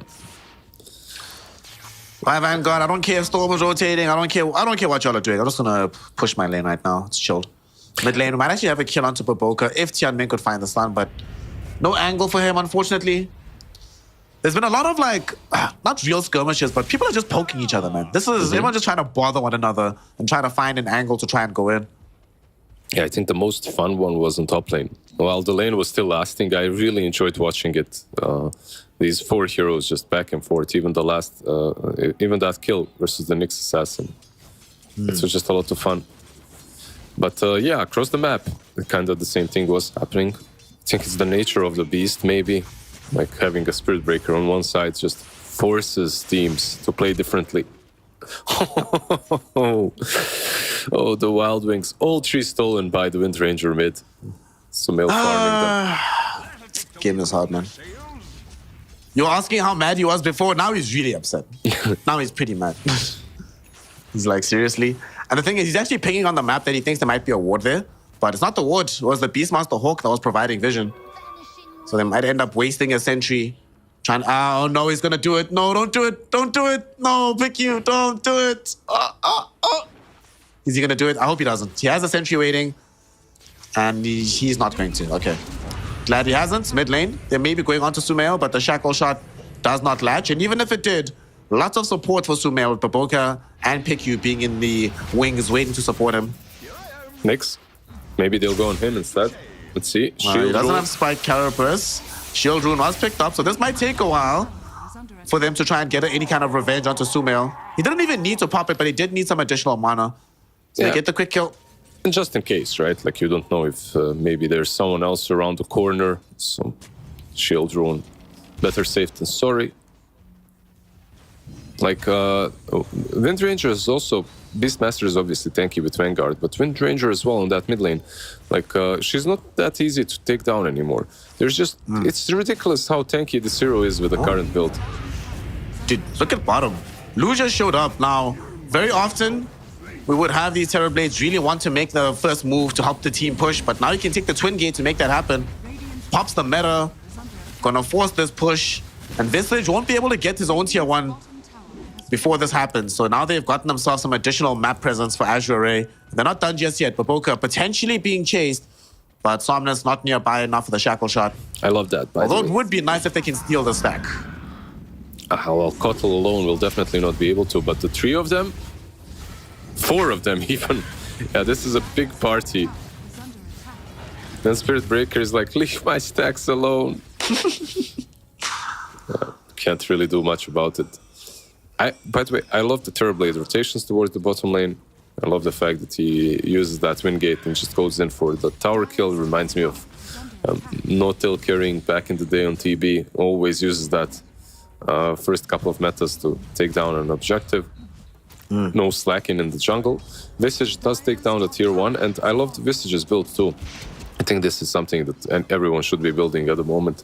I tried it out only once, and it did wonders. Like this Phylactery, it just feels really, really nice because you get that damage, you get that slow on Grave Chill. It's an astonishing amount of damage, honestly, that comes out of this. And like you say, you get to double dip basically with your spell usage. It feels very good. Also, by the way, you're mentioning No-Tail. I remember once No-Tail, I forget which tournament it was, but I remember he went second item bots on Terrorblade. And was just showing up every time meta was off cooldown, just taking fights. It was very fun to watch. Yeah, absolutely not surprised. That was back in the day with Miracle, right? So yes, sir. You had to make sure that your mid laner was the true carry. Speaking of carries, we don't have one in the top side of the map, but we should have an off-lane kill potentially. Somnus, they really want something here, but Baboka, what a player. He breaks the smoke, charges away, will not be punished for this by anything that they can do. And they're still thinking about it though. They go on to him with the Solar Bind, bringing him back with the Blinding Light. Primal Roll will be there as well. They overlay the stun a little bit with the Shackle Shot, so Baboka will still be allowed to live. Chalice though might not be as lucky as he's in between several Visage Familiars, as well as the Storm and the Silencer. He's still alive for now though. That didn't get caught with the Illuminate, will eventually die to Soul Assumption. At the same time though, it does cost the life of Spirit Breaker and the Silencer. Somnus with the double damage rule doing quite a bit of work, and now Lu has shown up. Shackle Shot will connect. It hits onto XXX, and they certainly should be able to find this kill. The familiar drops will be there. They buy some time, but unfortunately Tianming also there with the body blocks and the Impale. And they set up for a kill onto Visage. 3 heroes brought down middle and a tier 1 tower all of a sudden in jeopardy. Yeah, the Terrorblade with another amazing rotation goes mid. Can they defend this? Let's see. They are rotating everyone in. They don't have global. So have to make sure that Sunder doesn't go out. That whole fight, I think Aster actually executed it really nicely. Storm Spirit zipped in, saved the Spirit Breaker, made sure that they can actually turn on Chalice. But they had one big issue which they really couldn't deal with, and that's the double damage. Like Windrunner with the DD, it's just no matter how better you're playing that fight, kiting them, pulling them on the high ground, in the end it didn't matter. Like Somnus was just destroying them. And And that build that you're speaking of from Somnus is coming in right now. The Rod of Atos has actually arrived. So they could smoke up off the back of this. Tianming also just received level 6. Yeah, he's going for both, by the way. Like you mentioned, the Diffusal, he's going Diffusal next. I love it. Yeah, like, I thought he might go second. Yeah. Like It's very Diffusal. good. Diffusal versus Storm, Diffusal versus Medusa, together with the Atos. No-brainer, really. Top lane, let's see who they decide to go on here. I think they've gotten tired of trying to siege onto Baboka, so they might just go for XXX instead. The question is, do they have the damage? Vendetta hit is there, but the Impale misses. Oh, well. We used to see that all the time back in the day when this hero was picked more often. The difference between Nyx Assassins that would decide to play with the Vendetta hit directly or would just forget about it and go Impale. Here comes a big zip in from the Storm Spirit, but Sumail runs out of mana halfway through. They have to pop the global to ensure they can escape here as Chalice was looking for an angle for the primal roll. Beautiful familiar drops from XXX, but they might still end up dead. Rod of Atos now revealed in this fight goes onto our Visage. Shackle Shot will be on top of him. Insomnus now on a killing spree. Long fight here, but Azure Ray do get the better of it, and this time around, they will not be prevented from taking a tower. I'll save you, Mr. King. Jumps in, Visage, stuns, dies in the end. Global as well used, like you said. Silencer now will be caught too. No, actually, they missed the Illuminate and they missed Power Shot. Dude, he's still alive. He's not dead just What yet. the They got hell? double. Dude, no way. No way. Okay. He does finally die, but this has to that be took a lot punished. longer than it should. Yeah, they're going to try and punish this right now. Sumail jumping onto FY, being able to get him brought down on the cuddle. Why did dude, this jukes from PICU throughout this entire series. First one was his Bane game 1, now his Silencer game 2. He's just been on point. Wait. That wasn't on him. They were just missing point blank. No, it's because he's good, Lizard. It's not because they messed up. It's because he's good. He had one path of going. That was right. And Beastmaster uses the axes in front of him. I guess he was trying to... He probably thought, yeah, this guy's already dead. I want to use my axes on someone else that's behind. Maybe. That's the only way I can justify it. Have you also been finding that heroes just feel a little, like so much tankier? That last like 100 HP of heroes is so hard to bring down right now. Mm-hmm. Rather overcommit to get the kill than have somebody just survive by the skin of their teeth. Yeah, I don't know if they... For me, they sometimes feel tankier. Sometimes there's just so many damage instances that are new that heroes just disappear. Fights. Like this Nyx Assassin, he's suddenly this amazing burst beast that he used to be a long time ago. Uh-oh. Top lane, Medusa getting ran at. They're smoking into her. She has an observer wall to protect, but there's no sentry down on this observer. Is she gonna die though? Do they have the damage? Somnus doesn't have the diffusal just yet, and Just they do put the come in ulti. with the ultimate just before the attack came. Big charge from Baboka, catching 2 heroes. Shackle Shot prevents the Nether Strike. So they can't keep the chain disable going for long. Chalice also trying to show up, throws in the primal roar. They just get the Baboka killed for free if they can, and he dies. Somnus though might be in trouble because here is Sumail, but Sumail realizes that Lu is right there, and he doesn't want to deal with the Terrorblade. While this is happening, Tianming did go a little bit too far forward, caught right in front of the defender's gate, and brought down. So Azure Ray, they do get the Spirit Breaker, but they do not get the big prize, which was the Snake Lady. Yeah, I feel like that was probably one of the best defensive usages of that gate that I've seen. Medusa just running through that is nothing special, but making sure that they can't follow. Storm is in. Oh, yeah, Storm is in. Indeed, you're trying to bring down Lu, but the Shackle Shot catches him. Sumail survives with 80 HP. They're jumping back onto Lu. Lu is gonna die.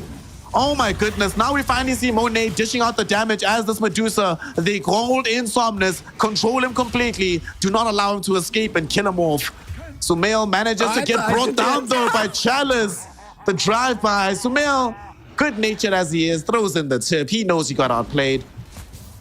My goodness, though, the fight's not over, Lizard. They're still going for more. They get the Vendetta hit out onto the Medusa. They want to take away her mana. Big Impale coming in as well. Yeah, but this is sadly, though, they disaster. don't have the damage. They don't have the heroes here necessary. People are respawning on Aster. They're now collapsing back into their triangle.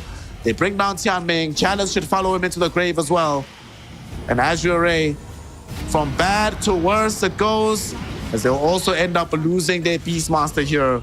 Lizard, it was going okay for them. What the hell happened in that fight? Well, it's still going on, man. It didn't happen. It's still happening. Somnus. He gets a bird, and that should be it. Yeah. Just finish diffusal, bro. So what happened in that fight was actually ridiculous. When Sumail went on the TB, he got dropped down so low with the shackle, but he manages to get away. However, he never actually got away. He was just sticking around the fights. He even went back in on the TB with like 10% HP. He was constantly just circling around the fight, making sure that they have some extra disable if necessary, and because of that, he does die to Chalice, who sniped him out as he was going back. Maybe that encouraged them a bit too much to go back in and fight some more. Yeah, Honestly, if Chalice doesn't get that snipe, it would have just been an unmitigated disaster. Yeah, exactly. And little charge. We've seen Baboka been very good this game with connecting onto heroes behind the primary charge of darkness. So they're scouting bottom. I'm not sure about this particular move. They still feel like they're in a decent spot to be able to fight here. Maybe they feel like the execution has let them down. And with all of them here, having Crimson on the Beastmaster, Pervis on the Keeper of the Light, and having a little bit better vision, maybe they feel they're better positioned to take a fight rather than what happened in the top lane. Well, you just need to look at the Terrorblade and see where he is. If he's not really around the fight, around the place where everyone else is, then probably most likely they won't be taking it. You really want that meta to take down objectives. They're going to save it for the middle objective as they can just send in Illusions and the Beastmaster Boars. Chalice close to having the Aghanim Scepters, and they're all going to be slumming away. XXX did get shackled, but it is a Visage. Very foolhardy endeavor to try and jump on him as the first person in the fight. Probably not the one that you want to take down first. I mean, you want to kill him first if you can, but usually it backfires, especially as he has the shard. Like before you get that shard on Visage, yeah, maybe you can die in every single engagement. But once you get the shard, you should be able to use your layers as a stone form. It's actually kind of ridiculous how tanky he gets when he has both. Because then you have the layers on the one side, the stone form on the other. You're just hitting this rocky bird for so long. It's like, die, dude, please. Well, usually what happens is he goes stone form and then you lose that focus. You can't go on him anymore, right? Because everyone else connects. Yeah, so when it comes to items, I really like that Baboka is always carrying that dust. One of the best heroes versus a Nyx Assassin or any Invis boys. Like, you just charge them across the map the moment you see them. Also, what's nice is that he's going for a halberd, so the supports on the side of Aster are going to be very impactful eventually. Like right now, I would say that Azure Rays are maybe doing a little bit more in fights, but in general, it's kind of even. Question, actually. Vendetta, right? If the Vendetta hit misses, will it also not burn the mana, right? I guess it won't, yeah, if it misses. I don't see why it should. Okay. Because that's pretty significant. If he can get the halberd onto this Nyx Assassin, then he can't actually use Vendetta to deal with the Medusa's mana pool. And once she has Butterfly, which she almost has right now, it also gets harder for that to happen.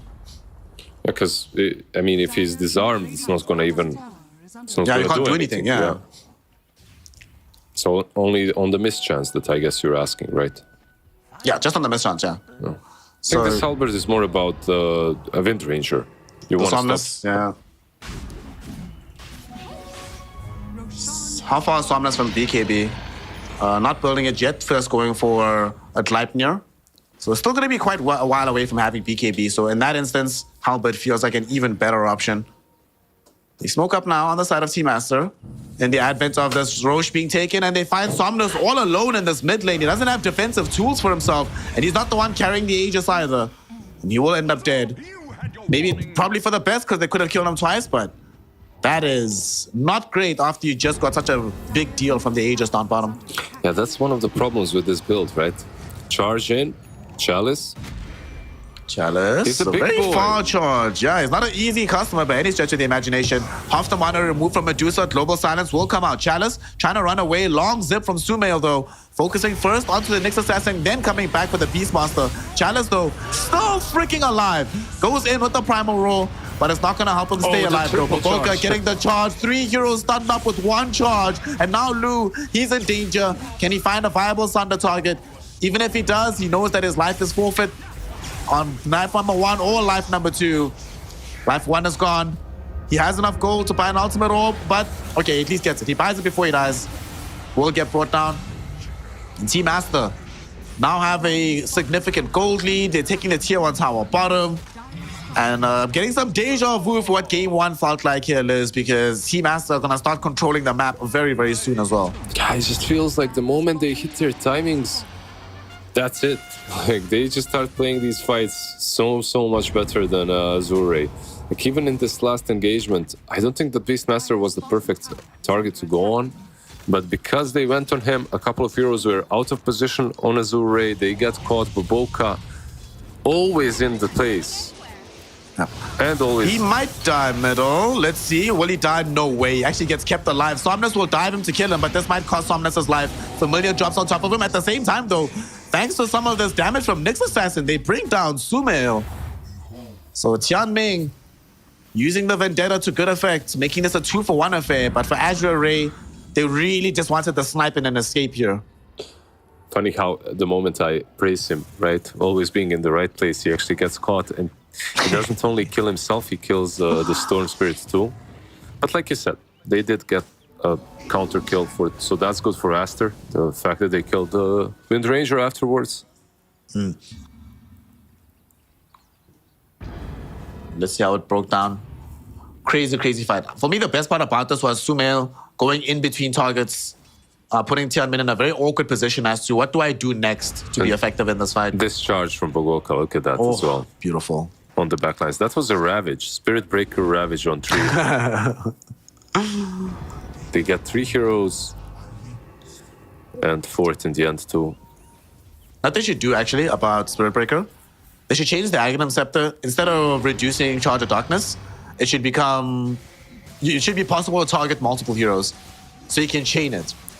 And be like, I'm charging these 3 guys. Ah, okay. I thought you would split into multiple cows. That would be funny.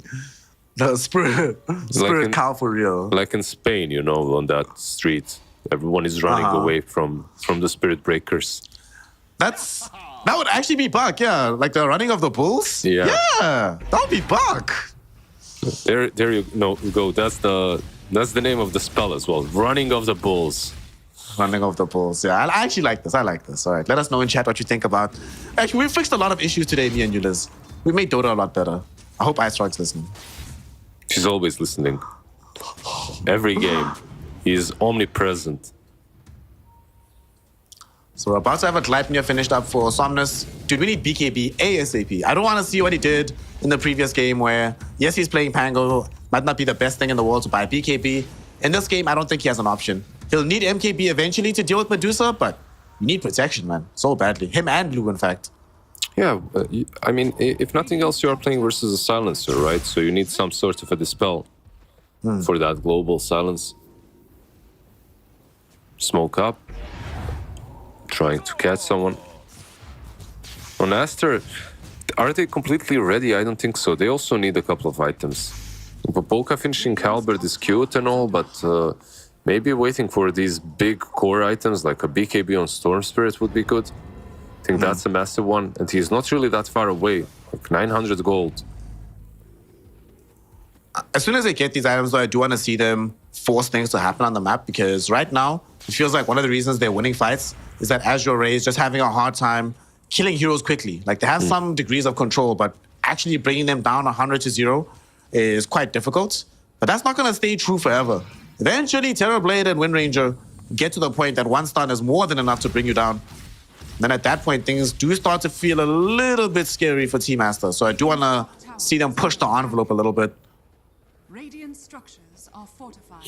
Yeah, like this time around, they're definitely not in the same position they were in that game 1. At 27 minutes in, they were like 15-20k ahead. This time around, they're 1k? Almost no advantage whatsoever. How did he know? He had a sentry and a ward, okay. Yeah, he has a sentry, yeah. No, actually, you know why he knew? Lizard, he's the king, that's why. He just sensed it. Yeah. Had that sentry not been there, though, he could very easily have been dead. But this is why a Vision wins games. And by proxy, supports win games. So please tip your supports in your games. It's Make them feel good, make them smile. Yeah, I'm even looking at the map and just remembering and trying to understand exactly why each sentry was planted. Because I think most players struggle from the same thing at the moment. It's where to put wards on this new map. The map is just very big and everything has changed. And especially when you're playing versus Invis heroes, like where do you put sentries? There's just so many ways that they can approach your side. But so far from Certainly. Master, yeah, they've done a stellar job. They're thinking about going for a smoke move right now. Unfortunately, there was a Beastmaster Hawk that saw them all congregating. So I think Azure Ray will be aware that a fight's coming, as the smoke will emerge now. Let's see. Beastmaster, him and Nyx Assassin getting some D-wards. Long charge onto Somnus. They want to try and find him, but they can't bring him down in time. Global Silence will be there, and it's gonna try and elapse. They haven't killed anybody off just yet. Nyx Assassin will be the first casualty. Beautiful shackle shot coming in from Somnus. Almost allowed them to kill Popoka, but the They have heals gem do on come him. in. Yeah. They stay alive. He has the gem indeed. The Guardian Grease from XXX did a bang-up job there. Precision. XXX, speaking of him, he gets caught in with the Gleipnir. Not gonna be killed off just yet, though. And Azure Ray, although they lose the Nyx Assassin, they still feel a little bit stronger in this fight. They're gonna try and leverage this meta to take the tier 2 before they retreat, though. Yeah, the biggest issue is the global, right? Like it has been used. So right now, if you're Azure Ray, you're not really afraid of many things. As long as your meta is up, you can take an objective. Best case scenario as well is that they didn't have to pop the BKB in that fight. By the time the meta was popped, Terrorblade was on the edge of the engagement. So he's like, well, sweet, global's up. Awesome. I can just keep Manta and BKB. Yeah, I feel like they're reaching some sort of a critical mass in which maybe they even feel like they're in control. Still, though, I kind of felt the same in game 1, and then Aster just outplayed them in teamfights. Probably does feel like it's going to come down to execution more than anything else, because the current game state, let's just say a lot is on the line for Monet to dish out this damage. And also, if XXX hadn't had as decent a start as he did, to have some of these additional items, the Solar Crest, the Guardian Greaves, Somnus could have easily died more than once in these engagements. So we Yeah. might need him to also be, not Somnus, Sumail rather, Somnus, my bad. Yeah. Too many S's, yeah. I understood you. Smoke, though. 4 on one side, 4 on the other. All right, let's see. He's jumping in. Popoka, they wanted to target first. They don't miss it. They'll be able to get off the second global silence. They reach Somnus first and foremost, but Somnus is still alive in this engagement. He's going to be able to get the turnaround with Lu being there. They get the Stone Gaze out, but Medusa still hasn't killed anybody off just yet. They bring down the Beastmaster at long last. Somnus also in danger, but he skirts away towards the Roshan pit and stays alive. So all that was taken there was just the life of the Chalice Beastmaster, but Somnus barely survives. Yeah, and they had like the perfect vision on Dire as well, on that cliff right behind them. So it couldn't help them because of the smokes, but still the vision was amazing. Nyx Assassin and Kotal in front. This is dangerous because there's a gem on the Spirit Breaker. He's gonna charge forward right now, gets interrupted by the Nyx. They're gonna jump in right now. Nyx is going to die. Spirit Breaker potentially wanting more, but they should be happy with just getting 2, opening up the space for the Roshan, and they'll find the big man waiting with open arms to get taken away and killed. Yeah. But they're smoking back for this Lizard. Yeah, they made sure that Nyx Assassin is dead as well, so no blink dagger shenanigans stealing the Aegis. They are smoked up and running in. Like this 3 versus 5. Yeah, it's 3 versus 5, but they're all clumped in the pit. There's a Gleipnir available. They go in. BKB for Lu. They really want the Roshan. Who gets it? Lu does snatch the Aegis. He takes it away. You said there's no shenanigans. The shenanigans do not stop. Sunder coming in to heal up the Terrorblade. Somnus, though, in trouble. Nether Strike pushes him back from Popoka, and he'll get brought down by the Soul Assumption. Lu now, he's the one that really needs some assistance. He needs some help. Stone Gaze already utilized. Chalice shows in on the north side of the fight here, putting in damage onto the silencer, but it might not be enough to save Lou. Lou right now doesn't have meta available. He's going onto Monet. Monet though! Monet's dead! Monet just gets demolished. Oh my goodness. Was that These a axes thunder? that kept flying What in. happened? Or just I think what kept happening, axes, yeah. Just axes on axes on axes on axes on axes. Just ended up eventually coming right. Because I don't think it didn't have thunder yet. It was still on cooldown. Wait, he stole the cheese as well. So yeah, he died with the Aegis, but he also had cheese to use later on. Damn, Aster God. just got demolished. Even though, yeah, I guess Rosh was way too hard for them to take. They were all 5 in the pit, but Rosh damaged them quite a bit. By the time the fight started, the 1-3 versus 5, by the way, they were all on like 50% HP. They managed to kill off Somnus, but they just had Speaking low of Somnus, resources. Yeah. Mid lane, Somnus is trying to get the get back onto Sumail, and Sumail made the long jump to bring down Tianming. But as he does so, he finds himself killed off by Somnus. The BKB ends, the Diffusal Blade starts to rain down, and all of a sudden it's a 5k gold lead for Azure Array, Liz. Yeah, like they definitely they felt like they were in a little bit more of a control, and they're making use of their small advantage. It pays off to be brave sometimes. Go in for that fight 3 versus 5. Most, like 90% of your games, that's gonna backfire, but they knew what they were doing. They knew that Rosh is a little bit harder to kill right now. I can't believe as well that Lou was the one that made the direct run. He literally just bypassed all the heroes. He's like, hey guys, what's up? How y'all doing? Just here for the Aegis. Thank you. Yeah. I don't want anything else. Really doesn't feel like the same player, but maybe it's the LAN effect, you know, working with him. I also think that, man, no, I'm not going to do it. Actually, no, you almost got me, Lizard. You almost got me to try and speak positively about Lou's future. No, I will not do it. Go do it. Come on, we all want to hear. All right, fine. Now I think, you know, I've always rated this guy for many years, and he just hasn't lived up to the potential. I think on a team like this where expectations are a little bit lower, like it's not like a YBB where expectations are low and the team isn't that good. It's a very good team without high expectations. Everyone is just trying to get better. So seeing Lou here, having someone like Lanem as well, who's always been one of those very personable coaches, I think can really help develop a player like Lou. And he's looked good so far in this tour. Well, you called it yourself, right? Like all the teams are looking better and better since Tour 1. And Lou has been a part of these. Like he's been steadily improving.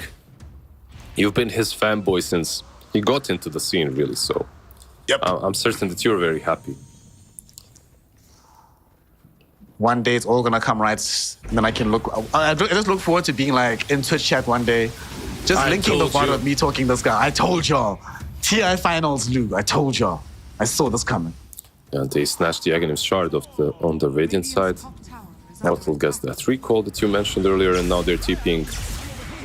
Well, it's only the Wind Ranger Oh, that's actually that so TP'd. smart. Yeah, because they can recall her. They can bring her back with Cuddle. And she can Very solo easy. it, right? Can she? They decided to call her back early because they wanted to try and force a fight on Baboka, but man, Baboka, even in a game where his team is losing, still knows how to be the most annoying person in the entire lobby. Yeah, what's Just dragging Azure. Yeah, what's crazy about it is that Spirit Breaker is actually one of those heroes that can really feed if he's on the losing side. But he wasn't on the losing side for the majority of the game, right? It's only now that they lost control. Bottom lane, we see that Somnus finished off having the Aghanim Scepter, of course, building into a Lincoln Sphere now. And then afterwards, you can start thinking about maybe Diffusal Blade version 2 or some Hex, Daedalus. The world is his oyster, honestly, for Somnus. He can decide how he wants to itemize because at this point, damage is not really a problem, right? Between him and Lou, there's more than enough damage available for Azure Ray. Yeah. So he can decide exactly what he needs next. Baboka. Charge there. Baboka, oh man, if they can kill him, it would feel so good. He just keeps doing this. He can't keep getting away with this, but he does. They should know that everyone is around, though, right? Like Medusa now in front, so Baboka also with that charge. They smoke up. They should know exactly where everyone is on Aster. That's one good thing about the smoke that Team Azure just made. is under attack. That being said, they don't have a blink dagger on the next assassin, so it is a bit tough to start this fight. They're jumping onto Somnus right now through the global silence. He pops the cheese and stays alive. Next assassin not so lucky as he dies off. And Somnus, he'll be next. What Still no the BKB, so he can't protect himself. So now they need to try and flee away from this fight as Azure Ray, who can get themselves out. Charge going in onto Lu. BKB will be popped on the Terrorblade. Can he TP out? No, he cannot. There is still Medusa? ways to cancel this out. Medusa? Medusa, she's out of mana. She's out of life. These axes from Chalice, man. Another fight where we see Medusa not being careful enough with these, and she will end up dead. Somnus brought back to ensure that this fray goes successfully. They didn't need him necessarily, but maybe they can leverage his additional life to get more out of this fight. As they brought down 2, Medusa does have buyback though. It would be very nice if they can force her to use it. I mean, yeah, it was the Axis, but it was also the TB with all those illusions just going ham. Okay, they need to be a little bit careful on the Medusa. You get a good 2 pickoffs and then you're out of position. Blue is just going in. Yeah, Lu's going in, and Sumail went in to try and stop Somnus, but they caught him instead.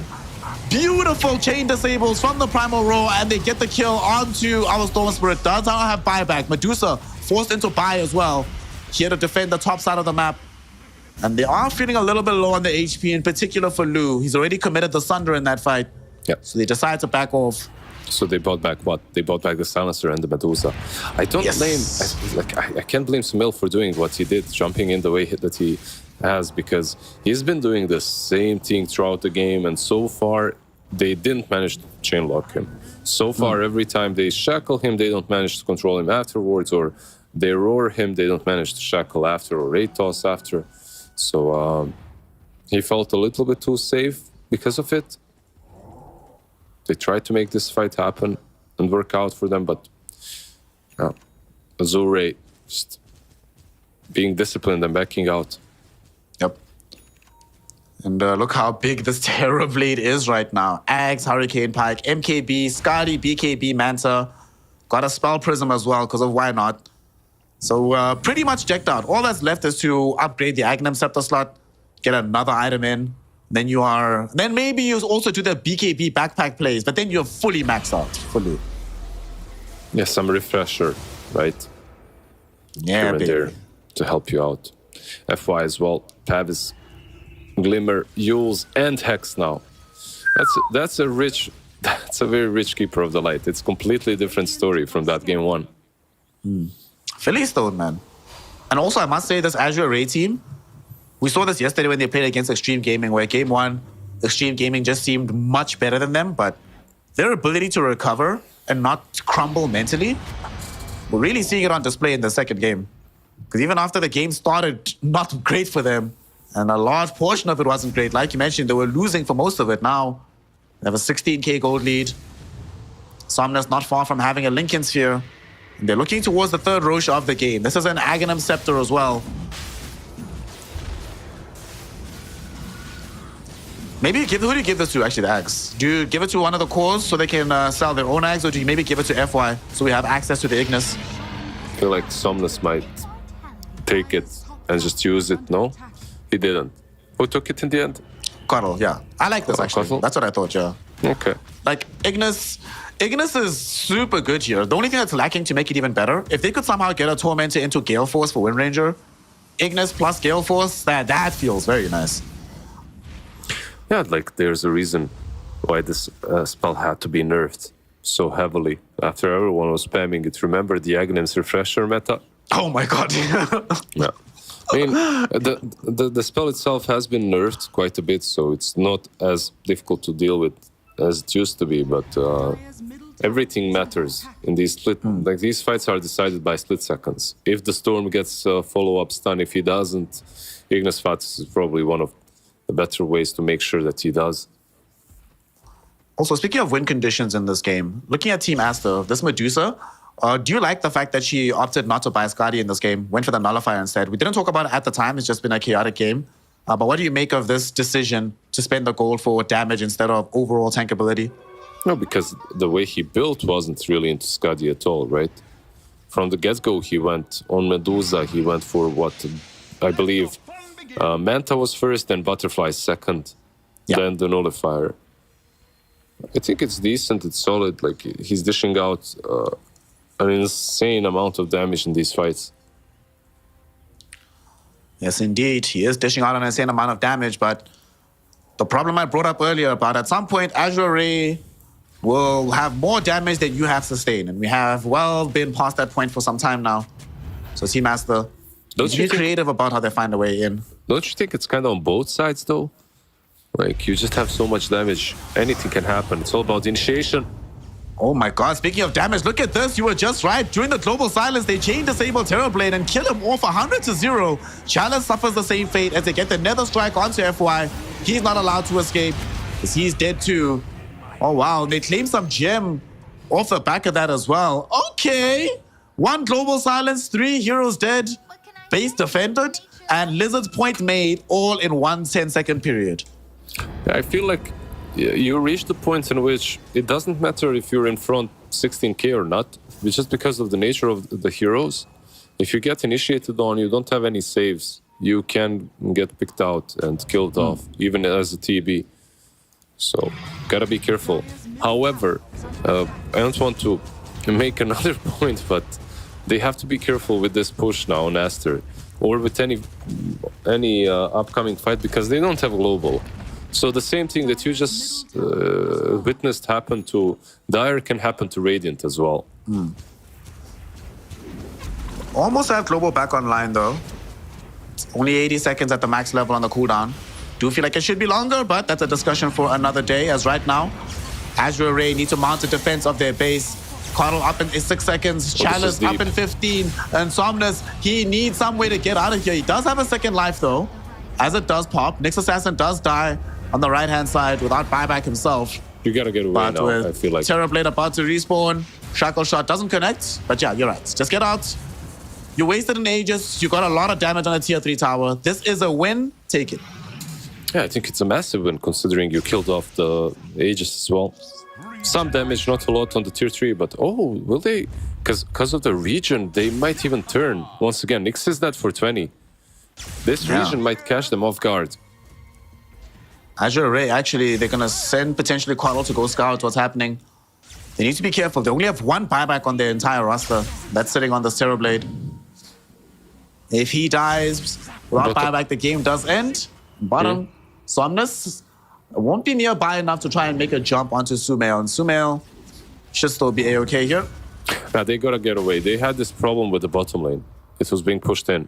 And because of that bottom lane, they couldn't really continue just standing in this offensive position. If no one is defending bottom, obviously they are gonna know that you're around their base, and they will not move out until Nyx Assassin is back up. So you're kind of wasting your time. Ooh, look at Sumail. Like he's out here getting bigger and bigger as a Stone Spirit, buying Lincolns at the end of the game, but his Medusa's buying Rapier. Monet's feeling very confident about this game right now. Just going for Rapier. We have a fight that's happening middle though as they jump in looking for the Keeper of the Light. Coddle will end up getting brought down. Sumail is on a killing spree after that zip. No buyback, by the way. No buyback, yeah.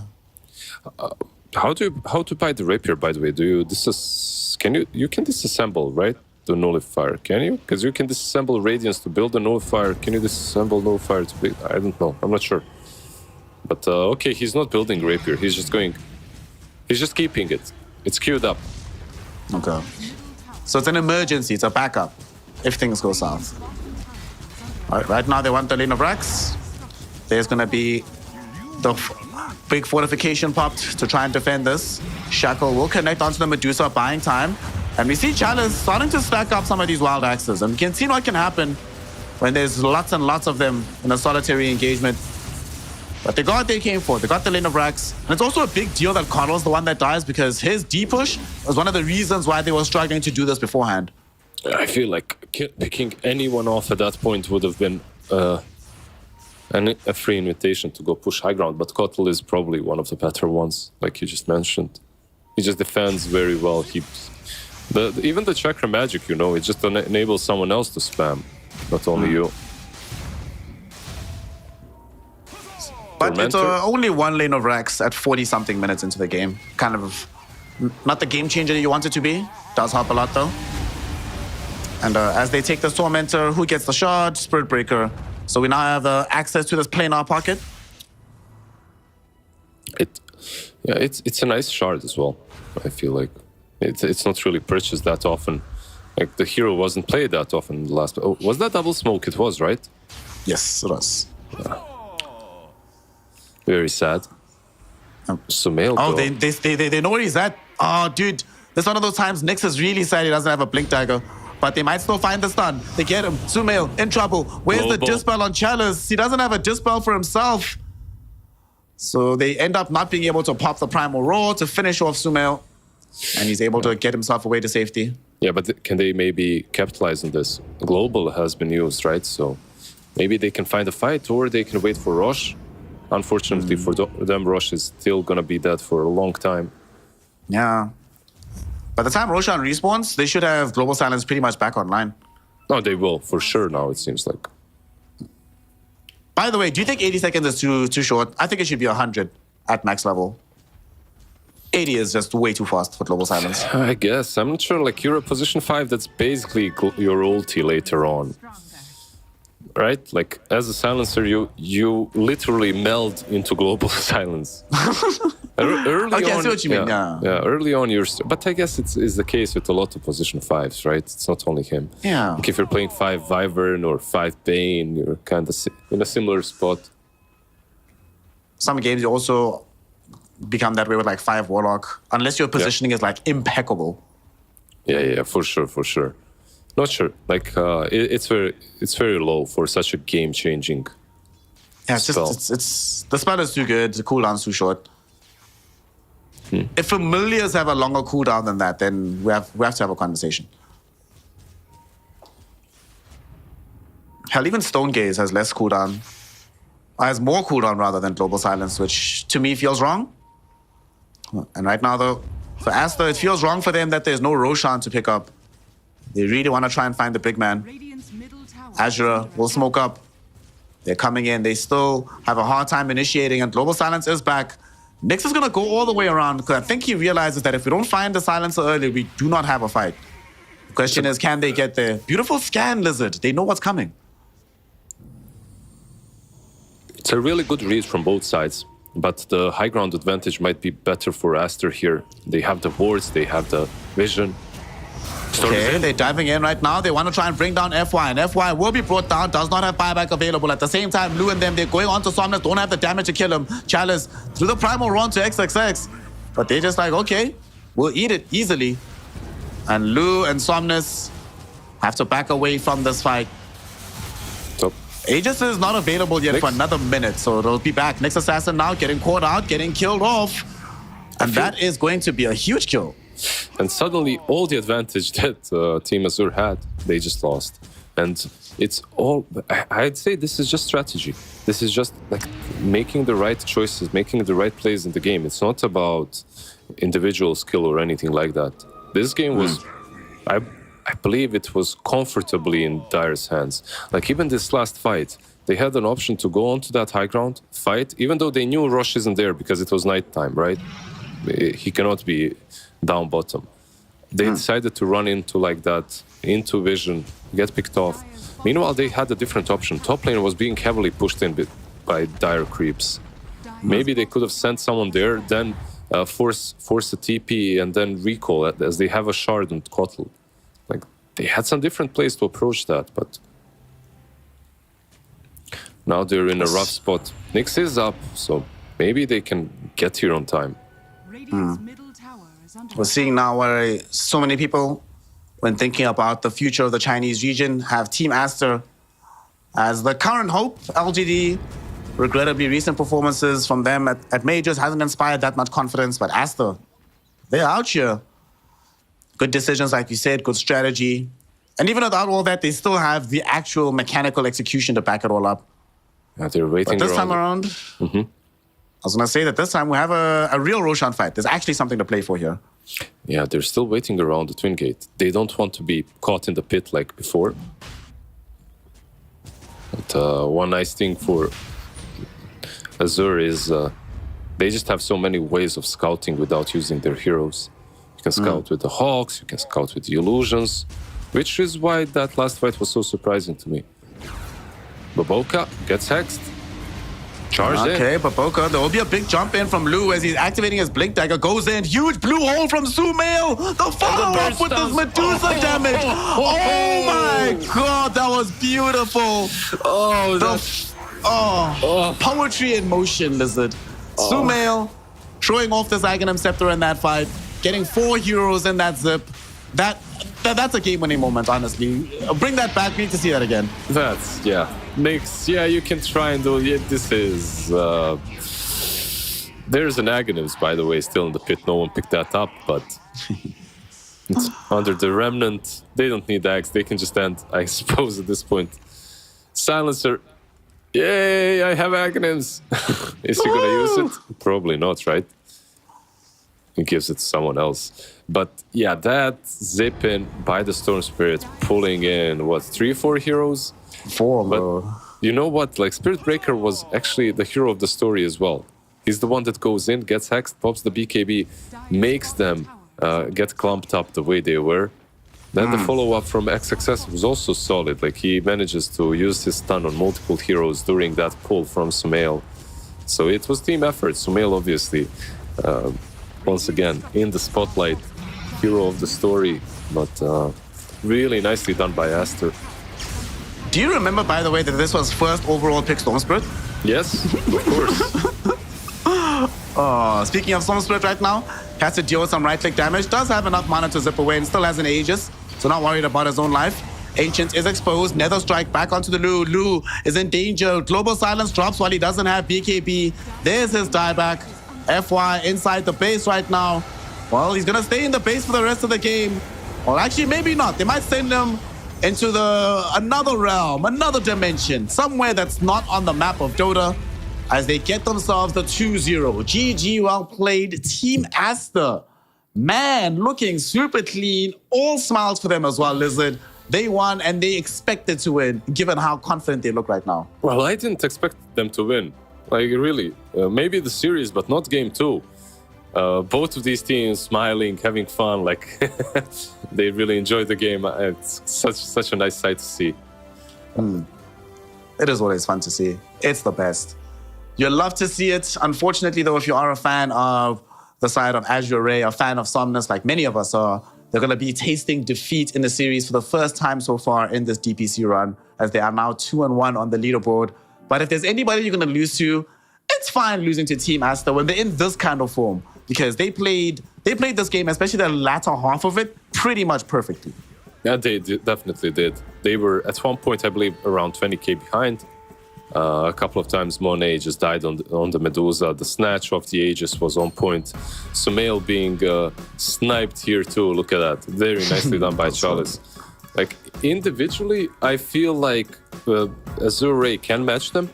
But strategically, when it comes to choosing where to fight and when to fight, I feel that Aster is just on a different level.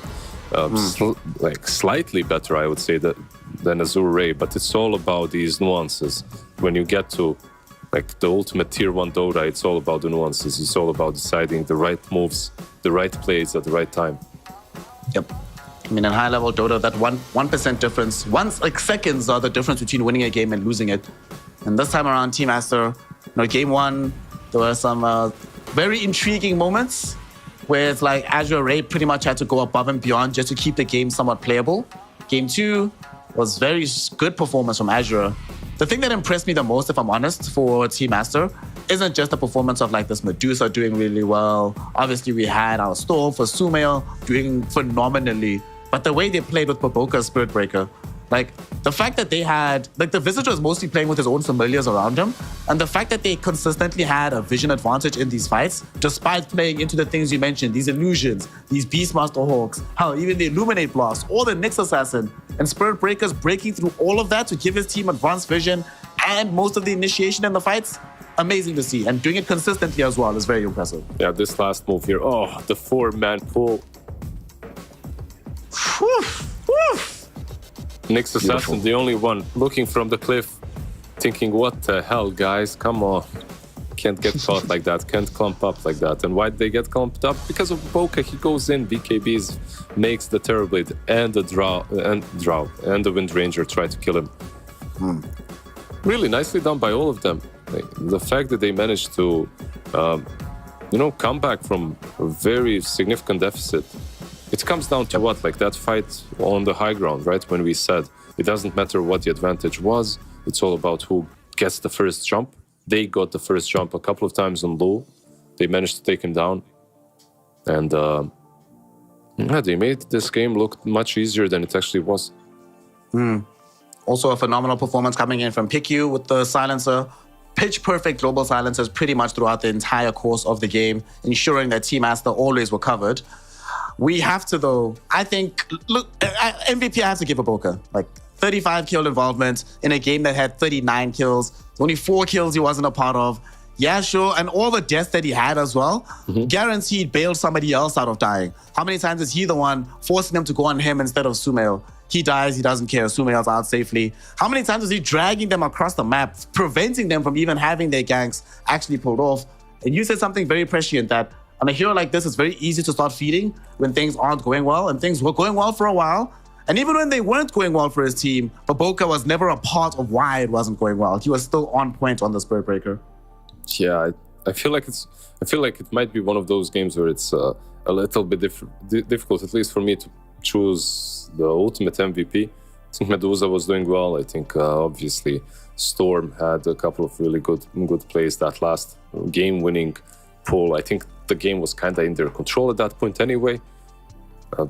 Spirit Breaker as well, obviously rotating across the map early on, top lane as well, getting that first kill on the Nyx Assassin. I think he had a stellar performance, like all of them. It was, for me, I would have to say it was a team effort. It was like taking a couple of really good fights that really won them the match. Most importantly, the fight on the high ground and around the pit. Well, we can ask some questions very shortly about what these fights have meant for us aside of Team Aster. But first things first, we've got to take a look at what this means for their leaderboard, as they are at the very top of the division, 2-0 right now. Having already faced some pretty decent opposition. They just beat Azure Ray today. They beat Piggy Killer yesterday. So certainly not a squad that you're looking at and saying, oh, they're not doing so well. Nah, they look pretty hot on the side of Team Aster. With this win, unfortunately, though, Azure Ray will suffer their first loss and go down 2-1, tied up with Extreme Gaming, who they beat yesterday. And then, of course, we will be seeing IG versus PSG LGD later on today. Whichever one of them wins will go into the top half of the bracket. Whichever one loses will start week number 2 in the bottom half of things. So always very interesting and intriguing to see this kind of split. And looking forward into the future, Liz, do you think this is what the leaderboard is going to look like by the time we get to the end of the third week? It's really hard to say once again. I don't know. Like, it's the Chinese region, right? Like, anything can happen. We've seen it in the last couple of seasons as well. Like, a team that you expect to be kind of relegated or fighting for the bottom spot of not being relegated goes to the majors. So, really, I'm just looking forward to some great Dota. I'm looking forward to seeing some incredible Dota. We've already seen some good Dota today being presented to us by AR and Team Aster. And of course, since Team Aster got the W, we get a chance to spend some time with them as we'll have an interview with Boca. Boca, aka Borax. Good sir, congratulations on the victory there. One of the things I'm very interested about, right, is there's some rumors that apparently you and Sumail have been building a budding friendship. Have you guys been working hard towards like getting him acclimated into living in China, learning the language, learning the best places to go around the city? What have y'all been doing to help Sumail get comfortable in his own skin in China? 首先恭喜你们拿下这场比赛的胜利。然后最近大家一直听说你跟Sumail的关系非常好，那你们是做了哪些？有没有做一些就是想法或者计划去帮助 Sumail 更快的融入到国内的生活，包括语言上的一些学习啊，或者带他出去看一下上海比较出名的一些地方，你们这边是怎么打算的？说实话，我们在上海的时间蛮短的，就主要是带舒哥吃点他自己喜欢吃的东西吧。然后语言上的，说实话得慢慢来，估计得有半年才能差不多正常沟通吧。就是平时也是说法就是都是眼神交流，就是说中国话，然后做手势，就告诉大家干嘛。Yeah, to be honest, he's only been in Shanghai for only a couple of days, so we don't really have time to bring him anywhere. Besides, of course, we took him to some food spot here, the food he really likes, and in game, I think right now we still doing a lot of hand gestures. Talk some really simple words. I think it's gonna take at least half a year for him to be able to have some good Chinese communication with us. It's gonna take time. Language is not easy, but as far as I can tell, it's everything is working out good right now. Yeah, of course, everything is working out quite well for you guys. One thing I also want to ask, last tour out, you guys started very strong, right? You started ROTK coaching the squad, and then the results didn't necessarily always pan out. Things were also looking a little bit stale in terms of your play style. Can you talk to us about what happened at the end of ROTK's tenure? Why did he end up leaving the team? Was there an internal communication throughout the squad about something needs to change, and he was the change made, or was it something else that ended up happening there? 上个赛季阿神执教的时候，一开始成绩还是不错的嘛，当然最后的话可能结果有些不尽如人意。就是想问一下，中后期的话可能发生了一些什么样的转变，让队伍觉得需要去做一些变化，包括最后这个阿神也是离开了执教的岗位，就是能跟我们分享一下吗？前面因为主要打的队都稍微比较弱吧，然后就是主要是国内的水平太低了，然后后面打到中段的时候，就大家的水平接近一致的时候，我们就显得有点就打得很难受吧，就是每次都是打到20几分钟之后，感觉很迷茫，就是每个人都在干自己的事，但是都干不到一块，就是各自干自己的，但是就是打不到一块。然后阿神就是回不来了，可能是。Yeah, so regarding about last season, for first half we major playing some, I would say not stronger team, not that teams that not that strong, and they have quite a huge gap between the top teams, and then at the middle of the season we start facing the teams that are stronger. Then the problems just exposed. I really feel like during that period of time, we, especially past 20 minutes mark, everyone is still doing their things on the map, but we as a team just don't go together. I have no idea like what is happening sometimes in the map, and we all knew there is problems. And for me, I just think maybe ROTK was not a good fit for us. It didn't really quite work out. Okay, certainly makes sense. Brother Liz, what have you got for him while we have him on the line? Congrats on the win once again, and on a decent major run, I would say. Can you tell us, like, at what point did you guys decide that Sumail is your guy, that you're going to be taking him for a longer period? 就是首先恭喜你们拿下这次比赛，然后之前 Major 的话也有不错的成绩，就是想问一下，是什么样的一个时间节点，你们就发现了 Smell 就是你们想要的那个中单？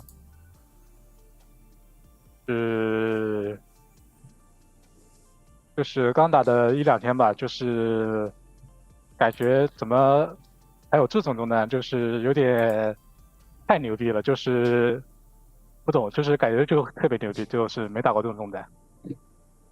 Yeah, I think it's at the very first, second days, we realized, at least I realized, I never played with such a phenomenal mid laner before. I just don't understand everything happening in the game. He's just so amazing, and yeah, I never had the chance to play with this kind of mid laner before, and yeah, at that time I feel like he's just a special one.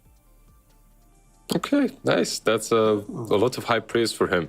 I'm glad that it worked out for you guys. I'm wondering, though, when it comes to this second game, what didn't work out in the mid game? Because it looked like you guys were almost losing it. 想问一下，这场比赛的第二小局的话，就是中期可能发生了哪些情况，导致队伍差点就是要丢掉比赛？就我们打到中期的1-2波团，然后还是比较鲁莽吧，就是把对面人杀了之后还要想追，但是我们每波发现都是杀了对面关键性人物，但是追过去还是打不过，我们就开始打，先秒对面一个，再拉扯，再看情况打。对面要是买活了或者追过来了，我们再看情况打。如果对面不追，我们就继续干自己的事，就等落山，或者就是在等阵地战吧，就是不要鲁莽的追过去打他。I think we played too aggressive. We overextend a bit too much. And like all those team fights we lost, we felt like we already bring down their key heroes, yet there somehow we still lost the team fight at the end. So after a couple losing battles, we just figure out we cannot just chase them, even though they might lose 1 or 2 key heroes. They're gonna fight back and they're gonna take the team fight. We just wanna play with more patient. We're gonna check their status. If they're gonna fall back, then we're gonna chase them. If they have the idea of fighting back, we're just gonna drag the team fight long and take advantage of that and doing roche, control the ward, control the vision. We just wanna we decide to take a better approach to the game to end it. Okay, thank you. Just one more. Like, why are you so aggressive? Is it the crowd? And how does the crowd actually affect you? Because right now you guys have this like 2-day LAN during the DPC. Is there like a lot of your fans? Are they taking your time, or are you just enjoying the atmosphere? 那就是想问一下，为什么会变得这么进攻性会比较强吧？就是因为来到线下可能会有粉丝在下面会变得比较激动吗？然后这2天的线下赛有没有跟粉丝花一些时间？然后你觉得线下氛围怎么样？主要是因为我们就是舒梅尔说 go， 我们就不想说 no。然后线下挺好玩的吧，就是观众也有那种喊之类的，然后打完比赛有签名，反正就挺有意思的。Yeah, so I think the in-game main reason is whenever Smell says go, we just don't want to say no to him. So we all go in, and yeah, playing offlane is kind of interesting. We definitely can feel the fans under the stage. It's very nice. And playing offline is fun. I have one last question before we let you go. We have been talking about like China as a region, and it does feel like right now China is stronger in this third tour than it was at the beginning. Internally, as a player yourself, do you also feel like the region is stronger now than it was back then? And secondly, what have you learned from these last couple of majors that you think will translate into making Team Aster better from other teams that you played internationally? 就是想问一下，我这边个人感觉是第3赛季的中国赛区整个赛区的水平是变高了。想问一下你们自己打的或作为选手，有没有这方面的一些感觉？然后就是再问一下，之前的一些国际比赛上的一些经验的话，你觉得有哪些能够就是让 Aster 成长变为更好的队伍？国内主要是之前本来就能打的，就退役休息了2个赛季吧，然后第3赛季又回来了。然后组到了比较有竞争性的队伍吧。然后在国际赛大赛的话，我觉得去年主要是阿灵顿 Major 吧，就是让我们就是一股气势就打上来了，就是很难形容，就是一股气势就冲上来，然后就每个人都变得很自信，然后打得会特别好。Yeah, I definitely agree with you. I think at the third season, those good players who decide to take some short breaks are coming back, and they formed a very competitive team. So I think that at least for this season, the region is becoming stronger. As for us, I think the Arlington Major really bring everything together for us. I cannot describe what the feeling is, but I just feel like after that major, everyone has the moral is up, everyone has such good chemistry, and we all have a very good confidence going into matches. I think that's the most important major for us. Well, confidence is very often translated into victory. So the confidence is showing. Congratulations on the victory today, and we look forward to seeing you down the stretch. So good luck, have fun for the rest of the games, and thank you for your time today, Bubaka. 谢谢你接受我们采访，希望你后面有更好的成绩。Okay, thank you. Bye.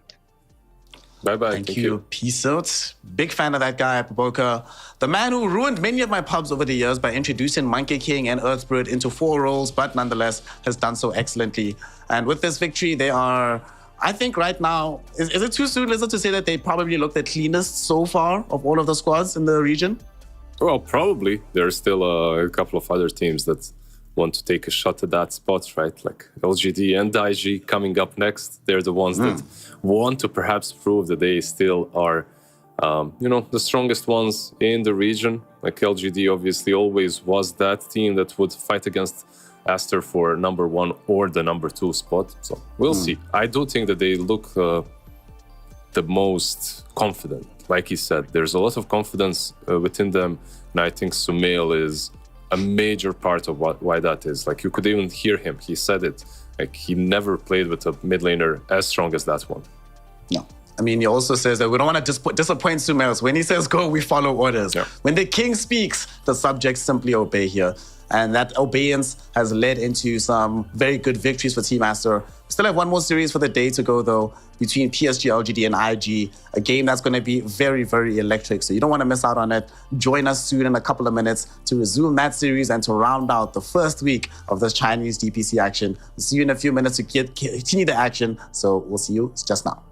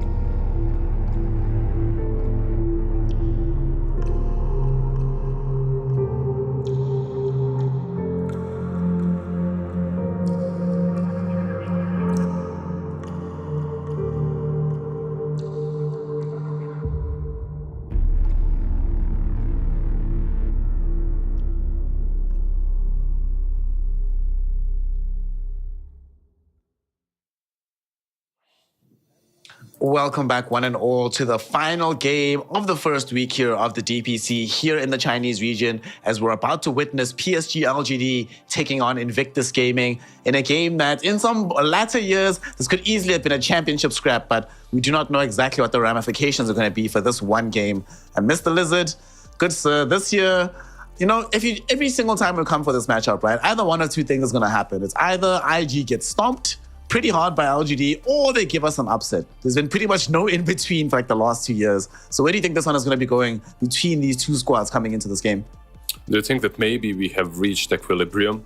They've been like, beating each other just too hard in the last couple of seasons, and now finally that they're on the more or less the same strength level. Not only because of IG getting stronger, but because of PSG LGD obviously making that huge reshuffle and switching everything up. Yeah, PSG LGD is it's interesting, right? Because not only are they very different on paper, but throughout the year, they started with Shang Yu, who's on IG right now. They kick him at the end of 201. They brought in Zio for 202. They kick him at the end of 202. And now they're going to be trying out with BAB, New, the offlaner from Vici Gaming. So I still feel like they're trying to figure out exactly what they want out of this year of Dota. As well, the side of IG, even if you don't agree with their approach, they very much have an approach right now. So LGD, it's going to be up to them to show us exactly what's up. That being said, just looking at the names on the roster, Lizard, honestly, the results are very disappointing given how high the ceiling is for all of these players. I mean, yeah, it is kind of disappointing when you think about international appearances, right? And making it at the last couple of majors. Like when you look at IG on the other side, you do have players that have obviously had some great international success, but they also have some players that, like we talked about them in the intro, have been taken from PSG LGD and put on the offlane. It's Mr. Li Longwu, Zhang Yu, or historically, he was, listen to this, he was the hegemon king of Western Chu, like in some 300 or 200 before Christ, like he was a commander. What does that mean? Do you think that he needs to be the one whose voice they listen to during their games? Or is it still Emo? I feel like Emo is like Sumail. If he says go, you have to go, and that's it. You have to, yeah. I was actually about to say the same thing, that like, yes, it makes sense. He's the historian.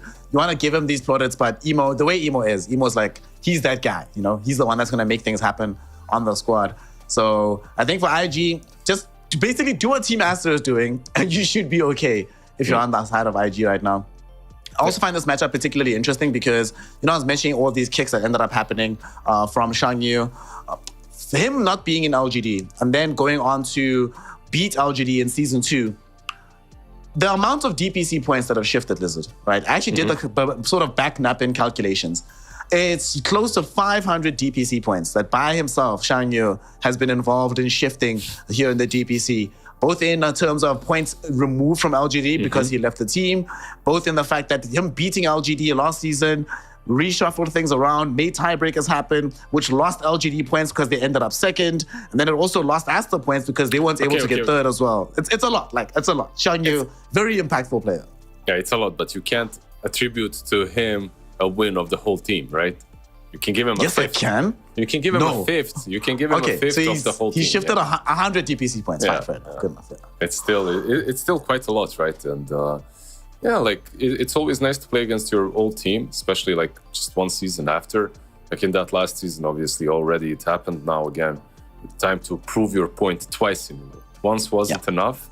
Like it was a major victory. Well, it was really a major victory. It got them to the major, right? When they won versus PSG LGD. Now they need to do something similar. And I'm just shocked by Chinese Dota. Like we're talking about this region being weaker and these players and these teams not having as much success internationally. Yeah, but when you go over the teams, it's like, I don't know. There's maybe one team, and that's Team Bright, that has these players that are considered tier 2. Everyone else, literally the majority of the teams, the majority of the players, they can easily stay in Division 1 or even make the major. Yeah, there's pretty much, I think, outside of Team Bright and maybe an Aster Aries, literally any other squad who goes to the major, I'm not going to be surprised. I'll just be like, oh yeah, that checks out, that makes sense, cool. I see this happening. the level of Dota has certainly increased. I love seeing this. A very far cry from season 1 when we had to deal with like some dawn gaming, some nights and stuff. You don't know what's going on. Here you just look and you can have confidence in the Dota being watched, the Dota being played out. And I think what's also good, it's good for the region internally and externally, so that once they go overseas, they're not stuck in the same situation that we heard from Baboka earlier, where he was saying that they started to playing the weaker teams and that didn't necessarily prepare them for playing up against stronger teams. If every team is strong in the region, as we see, for example, from Western Europe, that really does prepare you for what happens in international settings as well. Yeah, like the better your practice opponents are, the better you will be. It's as simple as that. It has always been like that. If you take Sumail and drop him into 3K MMR for a year, he's gonna be spamming some shit on Reddit in like a year. He'll be like, that's wrong. This is why mid lane Oracle is great. You know, he'll be writing that kind of things. It's just the way it is. Like if you play versus players that are much worse than you for a prolonged period of time, you cannot improve. It's why teams are screaming in different regions right now. It's why some players are playing in different regions, even though the ping is substantial. Yep. I mean, in an interview that we had with Somnus yesterday, he said that exact words, that the reason why Europe is strong is they just have the best scrims, and they haven't had good scrims in China for a while, which has led to worse results. But if that changes, then suddenly everything else will change down the stretch. Of course, going into this game, one of the things that scrims do is teach you how to approach the game, but in particular, they give you some ideas of how to draft. And have you seen any differences between China and the rest of the world that you think stand out to you so far as something particular that this region is doing? Nothing too crazy so far that I have seen. I mean, not too many games have been played just yet. Post-major meta has kind of remained the same. The same heroes are being picked. We obviously did see a Winter Wyvern played on the mid lane in that last match, which is maybe a change. But besides that, have you? Like, is there anything really standing out hard? Not really. The only thing that I've seen that like is done a little bit more in China than elsewhere is that here in China, just people are very, very, very uncomfortable with this idea of running like strange offlaners. All the offlaners I've seen so far in China have been things I expect. You know, I haven't seen like some anti-mage offlanes. I haven't seen like some bounty hunters. It's just been Beastmasters, Bat Riders, you know, these sort of heroes in the offlane. I think that's the one thing. But outside of that, the one thing I will say about China, funnily enough, China doesn't pick as much Void Spirits as it seems other regions are doing at the moment. Only a couple of teams that have played it thus far. And I don't know why, because Void Spirit is just so good right now. Just pick the hero, it'll win. What? I think it was banned in the last series, though, in the first game, right? It was banned in the first game, yeah, but it was let through in the second game. Yeah, but the second game, they just insta-picked Storm. Yeah. Because Storm was even banned earlier than the Void Spirit. You have Sumail, you pick him Storm, you know. It's still a thing after all these years. When was the last? When was that? 2015. 2015. Yeah.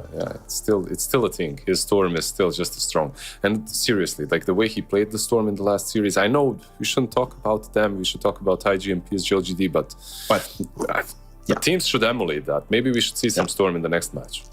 High key, real talk. Any of y'all who didn't get a chance to watch that game, just go watch it. Download that VOD.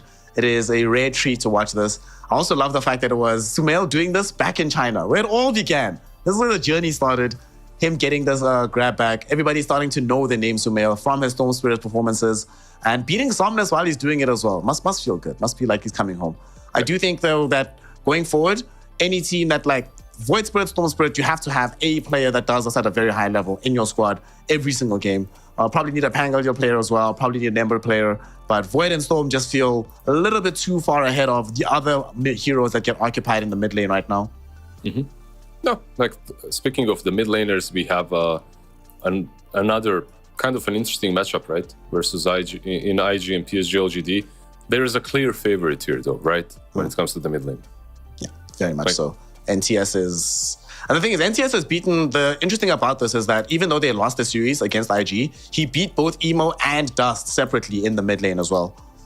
Yeah, and like he's just considered, I believe, a stronger mid laner out of them. Like Dust, for me, has been... I don't know, he's been an interesting cookie coming out of the Chinese region. I watched him since his days in lower tier teams. I can't remember where he played. My dog wants to say a word Magma was the big one. It was Magma or LBZS, right? Something like that. He started it. And Yeah, he felt a little bit stronger than his teammates, but not too strong. Then he got into IG, and it felt like they were doing some crazy stuff with him. Like, I could see so many games in which they just jump in and Dust is all alone. In a second or two, he's just all alone, isolated. Yeah, so I still feel that, I don't know why, but Emo is their ultimate win condition. At the same time, I feel that Emo really thrives when he's playing that mid lane, when he's the playmaker, because he's the one that usually goes in the deepest.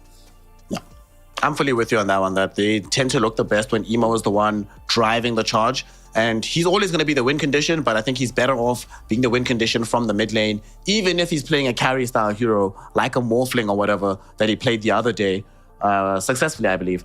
So IG versus LGD, both of them have only played one game so far. LGD took it 2-0. IG went 2-1 against a potentially weaker opponent in the form of Team Bright. But the underlying numbers seem to be, outside of the damage stats, seem to be very, very even between these two squads from that one game. But it's a very small sample size so far. Yeah, just the stats, in general, I don't really... there are some analysts, older ones than me, gray in the beard and in the hair. They really value the stats, and stats sometimes do lie, especially when your sample size is very small and when you have teams that have played against different tier opponents, right? Like sometimes you have a team that played versus someone like Magma that you just mentioned, and the other team played versus, I don't know, LGD or Vici Gaming, well, back in the day.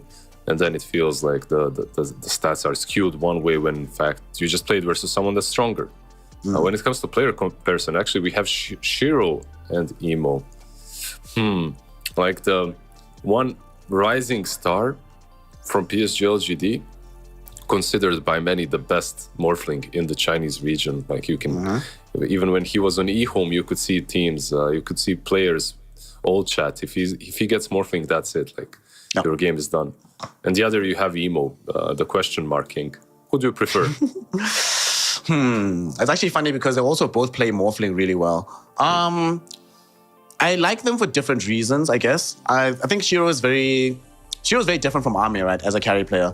Ame was just magical. I don't know, like once in a generation type of dude who'd get maximum amount of farm. He's in every fight somehow magically as well. Shiro is more a bit towards the heavy farm. And then once he starts exploding, then he gets onto the game. While Emo just has no chill. From minute 0, this guy just wants to go and make things happen on the map. I prefer overall, Emo gives me more exciting games. I've had more fun watching Emo win Dota. Even losing Dota, watching Emo Dota is very fun. Whereas with Shiro, it's just like, not Shiro reminds me of like a classic Chinese carry. Going back to like your House, your Burnings. Actually, even before then, you're like ZSMJ Burning level days. Just a very solid guy, gets all the farm in the world, starts showing up to fights, never stops, wins the game, Feels like he's a checkbox kind of player. You're going real far back. Are you going to start reading like the names of the heroes? Like, let me see, Anti-Mage. Oh, ZSMH. Nice. Exactly so. Yeah, I see what you're doing there. Like, but I can agree. We've had a couple of interviews with Shiro, right? And the way that this guy talks about Dota, the way that he's presenting himself and the way that he plays is really the same. I feel it's something that, I don't know, like it's something that really describes a lot of carry players that get to the top tier level. That's like, they're very calm, almost emotionless. And I think that's how you have to be, right? Like you cannot have too many emotions and think clearly within the game. Then again, I feel like maybe you don't get to learn how to control those emotions once they come on the big stage, right? Like, because on the big stage, you won't be able to be that emotionless. It's going to happen no matter what. And then it becomes a little bit harder because you haven't practiced the flames in the pubs, the flaming. It's sort of similar to what we used to see from Shopify Rebellion back when they were evil geniuses, when they were just dominating NA for so long. They literally were doing it in their sleep at times, and then they weren't prepared for pressure. They go to big tournaments and it's like, well, damn, we can't deal with the situation. And yeah, dealing with like high stress emotions. Yeah, I think there's either one of two directions, right? You either get like a Seb style figure in the squad who's able to just manage everybody's emotions through magic somehow and just make you all want to win, make you all better. Or you go like, I don't know, all of you take Valium the day before finals, be like some Tundra, win TI and just be like, sweet. Or even, I think when it all started, the most emotionless TI win I've ever seen, Liz, was TI4. Do you remember when Newbie won? And everyone was just like, okay, cool. What? You're like, sharp guys. We're millionaires now. Awesome, boys. Nice and easy. Yeah, and then you see on the other hand, you see someone like Team Spirit, right? Winning and just crying, calling their moms, dads, you know, just being completely ecstatic. I don't know. It's just the way gamers are, I feel like, especially in Dota, like you can get a little bit emotionless at times, but it's still nice to see. It's such a good story when you see those emotions, when you see players really cheering and having a blast, or even when they're losing, having a miserable time. That's also fun to see, not for them, for us. I mean, it makes it builds a story, right? Like, you know that they're gonna be try-harding to come back. But yeah, what's happening so far? We're supposed to start soon, right? Yeah, everyone's just in the lobby. We're waiting for LGD, it looks like. So I don't know. Jawed might be running around with a lasso. He's trying to get everybody in. He's like, get to your seat, boys. You need to play. Or maybe he doesn't want to play IG after last season. He's like, I don't want to do this again. We got shellacked first and last time. I'm done. He's trying to figure out some last second strats here, but should be showing up in a moment or two, I imagine. Is that it? They're just not prepared. They're saving their time. They're like, yo, my mouse is broken. Can you fix it? Meanwhile, what did you say? What hero are we supposed to ban? Okay.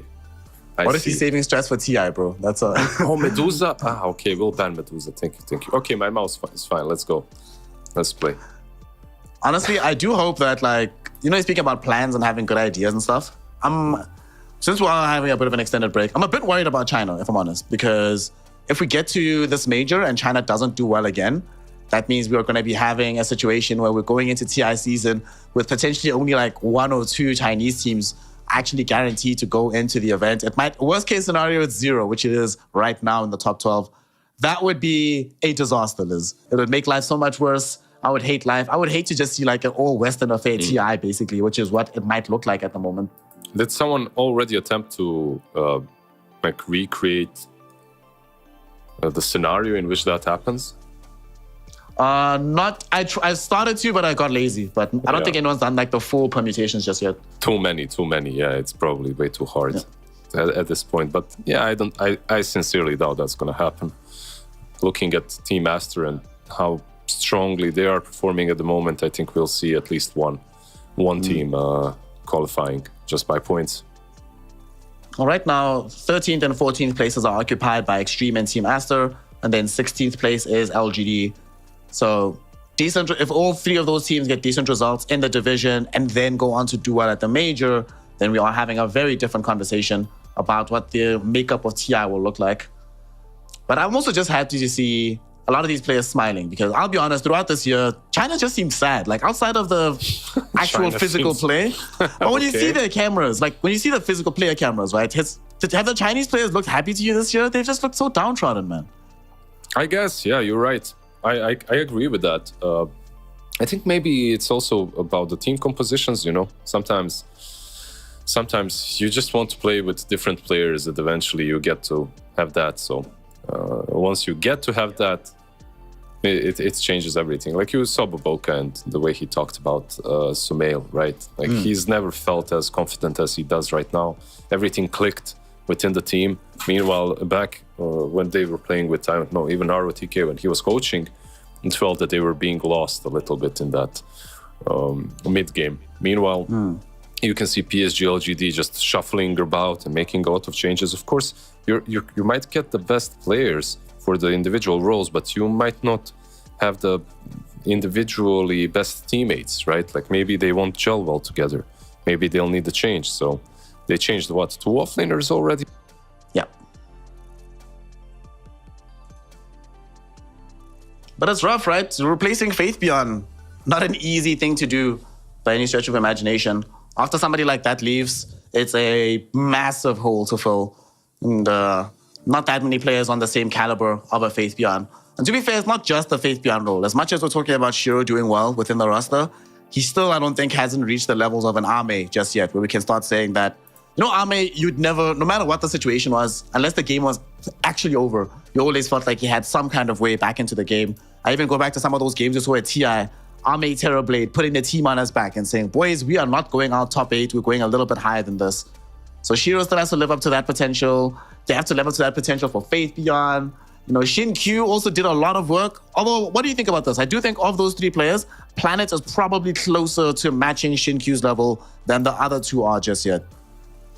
Yeah, I would agree with that. I think Planet has he has a couple of heroes on which he just performs really damn well, just surprises teams. You know, like the new patch also feels to definitely suit him. So yeah, I would agree that he's probably the closest one to Xinkyu.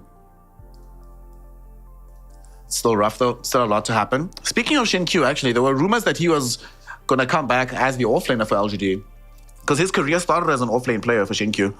And there was conversation, they really thought about it before going and opting for new BAB instead. It'll be interesting to see if this season doesn't go well, if they're like, all right, bro, shouldn't you come back, bro? It's fine. Yeah, like, we'll make a play for you. I don't know if he's gonna come back. Like, I'm looking at these players here. They're in their like booths. They're playing, you know, in front of the PCs. Meanwhile, I open Twitter. I see Xinkyu, Fate Bian, and Ame. They're on Maldives with 3 beautiful girlfriends and wives. You know, just chilling. Well, girlfriends or wives, not girlfriends and wives. It's 6 in total. People. So it's like that joke where they say, when you toast at a party or whatever, and you say, to our girlfriends and wives, may they never meet. Yeah, exactly. So yeah, I think they're just definitely enjoying their little or not so little break at the moment. But like everyone else, we hope that they will come back in one form or another, in one team or another. And I do believe that's going to happen, right? I mean, the team that we just watched, Azure Ray, 2 other players were intent on staying retired. They were like, we're retired, it's cool, guys, we're chilling. And then you start chilling, then you start seeing games happen, you start getting very excited. You're like, that looks nice. I want to play some Dota again. So I'm hoping that does happen. These players rediscover their love for the game. So right now, though, we are still figuring out, as you can see, we are in a LAN environment at the moment, and we are making sure that everything is going to be going smoothly from that end. There's a couple of on-site technical difficulties. It's not the casters. You see, hands off keyboard. I can't press the start button on the lobby. So we are going to be giving the players a little bit more time to make sure that all the computing things are working as intended before we get into this game. To that end, we're going to be taking a very short break from the Lizard and Snare podcast. And when we return, the 3rd series of the day, IG and LGD, will be taking place. So don't go anywhere. We'll be right back in a couple of minutes with some Dota.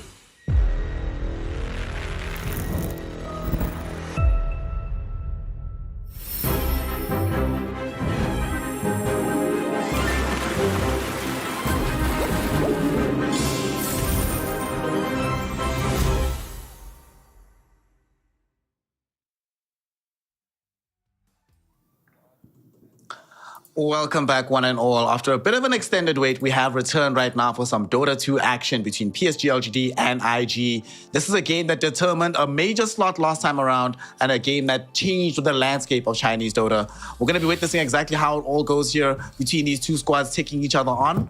We're going to have a draft very shortly before us, and we're going to have the wisdom of Lizard telling us what's the plan for IG and if they want to take down a juggernaut that is LGD. If you're following my wisdom, you're all doomed, man. I'm gonna tell you that much, but yeah, like looking forward to this one. The first series today obviously blessed us with some pretty damn cool drafts, pretty damn good plays. Now we have a different set of teams that aren't necessarily completely decided on the mid lane, right? Like they aren't centered. The focal point isn't that mid lane, so maybe we'll see a little bit of a different drafting, and we already are. Like in that last series, we saw Aster literally first phase Storm Spirit. This time around, we have Beast and Crystal Maiden, and such a cute crowd, by the way. Like it's such a nice little area with having these fans. It doesn't feel like it's a big LAN event, right? But it still feels very, I don't know, it feels right. This actually reminds me of South Africa doesn't have the biggest Dota crowd ever. So some of the events that we've ran over the years have always ended up being like this. Very small, very intimate. This is actually just putting me in a good mood. Just seeing this, giving me some good memories, man. So I'm hoping that they can also channel the power of being in a good environment for both of these squads. As LGD, you know, it's funny that this is the order of these heroes, right? Because when you was on VG Gaming, new BAB, one of his better heroes was his Beastmaster, but his best hero was his Timbersaw, and they pick it up for him. But on the other side, for IG, over time, and especially over this last tour, Timbersaw has become the best hero for Shangyu, supplanting his Brewmaster, his Visage, and his Beastmaster. So quite interesting that both of these guys are specialists on the same kind of heroes, and the fact that both of those specialist heroes are going to be in the same game. Yeah, because I feel like that's maybe because one of the heroes is considered broken and completely OP and very strong. That's the Beast. And the other one, Timbersaw, is always considered like one of... He isn't always the best answer to the Beast, but he is an answer. Like, if you have a good lane with Timber, then you can position him in front of these towers that Beastmaster is trying to take down. You can prevent him from really pushing that much. But there are some ways of Beastmaster to play against you, obviously, and he does set the tempo of the game. He can take you down with taxes later on. So if I was picking the side, I would probably rather have the Beastmaster than the Timbersaw. But it also, like you said, comes down. If a player comes down to the player preferences. If a player is amazing on a Timber, then he can make it work. Speaking of amazing on particular heroes, we're all going to be having a PYW Rubik. Doesn't live up to like FY Rubik, Kaka Rubik, or like some of the bigger luminaries, but still pretty good for PYW. It's going to be probably the 3-4 right now, right? Very decent lane, the Beastmaster Rubik. And if this Crystal Maiden is playing 5, there actually is kill threat onto her in this lane. Yeah, like there is kill threat on the Crystal Maiden. There's skill threats depending on where Rubik is. Maybe he's even playing on that safe lane, right? Like maybe he'll be comboing there. But yeah, like Rubik plus Beastmaster, nothing insanely strong, but strong enough. I think Rubik is also pretty decent versus Timber, like the spells that you steal from him. Frostbite as well is really nice. So already you have like an abundance of spells that you can steal. So overall, if you're Rubik, you're feeling damn good. Rubik feels fine. It's LGD's turn to just protect this Timber, I guess. So we've taken out Ursa. The question is, will they ban out some Monkey King, or do they feel Ursa is good enough for now? And thank God, no Medusa. Thank God. God, I hate watching that hero right now. I don't. I like watching Medusa. I don't like her in my games, but I like watching her.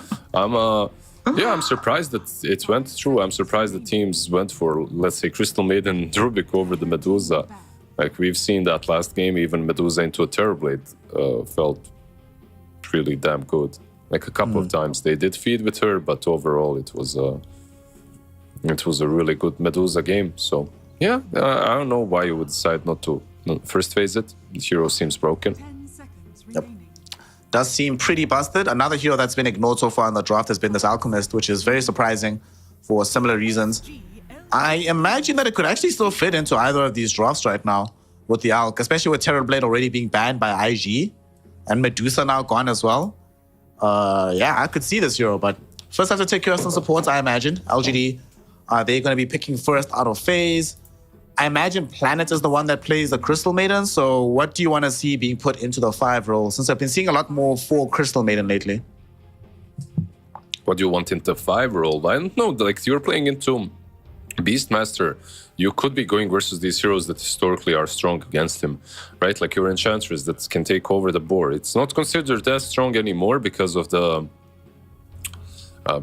Axis build that everyone is going for, but it's still solid. Like you can get heroes that can eat his ancient creeps if he decides to go for those, or heroes that. But you know, like you're talking about 4 CM. Maybe this is a 5 CM. Like you can use her into the. You can use her versus the Beastmaster as well, right? Like you can frostbite the boar. Like you actually have kill potential now with Alchemist. It's a strong lane, like CM plus Alchemist. I see a lot of emo fans there. There's an emo. This other one, I won't pretend I know what it means. But it's on a PSG LGD paper, so I guess he's a LGD fanboy. It says, Shiro, I love you. I want your kids. IG goes with Monkey King. Yep. Obviously, the person that we saw on screen just now, we saw Zhao, definitely a Shiro fanboy right now. At the end of Tour 2, he thought that Shiro was the MVP for their entire run. So far, no surprises really in the second phase. LGD pick up the Alchemist because he's still in the pool. We spoke about which heroes could be banned to protect the Timber. They took out the Ursa, they left in the Monkey King, so the Monkey King does get picked up, especially with the TA being removed. It does feel whenever IG have access to TA and it's a decent game for her, they'll always pick it up because they can play it both mid and safe lane. But not going to happen in this game. Abaddon didn't come out in the previous series, Liz, but you do get to see it here for this one. And in similar circumstances, like in the prior series, not that much disabled on the side of LGD, so Aphotic Shield is even better than it would be. Yeah, it's an interesting one. Like you can actually have some slow. You can bring some slow with the Monkey King in the lane. I don't know. Like the Monkey King versus Alchemist and the Timber for me is a weird one because I've seen games in which Monkey King just completely crushes the Timber. I've seen games in which Monkey doesn't even crush the Timber, yet alone Alchemist later on. So the IG are putting a lot into this Monkey King basket. Like he needs to have a good lane, and then he needs to play the tempo. I don't think that he can go for some farming build because Alchemist will just take over. Minute 20, the game will be looking almost over. And Abaddon, like he's one of those that actually they picked Phoenix into him. Like I value Aphotic Shield quite a lot versus Phoenix because you instantly have one hero that can hit the egg, right? Like if Fire Spirits are there or some disable, you just Aphotic Shield that target and he has full attack speed to kill the egg, to hit it. So like interesting pickups from both sides. Also the laning stage itself, like Phoenix into Abaddon, like you can use that Aphotic Shield to get rid of the Fire Spirits. It makes it easier to trade. That's what I was thinking as well about the earlier portion of the lane. No matter where the Abaddon shows up, whether if it's against Phoenix, you just feel really good. Even the Crystal Maiden can get rid of the slow that comes from the Nova, can get rid of the stun from the Frostbite. Either way, this Abaddon hero will going to prove some value. For IG, they're going to be picking first out of the phase. We still need a hero to go mid for either Emo or Dust. And for LGD, what do you think, Lizard? Do they maybe run Timbersaw mid if the matchup isn't too bad and then pick up something else for the offlane for NYU? You could do that. Like you could go full crazy mode and pick something that's really strong into the Monkey. But whatever I feel is really strong into the Monkey King isn't that great into Abaddon. Like when I'm thinking about these heroes that put dots on the Monkey, right? From range. It's like some Enigma comes to your mind, but you're playing versus Rubicon Beast. You know, that's also not that great. So I think maybe it's the safest to just leave the Timbersaw on the offlane, play around the Fire Spirit so that the Jingu stacks cannot go on, and then get a normal mid laner. Because it's also about what do you need from the mid lane, right? Like you need some control as well. You need control and playmaking from PSG LGD. And now you have to deal decently with the Quap. Queen of Pain. This hero lately, her damage output has been honestly nothing short of phenomenal to witness. With this Aghanim Scepter build, almost certainly going to be going for it in this game. They don't have that many hard disables, so keeping track of her moving around in these fights is going to be fairly difficult for LGD. That's also some Sonic Wave damage, so that you can actually kill a hero that gets Primal Roared. We saw that in the previous game, that sometimes you have this issue where a hero gets roared, but you can't actually 100 to 0 them. Now they have options to be able to do so. And for LGD, yeah? What's the counter, though? Like, that's my question now. Versus co-op on this mid lane, is there a hero that wins outright? Puck would have been great, but it got banned. Yeah. Is there anything else? Like, you because at the same time now you have a problem. You're playing versus a lane dominator, and you also need to fix some of your own drafts issues. Like, this is a point in which, if you're PSG LGD, you're like, yeah, I wish I had a draft that ticked all the boxes, 4 picks in, and then I could just counter the co-op now. Unironically, right, and this might sound like a bit of a meme, but just for the laning phase, Lina mid would not be the most terrible thing in the world. But they're not going to do it. They'll go Wind Ranger. I guess that's fine. It's a shackle shot later as well for the Queen of Pain. It's some damage. We saw in the previous game just how much damage can come out of this hero as a core. And it's also in the laning phase. I don't think you beat Queen of Pain, but you don't lose to her either, right? She has a hard time killing you since you have Wind Run. You can always like try to play as far away from her as possible so she can't Shadow Strike you to death. I'm okay with this. Overall, I'm still just not a fan of Wind Ranger. We saw her lose earlier despite a phenomenal game on the hero. It still ended up losing the game. This one, I don't know if this was my full answer here, but like you said, it's very hard to imagine a hero that both counters Queen of Pain in the laning phase and throughout the game and scales decently with the rest of the lineup. It was a hard pick to go for at the very end of the draft. Yeah, I guess it was hard like that, like you said. And by the way, you ironically called Lina. Lina is good. Like, she's one of those better heroes versus a nice little handshake. And the game should start very soon. We've been waiting for an hour delay more or less, but it is what it is. These are the lands. It happens from time to time. But Lina is really stronger into the Queen of Pain. We didn't get to see Lina in the end. Instead, we got Wind Ranger, which is, like you said, a similar approach. But I think the lane is much harder for the Wind Ranger. Like, Lina actually wins that lane or does fairly well. Wind Ranger, not necessarily. Like, you get spammed by Shadow Strike. It's not easy to sustain yourself. This Queen of Pain at least doesn't have a massive amount of rotations. Like, you can rotate with the Rubik and that's it. So because of that, maybe nothing to say will have. As long as they control the runes for him and maybe refill some bottles, he should have a good time. And the new build on him is the Atos. He's universal, so maybe it's not that bad. Maybe it's actually a decent matchup at the moment. Actually, with the Atos makes it a lot better, right? Because then you have Atos onto her, then you have Shackle Shot afterwards. Yeah. So there's multiple tools to just hold her in position. Okay.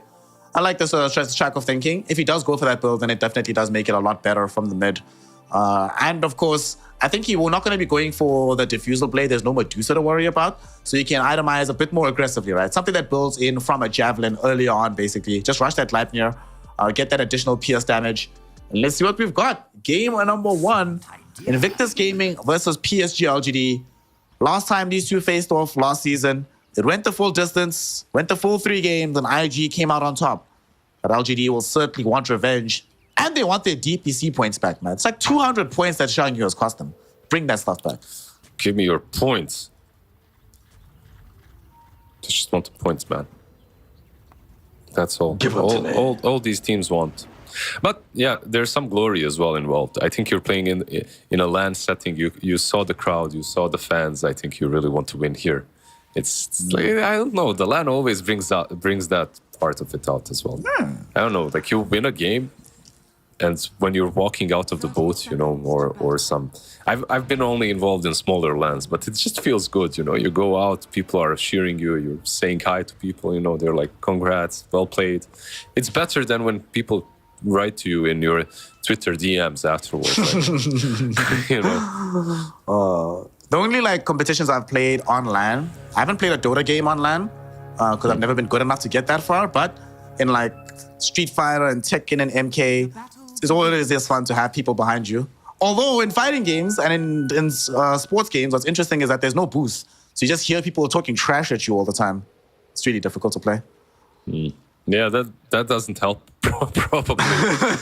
I mean, for most people, some of them actually thrive from it. Emo is probably one of those that thrives from it, considering what he did in the past, and how is his block? Let's see. It's like more or less, 50-50. Yeah, pretty good.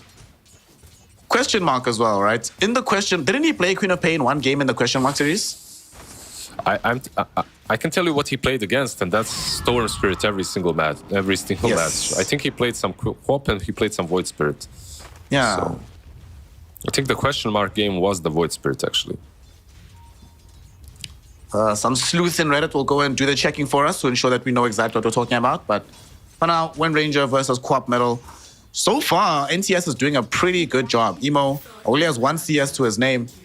But this lane obviously gets much easier for Queen of Pain as the levels start to get higher and higher. I'm kind of surprised she started off with the Scream level 1, though, in this lane. I think it's very common.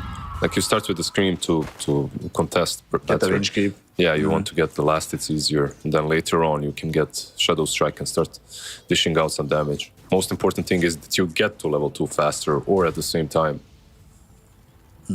Top lane is a weird one. Like, you can already see Abaddon just zoning out planet. It's not easy, like, to really do a lot in this lane as a Phoenix. But they are pushing in the lane heavily, so the Timber should get a couple of levels off of that. Yeah, dude, Timber's gonna start smiling soon. He's like, sweet. The bat is not gonna come with you under the tower, so I just get free farm for myself. Awesome. Monkey King alone isn't nearly as scary as Monkey King with a partner of some kind. And the partner in question is busy tussling with the might even die. Well, He might actually even die die here, here. yeah. He stopped over to kill the courier, but that cost his life. First blood drawn by IG as they bring down Planet in the top lane. It's actually the Abaddon that gets the first blood, so it's not a full-on disaster, but like, still, you'd rather not die as Phoenix. Obviously, you'd rather not die as anyone, and Rubik might be falling here too. Rubik in danger. PYW, one more right click will kill him, and he does find himself tumbling. Shiro will be the one to get that. Okay, so it's one thing to, your Phoenix dies, whatever. Yeah? Did the refill fail? What, feel middle? like I think it failed. I'm not sure. I didn't see it completely, but it seemed like it failed to me. Oh, no. Meanwhile, on the other hand, Emo will get his bottle properly refilled. Yeah, the Phoenix dying on top lane was also very selfless. Like, he could have been just leeching that experience, right? Like, he could have been sitting under the tier 1 and leeching experience from the Timber. Instead, he decided to do the more noble deed of just running around killing couriers. Yep. But we might actually have a kill onto the Beastmaster, but CM not close enough and not the longest channel on the unstable concoction.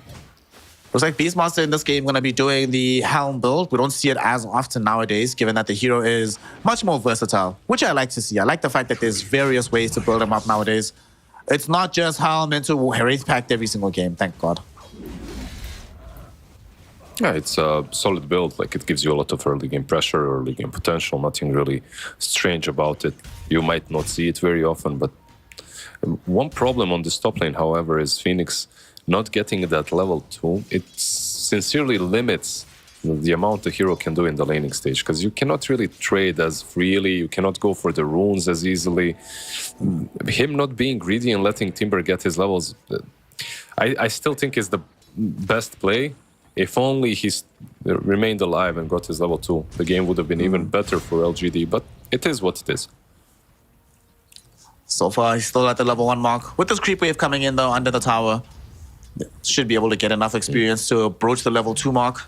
What kind of a support are you, Snare? Are you the, I'm not gonna leech, I'll leave you, or this is tax? This is tax for supporting you. It depends on, if I'm playing a hero that I'm good at, then I'll leave you alone, you do you. If I'm playing a hero I'm bad at, it's like, well, buddy, I hope you're happy being at level 2 half the game, because I need to stay nearby you. I need help. Okay, so it's like, when you're playing a hero that you will have no impact on, you make sure that your teammates suck as well. So it Exactly. Drag us all down together. I see. I mean, it's a solid strategy, I have to admit. Nice little fortify by Emo. Nothing to say, what's his CS like? 25 versus 20 on Quap. Like, he's suffering a bit more. He even has to go base, but so far the CS are really good from him. That Might have a extra kill down damage. bottom as they're going on to Shang Yu. We even had a rotation from the Phoenix. Beautiful lift back by PYW. And also even better rotation from QIQX. A Photic Shield ends all the aggression. Nicely done by the side of IG to respond here and keep the Beastmaster alive. That's probably one of the best heroes for response, right? But there's nothing to say on the bottom lane. He moved base and he TP'd bottom. Can't really get anything. This is huge. There's 4 heroes bottom for the side of LGD. Nobody's pressuring Emo in the mid lane. Dust is free farming up on top, and they don't get the kill on the Beastmaster. IG, a very successful, lost like 30 seconds here. Yeah, it comes off of the fact as well that Quap, she's doing fine mid, and also Monkey King can be left alone. He's one of those heroes that actually can be left alone versus Timber. So everyone else on IG can do whatever the hell they want to. Abaddon, it feels amazing when you are free. It's just like, it's the best hero when you are free in the game to do whatever you want to. You're just TPing and preventing any kills from happening. Just a Photic Shield here, a Photic Shield there, prevent Beast from dying, prevent Quap from dying. Feels good. You might actually want to turn this into a kill rather, not just prevent deaths. As they pop the Sonic Wave, first one of the game, the Mist Coil finishes off, nothing to say. All right, it's not only can you do whatever you want defensively, but offensively as well. There's a pattern. Having free reign in game 1, putting pressure onto NCS in middle. Yeah, and also keep in mind that the normal standard build for Wind Ranger is the Atos at the moment, right? Another thing that you can dispel with Abaddon. That's true. So a lot of value coming off of that hero. I kind of feel like right now, with all the stuns being worse in the game and the increased value you get from debuffs, whether it be slows, dot damage, whatever, it puts heroes like Abaddon, Oracle into a much higher category than they would have been in the prior iterations of the game. Yeah, Abaddon maybe wasn't picked as much, but you saw the Oracle too, right? Liquid played quite a bit of him. Definitely think we're going to be seeing more and more of these heroes as time goes on. As we've been seeing more Wind Ranger. I haven't been happy about it, but we've been seeing her. She's been doing her thing. Every now and then she does look pretty good. Why haven't you been happy? Are you some slacks, lost, forgotten brother? What's going on? I just think this hero is too volatile. Like there's... So the thing is, it's one of these heroes that stays volatile as well, right? It's not like some Queen of Pain where she's volatile in the laning phase, but you can snowball off to victory and still have a relatively okay mid-game, not pop off and still win the game. With Wind Ranger, she has like this weird time in the mid lane or in the laning phase. Then she gets like her first item. She's really strong for like 5 minutes. Then the teams get more items. She's weak again. Then she gets strong. Then she's weak. And then even when she gets really strong, she still dies when you just look at her. Just feels strange. I'm not sure what to make of her, honestly. Yeah, I get your point. Like some heroes are definitely like that. If you don't understand their power spikes, they can feel extremely weird, wonky to play. So you need to be like, you need to be a master of the hero to make it work. Yeah. Some heroes just play themselves. Some are not as simple. Dust, top lane. He's having 3 heroes on top of him right now. You were talking earlier about how he can 1v1 hold his own versus Timbersoul. He's doing better than that. He's 1v3 holding his own against the side of LGD, but he's making his rotation. He's going bottom. I think they want to try and maybe force a fight. They had vision of Shiro, but he walked away. And they might still be trying for this though. PYW really wants it. Emo is here as well with an Invis Rune. And I think Shiro is in trouble. Tree Dance spouts him out. Primal Spring will be there. They know where he's at. Boundless Strike will scout him. He's trying to channel up the Unstable Concoction, but I'm not sure this will help you out that much. The stun is nice, but the Sonic Wave will still put you very, very low. Nobody's coming. He's still alive. Where the hell is the damage? And more importantly, where the hell is my team? I survived for so long. Somebody had to come and punish this. And they show up with NYU and you able to bring down this Monkey King. That took a lot longer than it should have here. Liz, they eventually get the kill, but what didn't come at an easy cost as they thought it would. I think it's one of those situations in which you aren't helping him because you're thinking he's already dead. You're not TPing in to waste your time. Instead, you're pushing top, pushing mid, getting most out of the map. The worst feeling is when you all TP and your core already died. It's just a waste. It's a waste of TP. It's a waste of time. It's a waste of everything. And then you see him surviving for so long. And then you're thinking, if I only TP'd, everything would have been different. Yep. Primal Roar, first one of the game, now committed onto our Timbersoul. He's inside the Wukong's command. And Timber, so this is one of the reasons why I wanted to see a Monkey King ban when you go for this hero in the first phase. MK can do some pretty deep work. I love Now his they- build as well, by the way, on MK. Oh, Max Jingu. Max Jingo, I he's like going this. Echo Saber, Orb of Corrosion. He's just going for a very active kind of a playstyle, and you can see that as well. Like, he already hunted the Alchemist once, now he's hunting down the Timber Saw. He wants to be active, he wants to be preventing this Alchemist from reaching that peak time in which you cannot fight him any longer. I mean, this is one of the ways you answer Alchemist, right? You either go the Terrorblade route of eventually will just outscale you so hard you can't do anything, or we go this TA/Monkey King route.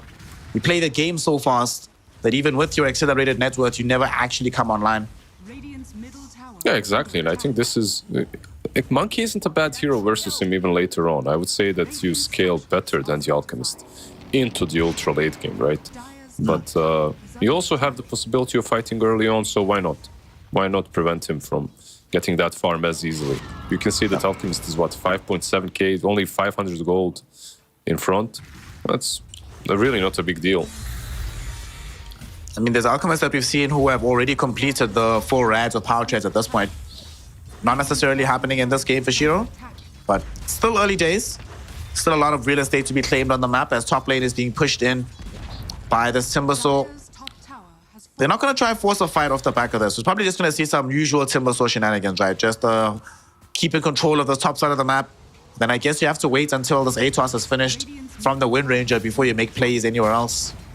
Yeah, nice little response, though, from IG. Understanding that that's going to happen, so they're pushing down. They took down the tier 1 on the bottom lane, now they're taking down the tier 1 mid. It will open up the Ancients nicely, but I believe Alchemist has already farmed 1 stack of those Ancients, or at least the hard camp next to them. Yeah. Should probably Almost be... has the Radiance. He should have it after this camp, right? If he finishes it. Yeah. Like, you'll see his net worth skyrocket now. He's just getting Also on the that map, radius. IG, they still have their tier 1 tower middle, so that means that they have a place to start a fight from. And Dust has completed the Echo Saber. I would be very happy if I saw them smoke up right now on the side of IG and try to reveal this somewhere on the map. They have all their ultimates back online. They have the Echo Saber, not that far away from Helm of Dominator, Overlord, sorry. So they can maybe use the gold from the fight to fund that particular purchase.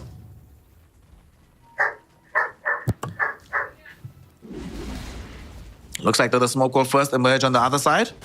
It's PSG LGD. They're heading off on an adventure somewhere. The pings are being put towards the bottom lane, but Dust not showing himself anymore. But now he shows. Now he shows. Oh no, he might be dead. You need to get out of here, Dust. He's gonna pop some smokes. Power shot catches him. Yeah. He jumped at the worst possible time. He does go in for the Wukong's command, but there's no way he survives this one. He will die. QIQX was coming closer, angling slowly but surely there to try throw in the miscoil, but unfortunately for him, there's a massive amount of slow coming in from the freezing field that prevents him from getting to his target. Yeah, that's one of the reasons, right? Like, he's popping his ulti. That's pretty much the only reason. I think he's popping it because he knows he has an Abaddon on his team. It's like one of those heroes that can actually save you in that situation and perhaps even turn the fight.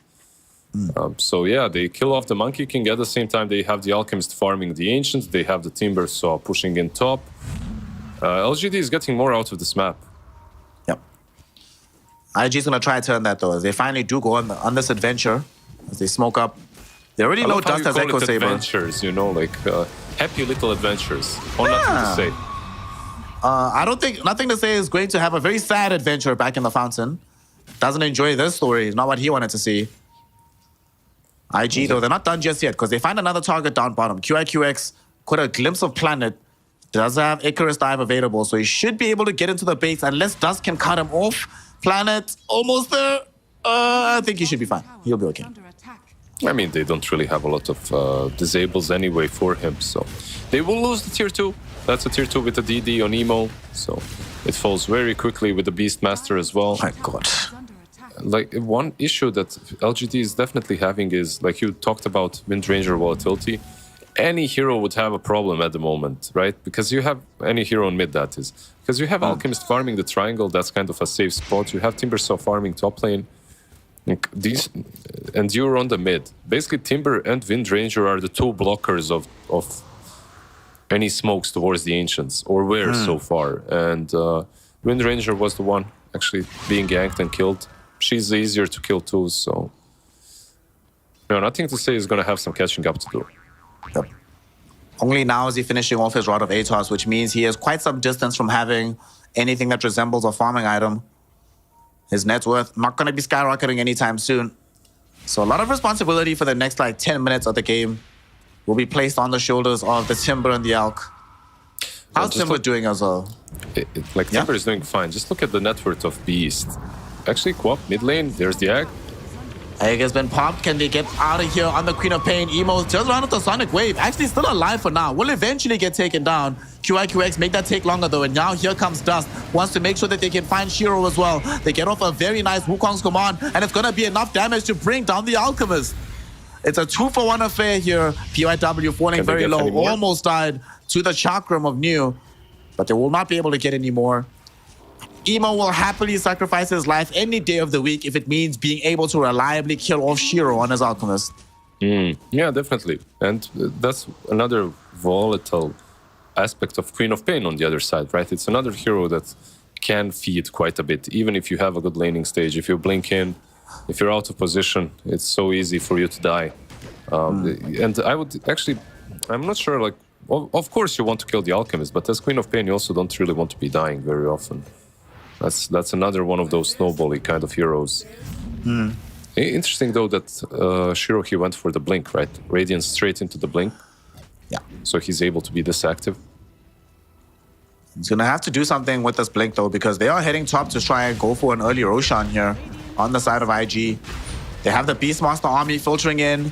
They have Dust damage. And it doesn't seem like PSG LGD are aware of this. And what sucks as well here, Liz, is that their pushing potential is also kind of lackluster from the side of LGD. So at best, you get one tower while this is happening, but you can't do much more than that.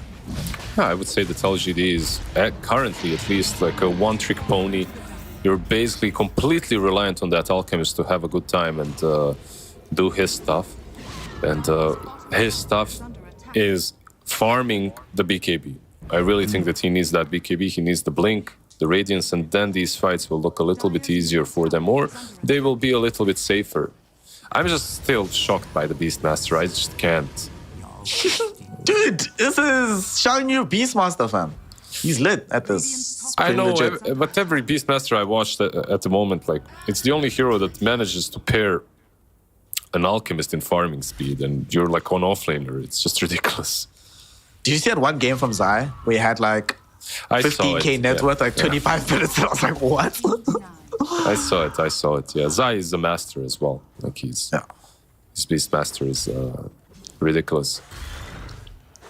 Zai is a little bit unfair because not only is he very good at the hero, he's also a very pretty man. What can we do? Right now, Monkey King picks up a BKB. I think we should all have a snare in our... some sort of I don't know, we should have your pre-recorded voice lines and just play them in the morning. You just compliment people all the time, 24/7. I like it, Zai is not only a good player, he's just so handsome too. Yes, Zai. Yeah, I like it. I like it. I need you to wake me up, man. I'm gonna make an app, bro. Snares affirmations every single morning. I got you. That's your love language. I can see it. I can see it. Well, right now, nothing to say. His love language is being dead as he gets brought down here. New has the Aghanim Scepter, but it's not going to really do too much for him here in this fight. Blows up, but they've already blown up the Windranger. And that is a death that happens while he's en route towards picking up the Maelstrom. Still 1,000 gold away from that item. Still very far away from Gleipnir. But they're going to try fight here, Liz. They're going in, channeling up the stun. They will not be able to catch anybody just yet. PYW blinks too far away. Instead, Emo, he jumps back in, forcing them back. Dust, who's he going to be able to find? Bounder Strike on the left side of the fight, catching onto Planet, but Planet does get the Icarus dive away. Crystal Maiden goes into the freezing field, bounces them back. It gets stolen away by PYW, though. Unstable concoction. It hit onto Shang Yu as well as the rod of ASOS coming back from NCS. Shang Yu, can he escape this fight here? He's falling really, really low and will eventually die. He might not be the only one, as QIQX also being chased down. No more borrow time, which means no more life for him. IG stuck around really long in this area here, Lizard, and they get punished for it by LGD. It was a crazy fight too, right? Because they were fighting after Wind Ranger died, so they thought they had the number advantage, but not enough catch. Like once they lost the roar, or once they used the roar, it's only Rubik that can actually dish out any significant controls, so they couldn't really control heroes. They couldn't kill anyone because of that. Yeah, that's something that IG perhaps is lacking at the moment.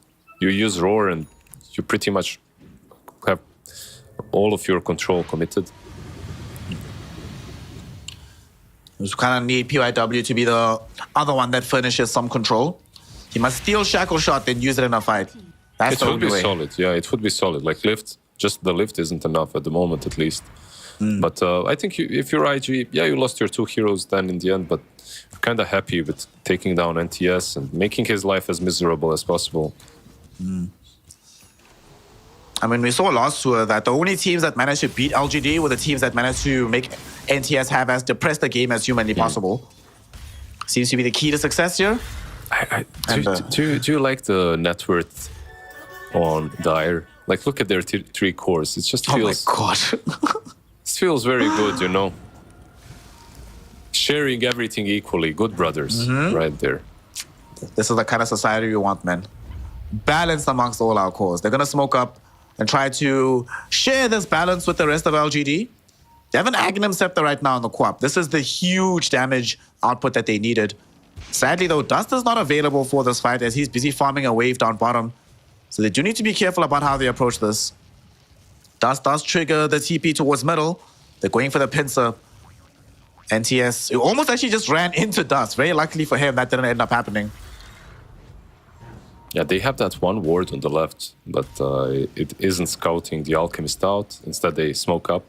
They go back with that smoke, that is, into their own jungle. Gonna try to get themselves as far away from this fight as possible. Is under attack. Honestly, I love these situations where both teams have very high anticipation of where the enemy should be, but are off by just like a little bit of a timing. But you can definitely see the clear idea of what they anticipated happening. So now that both ganks didn't pay off, what's coming next? You have a full Gladnir for NTS. He's building into the Lincoln Sphere now to help him out against the Beastmaster. Should he maybe buy BKB as well on Wind Ranger?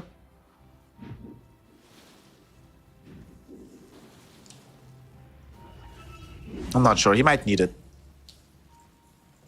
Does block the road, does help him against the instant lift, but really worried about this Queen of Pain damage. You cannot dodge this damage with the wind run that you have available to you. So BKB would really be nice under those circumstances.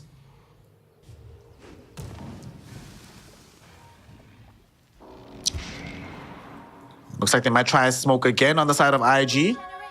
As they're sitting with the smoke right now on the Rubik. They have 4 heroes in tow, and after they finish this wave, let's go, boys! Adventure time! Let's see what we can rustle up on the enemy side of the map. Everybody's sitting very comfortably now. This Hawk does scout new. I'm not sure if they feel confident they can burst in before reinforcements arrive. We'll see what they decide to do here. The smoke, though, does get popped by the Timbersaw. So he knows that some kind of engagement could be heading his way. He already has his team backing him up, and IG realized that this fight cannot take place, so they're forced to just back up and just chill, farm up, it'll be okay. Wait for your next round of items, and then maybe we'll try and take another fight. I think they're keeping up very well with the Alchemist, right? So farming up isn't that bad for them. When you look at him, he's on 19k net worth, but at the same time, only 4k advantage for his team. IG is really playing the map well. And at the same time, they're pressuring, right? They're finding farm and pressuring. Here comes Alchemist. They're going to be put under pressure here as the Alchemist does show up, finds the stun onto the Beastmaster. Wukong's not triggered just yet because they found the disables onto Queen of Pain, and they bring her down before anything else can happen. The Primal Roll deployed by Shang Yu, but this is just so he can try and escape this here fight. I don't think QIQX has any kind of tools to assist him in that front, so he just gets brought down. Even a Freezing Field triggered out. just in case, just to let you all know. And that's probably the thing, right? Like you were talking about Wind Ranger and how she's volatile. Same thing with Quap. You find yourself out of position, you just die so easily. He doesn't have a lot of defensive tools at the moment to work with. There's Gleipnir, there's Shackle Shot. Like Abaddon is great, but he isn't always in position and he doesn't always have a Photic Shield. I love how Planet found the Shivas, by the way. Like, just found it somewhere on the Wait, ground. what? Yeah. What? Dude, Planet. Do you remember that game where Planet went, I think it was like 29, 2-3 or something like that, where him and YG Smile just absolutely demolished the game. He was playing Phoenix on that game. He did get an uber early Shivas as well, so not too surprising to see him pull through with a similar kind of performance here. Yeah, it's a really good item as well versus Monkey. Like, you get that, you get on top of him, apply the Shivas, apply the Fire Spirits. It's a lot of damage on the slow. But yeah, overall, I think he wasn't really dying with the Phoenix, besides that first blood, so he has that Philly Stone kicking in. I think all they need right now, if they can get the next Tormentor, feed him a shot as well, that would feel uber good for the rest of the game. Right now, IG trying to recover their own game. They're in the top area of the map. The big man is not up just yet. Still going to be down for another 2 minutes. So they just have to content themselves with reclaiming vision control around the area. But at the same time, LGD also aware that the Roshan timing is up as they smoke up themselves, heading to the north side of the map. Who should lead the charge here? It's going to be the Alchemist. He's already triggering the stun here. Shiro has no fear. Shiro found Emo. The Photic Shield was there, though, to bail him out of trouble. There will be the ultimate coming in from this Monkey King. Wukong's command. Gonna zone back some PSG LGD heroes, but they've already killed off Chalice. Emo throwing in the Stifling Dagger as much as he can, but Dust right now in the middle of the Wukong, taking too much damage from the Chakram. He dies into a triple kill, and Emo now, he gets caught out as well on the north side of the fight. It's a wipe. They have what they need to get him. They have what they need to completely wipe IG. Oh no, and IG knew that was coming, Lizard, but they still get caught with their pants down, with Emo being the first one gone on. It was PSG LGD. They had the smoke, right? Like, they only saw nothing to say in the lane. They probably thought that everyone was behind nothing to say, because usually that's how you play it, right? Like, you bait out on the core that's out pushing the lane, and then you counter attack instead. No fear on Shiro. He just jumps in straight away. Like, they had a really nice lane war too, so a lot of vision was being given to them. Maybe that's one thing that IG is missing. That's a gem. Like, if they had a gem, this fight would have been so much different, because there would be no one to jump to, right? That ward right there, the Radiant ward in the lane, that's literally the thing that won them this fight. Yeah. Gave Shiro a very clear angle of exactly how to engage this here fight. And we also got to see, finally, the damage outlay coming in from Nothing to Say. For the most part, he hasn't been allowed to just sit there and trigger or focus fire on one target, but Beastmaster just got shredded. And that's not a weak Beastmaster by any stretch of the imagination. But Shang Yu just felt like he had no HP in that situation. And suddenly after that fight, you know, and the one before, you have all 3 Radiant cores occupying the first 3 spots. Meanwhile, up to that point, it was just the Alchemist alone at the top. Yep. Okay, ramping things up a little bit. PSG LGD, new as well on his Timber, so very difficult to kill at this point. Vanguard has that plate mail as well for some more armor. I love the new old, or the old new neutral item that he's carrying. The Vampire Fangs. Vampire Fangs, yeah. How can you bring back Vampire Fangs if you still keep Tumblr's Toy in the game? Just... sorry, what can we do? Speaking of, actually, let's see. Are there any interesting neutral items that we have here? Outside of the Philly Stone for Phoenix that you flagged earlier, he did just pick up a Seri Robe. That's pretty okay. It's not so bad. One of the better items on him, I would say, on Phoenix. You just go in, you're kind of always in the midst of the fight, so your aura is applied very well. Now they're going to go into the Roshan. And this is not going to take them long whatsoever.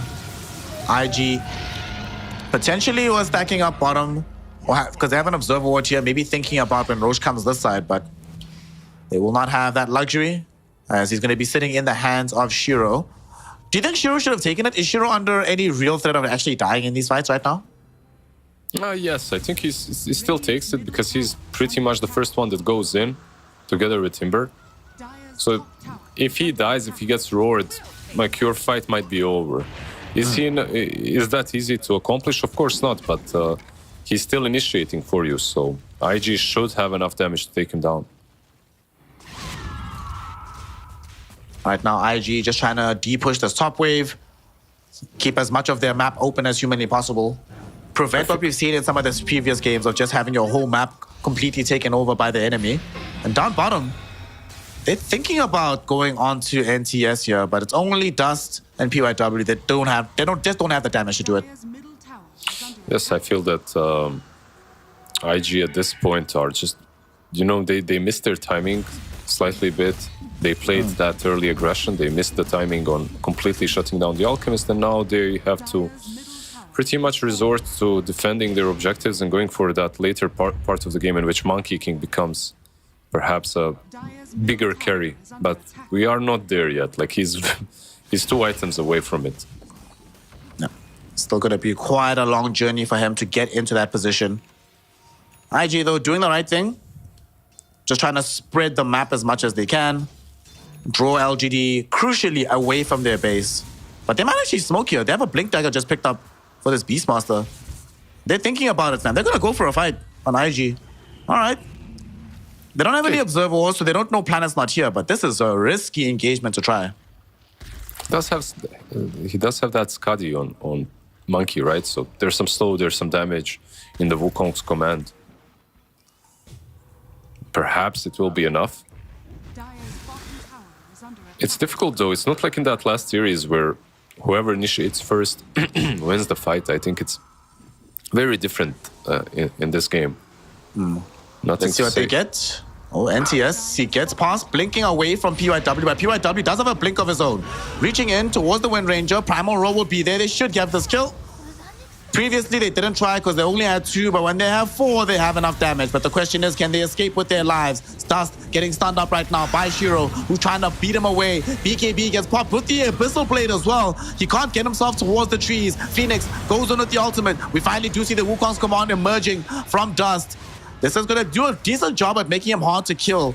And with Emo showing up for the fight as well, they actually do not want the smoke. They know it's 4v5, and now Emo jumping in. They get the kill onto Phoenix. Glimmer Cape onto the Crystal Maiden. Allows her to escape onto the high ground. Really, IG. Great fight. Yeah, an amazing example of push and pull. They just go in, they get the Wind Ranger, then they easily pull out of the fight. Use that Wukong's command so that Alchemist can't continue on the Monkey King. All brought to you by Mr. Abaddon, really enabling everything with his Palace, with the Aphotic Shield. Also, obviously, the Wind Ranger kill by the Rubik. Nice catch. But they probably found the best possible kill. I'm wondering if he had the chance to pop the cheese. I think he didn't, right? No, he has 100 zeros, yeah. Yeah. And they chain disabled him nicely. Like, they didn't overlap their stuns at all. It was pretty much perfect casting from them. Still, though, it is a pretty substantial net worth advantage for LGD. We do see IG now going for the Tormentor. Who is going to get it? Goes for the Beastmaster. This is not bad. Like, the Dive Bomb, more importantly, the reduced cooldown on the Hawk flying out, this is actually pretty decent. Yeah, it is, right? Like, probably better than on anyone else that they could get it on at the moment. Like, it was him and who else? Rubik probably already bought his, so it was him and Abaddon, right? Probably better on the Beast. Beastmaster. So BM has the shard now. Gonna try farming towards the drums of Slum. On the other side for LGD, they have this cheese though on this Wind Ranger. Aegis is not gonna last that much longer, expiring in 15 seconds. And crucially, we are also getting towards full critical mass for Alchemist, where he doesn't get that much stronger as the game goes on. Yeah, meanwhile, on the other hand, you got Monkey still getting that Monkey King bar, so he's a bit away from that. It's a significant item. You're playing into Radiance, you're playing into Wind Ranger as well. It does change things quite a bit. Makes your game a lot easier. The damage output as well changes. You know, also we were talking about how they don't have that much disable on the side of IG. That's going to get a little bit easier for them because Aghanim Scepter has been picked up by the Rubik. So you can now find access to 2 spells in the fights. So even if there's no way that you steal 2 spells and neither of them are a stun. So some options available. Do you think that it's okay that these Lotus pulls are... Oh, QYQX. Bye-bye, Alk. Yeah, he's dead. Is he? Probably, he's dead. right? Yeah. He's very dead. But you want to say about the Lotus pools?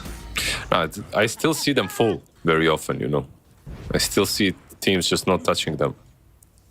To be honest, I forget about them all the time. So, I understand. Like, both when watching the game or when playing it, you have to remember, oh yeah, by the way, there's this Lotus pool thing here. No, I'm the same. It's just funny. You know, it's like it's not a small thing. It's quite a big heal. But what if they just block you? What if they just stockpiling them for the block of cheese? Of course. But you can do that in your inventory as well, right? Sure. Radiant's middle tower is under attack. I'm trying to find excuses for why we all just forget about the new stuff in the game. Because there's too many new things. That's why we forget about them. Yeah. I feel at least, yeah. I still don't know where to walk for like optimum efficiency. I don't have time to remember the healing lotuses just yet. Is under attack. Must master all these small things. So you see here in the top lane, BKB popped by Emo as he TPs home. This is interesting because at the same time this was happening, 3 of his compatriots were smoked up down bottom trying to find a kill on the map, but nobody's home because we're all hunting down the Queen of Pain. At the moment he saw the Timbersaw, he decided to bail. Gleipnir is there, but yeah, this would have been a stretch. There's just no follow-up anyway. An interesting game, like right now, even though they're 13k ahead in Radiant, I feel like they're giving a little bit too much space to the 3 cores of IG to farm up. Yeah. Because I mean, since that last big fight, we haven't actually felt IG being pressured at all, right? They've just been all on the map. Everyone's farming. People are finishing off their next round of items. Dust has fallen behind a little bit, but the grouping with him and the rest of the team is still extremely tight in net worth. Actually, grouping in net worth in general, outside of the Alchemist, who is obviously a drastic outlier, is very, very tight across both of these squads on the course.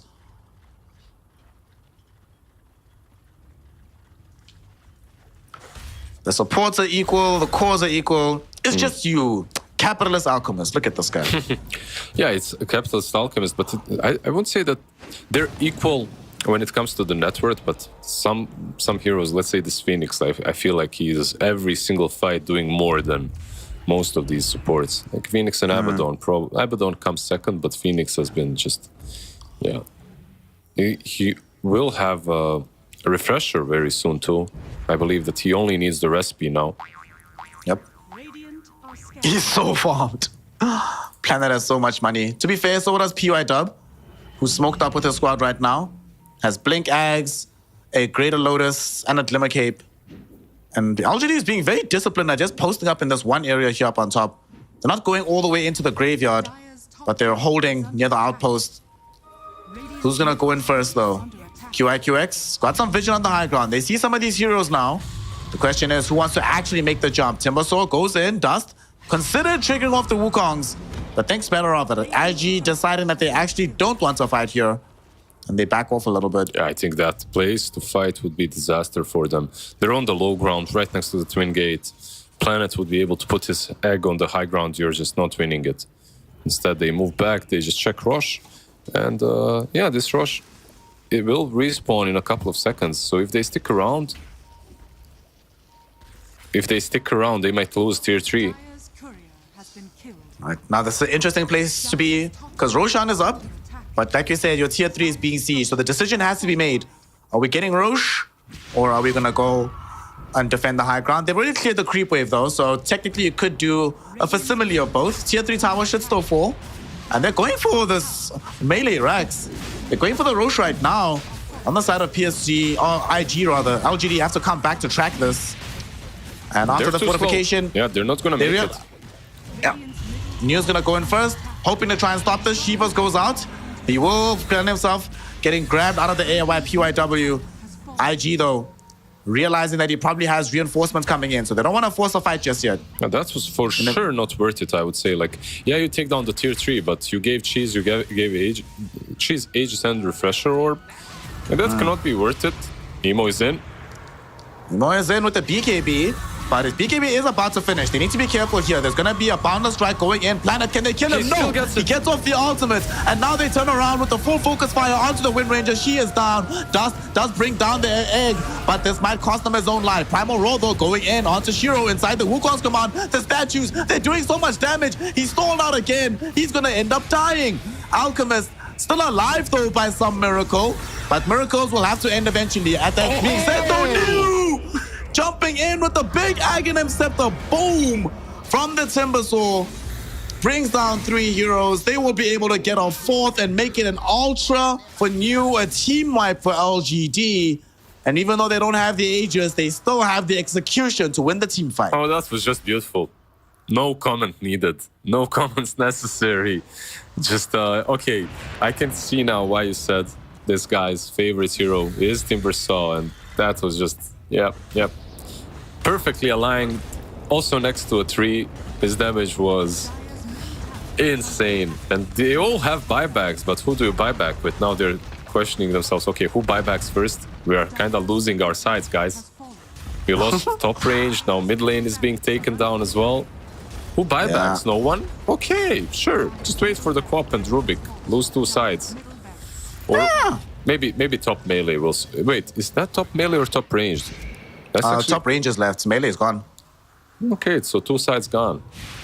Yep. Yikes. Yikes indeed, my friend. They were in a position where the game, it wasn't necessarily going in their favor, but there was still some potential. But after that fight, my goodness. No, it looked... We're going to see it again. Let's go through again. Honestly, from here, Lizard, I thought this was a bad idea to take this fight. I mean, the fact that they got the egg off, for me, meant a lot for PSG LGD, but they still managed to kill the egg. They still managed to take down the Alchemist. Like, it didn't look that bad for them, right? Like, just killing off the Alchemist and stuff. Even though he has Aegis, you are taking him down. But this moment here, when they clump up again on his... there. Oh, yeah, that was it. Flamethrower, Timber Chain, everything comes out in one moment. And the way he's moving across his Aegis as well, both him and Nothing to Say, it's like teabagging in Call of Duty or something, you know? They're just having a lot of fun right there. It's just, yeah, a little celebratory dance. Oh, man. If there's one thing we do not have enough of in Dota 2, it's tools to upset and annoy your opponent. So please add teabagging into the mix. I want that as a tool. Make people able to crouch. Jumping onto the high ground here, Shiro. He's going to get Primal Road, though. Wukong's command is around him. He does have the BKB, but he might have bitten off more than he can chew. He needs to get out of here. Planet does pop the Supernova from the low ground. Refreshes so he could go in again. And look at Shiro. He's so low. Sonic Wave finishes him. More for Emo. Defending the base right now with the Queen of Pain. The question is, do they want more? They could chase for more, but might not be the easiest thing for them to be able to achieve. As these heroes are trying to TP out. Shivas goes out, barely scouts out the Crystal Maiden. They know where she's at, but they don't have a gem on the Screen of Pain, so he jumps forward as Emo, but not going to be able to find CM. She TPs out. She's fine. Nice defense by IG, actually managing to take down Alchemist. Maybe PSG LGD, again, a little bit too eager to push that high ground. They already have the side taken. It wasn't even a necessary objective. The objective was the fight. Win the team fight, take down bottom lane, obviously, but maybe it would have been easier for them to fight somewhere where they had decent vision, good map control. Egg stolen, by the way. You don't really see that very often. PYW. No, that is true. So PYW, we saw in the previous fight, he'd stolen Freezing Field, used it to great effect. Now he has Egg. And because he has Aghanims as well, it's not like he has no other option in the fight but to just pop the Egg immediately. You could still steal another spell before having to use Supernova. All right. Tormentor, who is it going to? Abaddon already has. So it's either Queen of Pain or Rubik. It goes towards the Rubik. Okay, I'm fine with this. It's a pretty good shard still. Even after a couple of nerfs, like, it's still solid. Another save that you get, so... If you decide to use it that way, that is.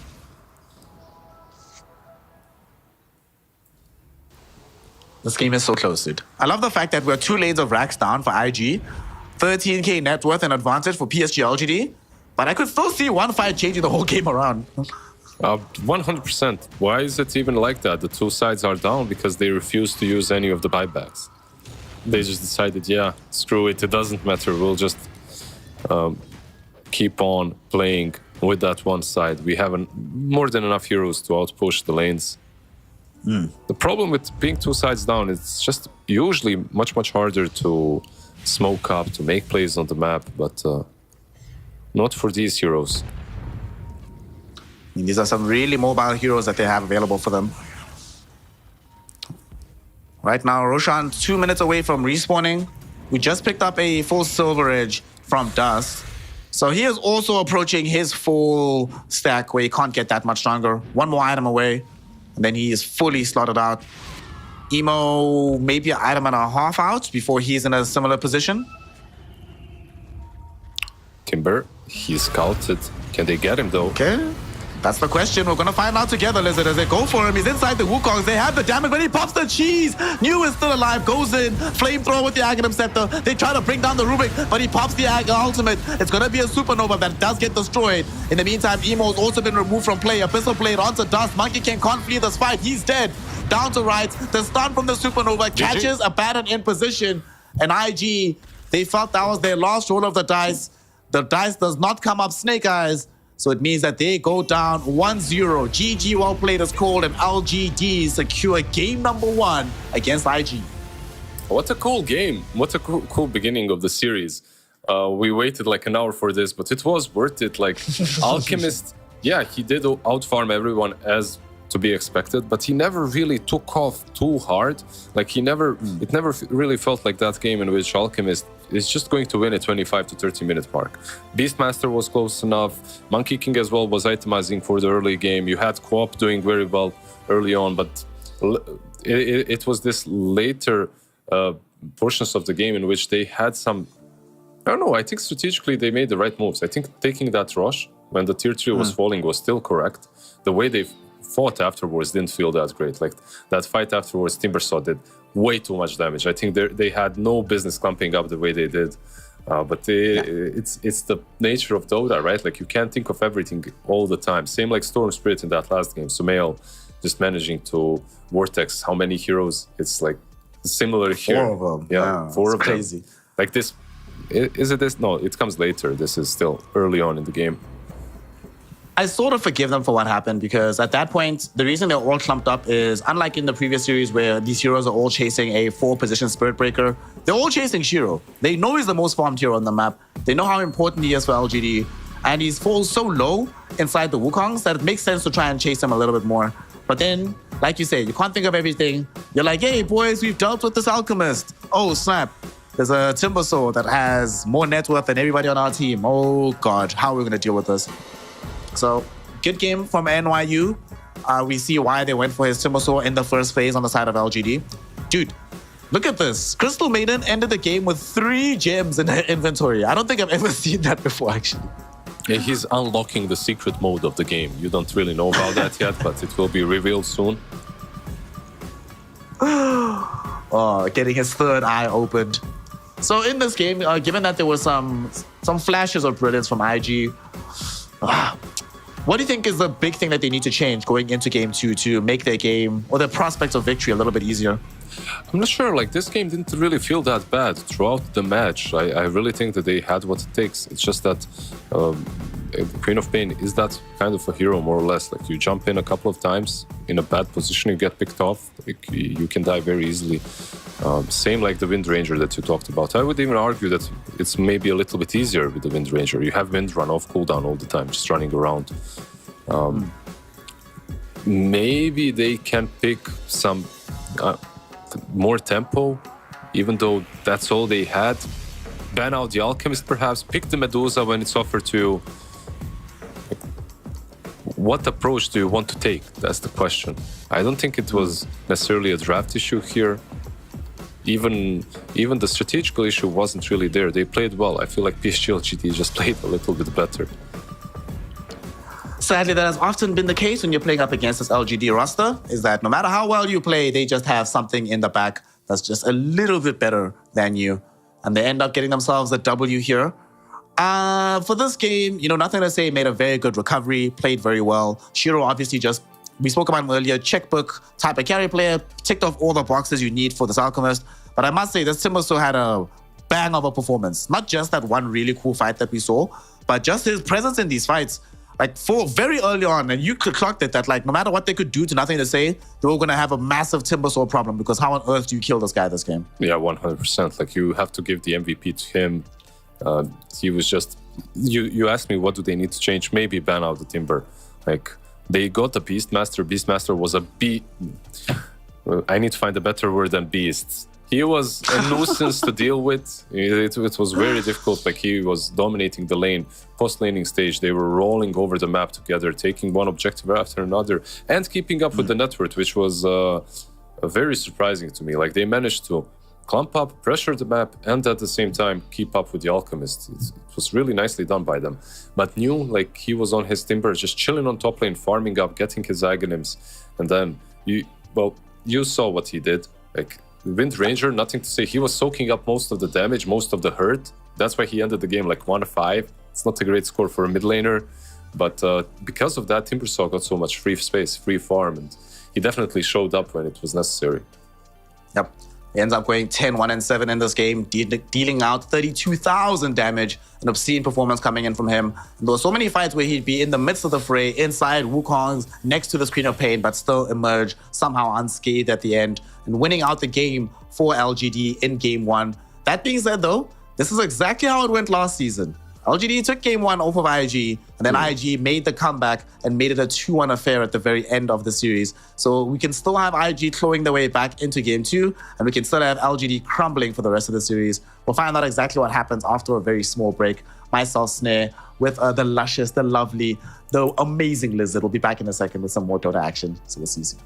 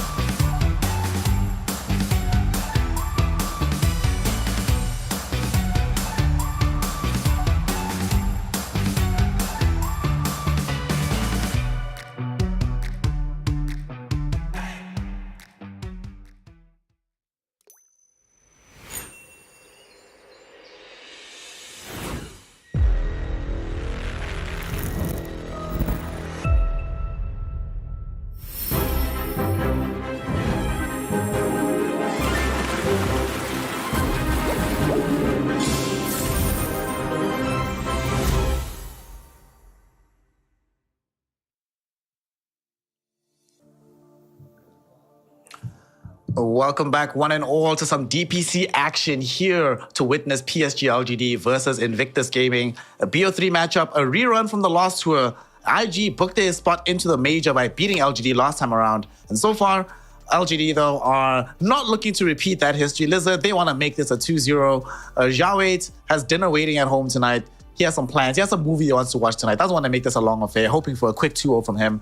What should IG do? Because in that first game, they didn't really make that many mistakes. There were a couple of fights that didn't go their way, and LGD made better decisions than them. But ultimately, IG should still feel they played really well. They picked really well. So what should they change to give themselves a better chance for Game 2? Yeah, I really think this is one of those series that I can't predict Game 2 at all off of Game 1. Sometimes you see Game 1 and then you're like, okay, this team is... they look stronger, they're going to win. I couldn't really say that LGD was that. They just had some insane team fights that they executed really well, and they won the game off of that. Also, the buybacks on IG. Not defending the two sides maybe were a little sus, but yeah, it wasn't anything crazy. I think they're extremely close, these two. And banning out the Timber was probably one of the major adjustments. I would still like to see Beastmaster on them. Like, Beast was doing extremely well.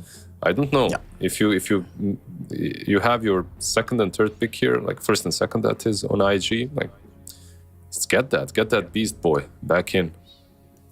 Actually, I wouldn't even be too upset at seeing them go Beast Alchemist, because PSG LGD, Alchemist being in the pool, there's a very high likelihood that it could be snagged up. Okay, we get another Xiangyu hero instead in his Visage. He started to employ this a lot more in the last tour. He was shaky on this before he joined LGD, but has gotten better and better. Oh, and now we have... All right, we're going to have fun today. This is a Team Asta draft. We saw this earlier today. Visage Spirit Breaker on the side of Team Asta and IG. Stealing strats, hoping for the same success as Team Asta got. It's a really strong combo.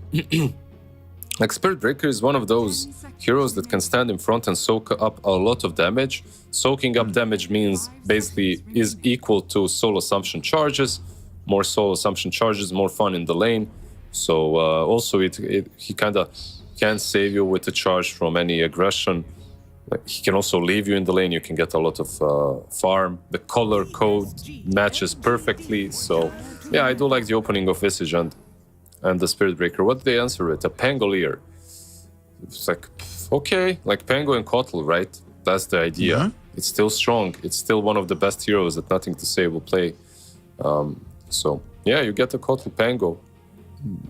A bit old schooler, right? Like more timeless, let's say, this combo. And not necessarily bound to the meta.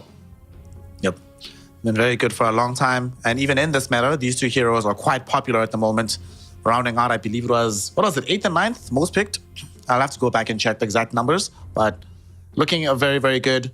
I also like the fact that they immediately can cover and protect the Pango. Now with these raft of bans in the second phase, I'm expecting Storm, Bloodseeker, and Ember Spirits to get banned out so that Nothing to Say can have a very clear laning phase for his Pango. Yeah, I think so too. Like Storm, Bloodseeker, and Ember, and then Invictus Gaming can actually just pick up Co-op again. I think that would be a decent pickup for them. It's another laner that's okay versus Pangolier. Can pressure him later on as well. Let's see what they ban out. Ember, like you called it, these three are probably the biggest issue. Yeah. Then everything else is kind of like, yeah, but I can deal with it. So what do we want to see for IG, though? Because they still have to reveal one of their other supports. I imagine that this is going to be the 4-position Spirit Breaker for PY Dub. So for QIQX, do you want to see him play another heal bot? He did really well on that Abaddon in game number 1. It's maybe not as good in a Abaddon game as that one was, but I wouldn't be too upset to see him play a similar style of hero for game 2. No, I think it's also solid. Like, you can play it as a saver for Visage. Also, you can get another carry that benefits from the Abaddon. Like, yeah, I can see it. I can definitely see it. I won't mind seeing some more burst damage too, or some BKB piercing versus Pangolier, or some Bane with the grip wouldn't be that bad. Like, or they just do what Asta did and just pick Winter Wyvern. Yeah, they don't have Sumail on mid, but I'm sure Emo would do just as well. Instead, they pick some more comfort zone, like Void Spirit for Emo, right? It's if he's the one playing it, it's like one of his signature heroes. Absolutely. one of his signature heroes, one of the heroes of the patch currently at the moment. Certainly looking like one of the better ones. So I'm very happy to see them deploy this hero. Does also get a very decent matchup against Pango. It's not as going to be as game-breaking as like an Ember Spirit does, but you still do very, very well. And it's a way to get to the backline and find this Coddle later in the game. Yeah, you do get a lot versus him. Like you said, playmaking plus a decent matchup versus Pangolier. That's all you need. Looking at IG's lineup already, you're kind of satisfied with it. You have catch, you have push, you have playmaking from that mid lane. These last two picks literally just countered PSG LGD and you're happy. Even something like a Nyx would be great. You know, just catch that silencer out, catch the Kotal out. Meanwhile, PSG LGD are actually the ones with the monkey. Okay. Like, no Alchemist this time around. No Alchemist this time around for them, but they still do get the cover from Global Silence that we've seen throughout this day. Monkey King stolen away by IG from IG this time around. It's always intriguing. I'm always a bit mixed about like Monkey King plus Pango together. There's some weird interactions where, not for the weird interactions of like Rolling Thunder bouncing you outside of the Wukongs, which is hilarious, but sometimes it feels like there's a similar niche they're filling in fights. If there's nobody else to hold all these heroes in one area so that Wukongs and Rolling Thunder connects, sometimes I feel like there's a bit of anti-synergy. That being said, they do have this Coddle as well to blast heroes back with the Blinding Light, so that should help. What a nice crowd, by the way. I like the interactions quite a lot. Very wholesome. I don't know. I feel comfortable. Just looking at them, it just feels good. Everyone chilling, watching Hanging some out. good dotes, hanging out. Yeah, a lot of couples as well. Like we in the West could learn a little bit. Anyways, Grimstroke picked up like they're one of those old school answers to the Pangolier, right? Also has multiple heroes that he can inswell, like Grimstroke plus Spirit Breaker is strong, Inkswell plus Void Spirit is also pretty solid. Even with the Visage, it's nice. Yeah, I like this. Liz, weren't we together when we saw, Extreme Gaming last season? When they played this into Pango as well? And wasn't that the game where they bought an Aghanim Scepter? Because they had another hero in that team. It was Abaddon. Where they bought the Ags for. Abaddon, yes, carry Abaddon. Yes. They had Pango mid and carry Abaddon. Yeah. Yeah, but they don't have a good Aghanim's target. That's the thing. Like usually, you want a hero without big passives such as Jingu Mastery, right? Like Abaddon, you make that illusion. He's running around with Radiance. He's killing anyone and everyone. Meanwhile, you pop that illusion on Monkey King. It's like whatever. It hits, but it doesn't get Jingo stacks, so it doesn't really matter. But it's still a solid hero. It's still very decent versus the Pangolier. It's good with what they've got. So, and I think Grimstroke overall is in a better position than he was before. You also have multiple carriers in your team for the Inkswell, so that's going to feel very nice. LGD round out the draft with the Axe. They were the first team in the prior tour to pick this hero up even before the new patch had hit. Obviously, back then, there was still Zeal on the team, but now it's going to be new. Okay, we don't have any now we have BKB Piercing Disable already prepared. We have a way to keep heroes within the Wukong's command. We have additional setup for the Rolling Thunder. All right, so overall, I'm fine with this, I guess. And it's a Vanguard buyer. That's the best part about it, I guess. Yeah, what to get against him? What's left in the pool? Like a TA, maybe? Like something like that, I guess? I don't even know. It's because all these melee have been picked or banned. Like your Slark and Ursa, banned out. Monkey King picked up. What can you pick that actually does well against them? I'm sure throughout the game or for the lane? Yeah. For the lane, at least, right? Like after all, later on, we'll worry about that as it comes. Ursa's gone, no Slark. If they had better damage elsewhere, I would say maybe you go like Viper or something, and that could help, or like a Razor. But they need damage. Okay, never mind. 24 pick Alchemist. Well, we did clock in the first phase that this hero was ignored at the time, and he does filter all the way through to the very, very end here. All right, we did just see Alchemist beat out the Monkey King in a safe lane role. We're going to be having similar results here from Dust Alchemist. Is he better or worse supported than Shiro was in game 1? Look, it's again a decent Alchemist game, I would say. It's another good combo with the Grimstroke. It's you can farm up, you can get on top of Shiro as well as these supports. I feel like you don't really care about the silencer or the keeper of the light that much. Nice handshake, sportsmanship as it always should be. I like IG's draft. I would say I like it a bit more than PSG LGD's.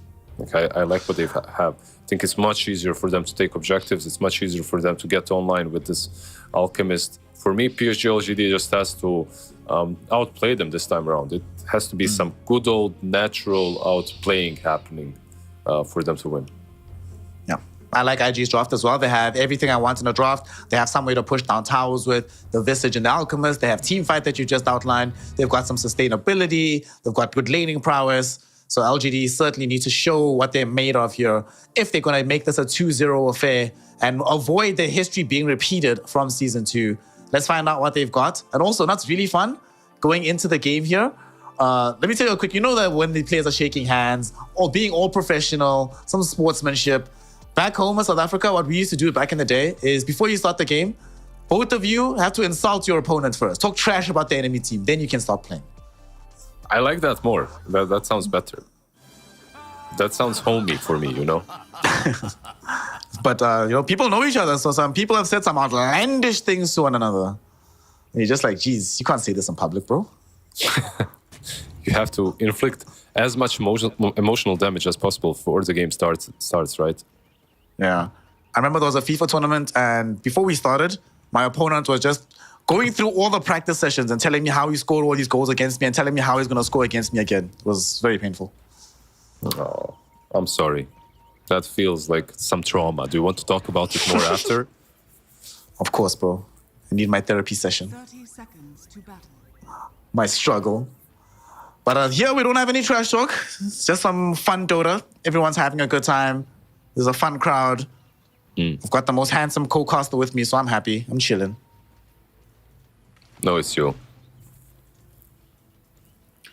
It's you, man. It's always been you. Like, I'm looking at the drafts, and on first sight, I really value IG's draft higher.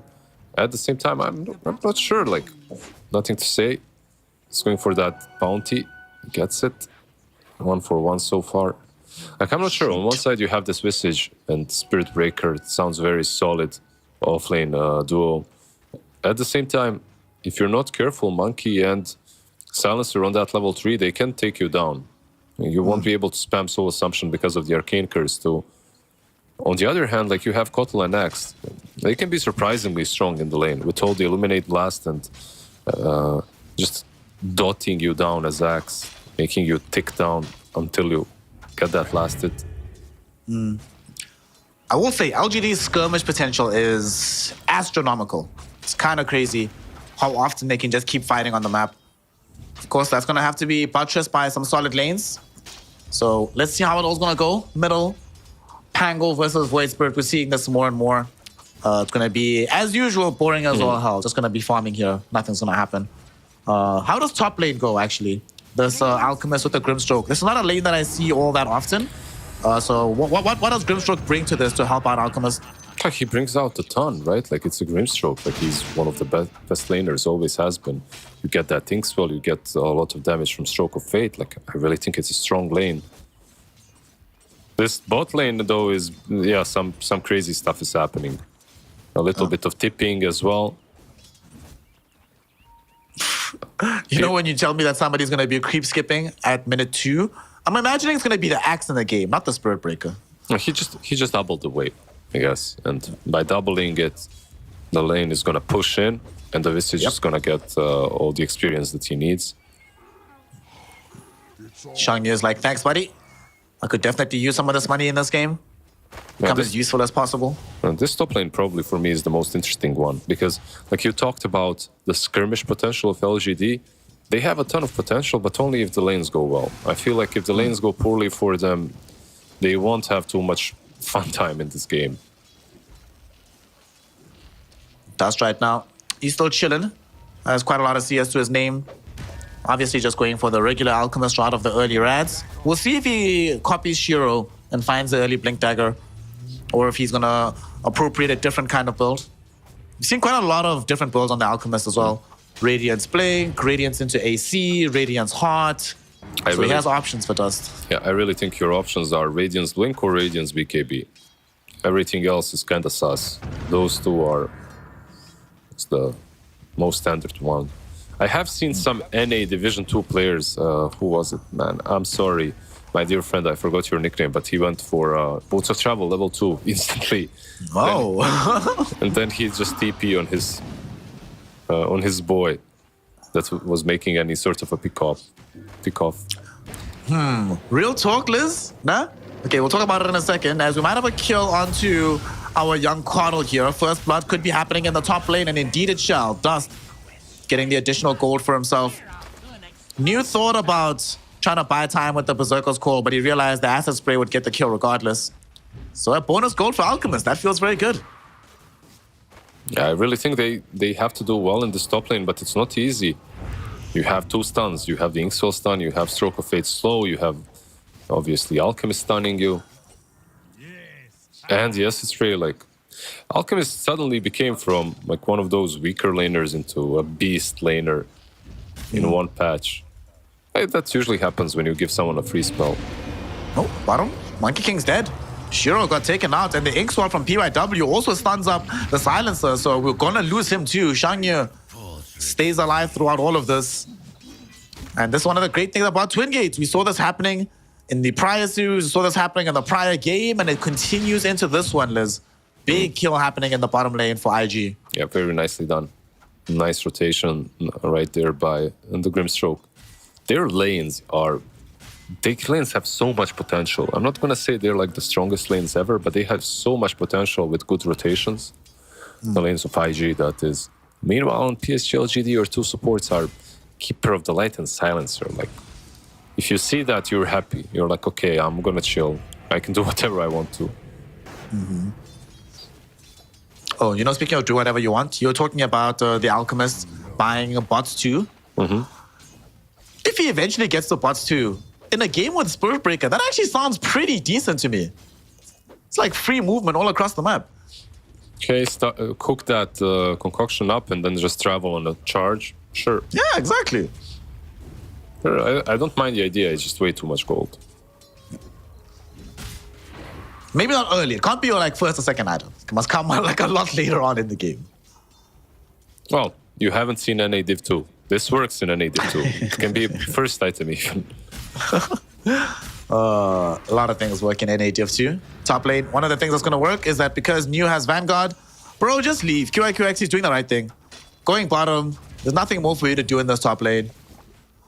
Not going to accomplish anything trying to deal with this axe at the moment. Yeah, I love how everyone has the same approach. Literally, Vanguard is up, I'm abandoning the lane. Yep. We might lose this Grimstroke though, as he moved to bottom. He did not have a TP available for himself. Should die here. No glaives available, so no steal on the intel, but still feels good to get the kill. There was no -2. Nope. Very sad. Nothing to say, actually, going mid. Yeah, they're actually gonna try and make this play happen with the Rolling Thunder, finding Emo, and they get the grab.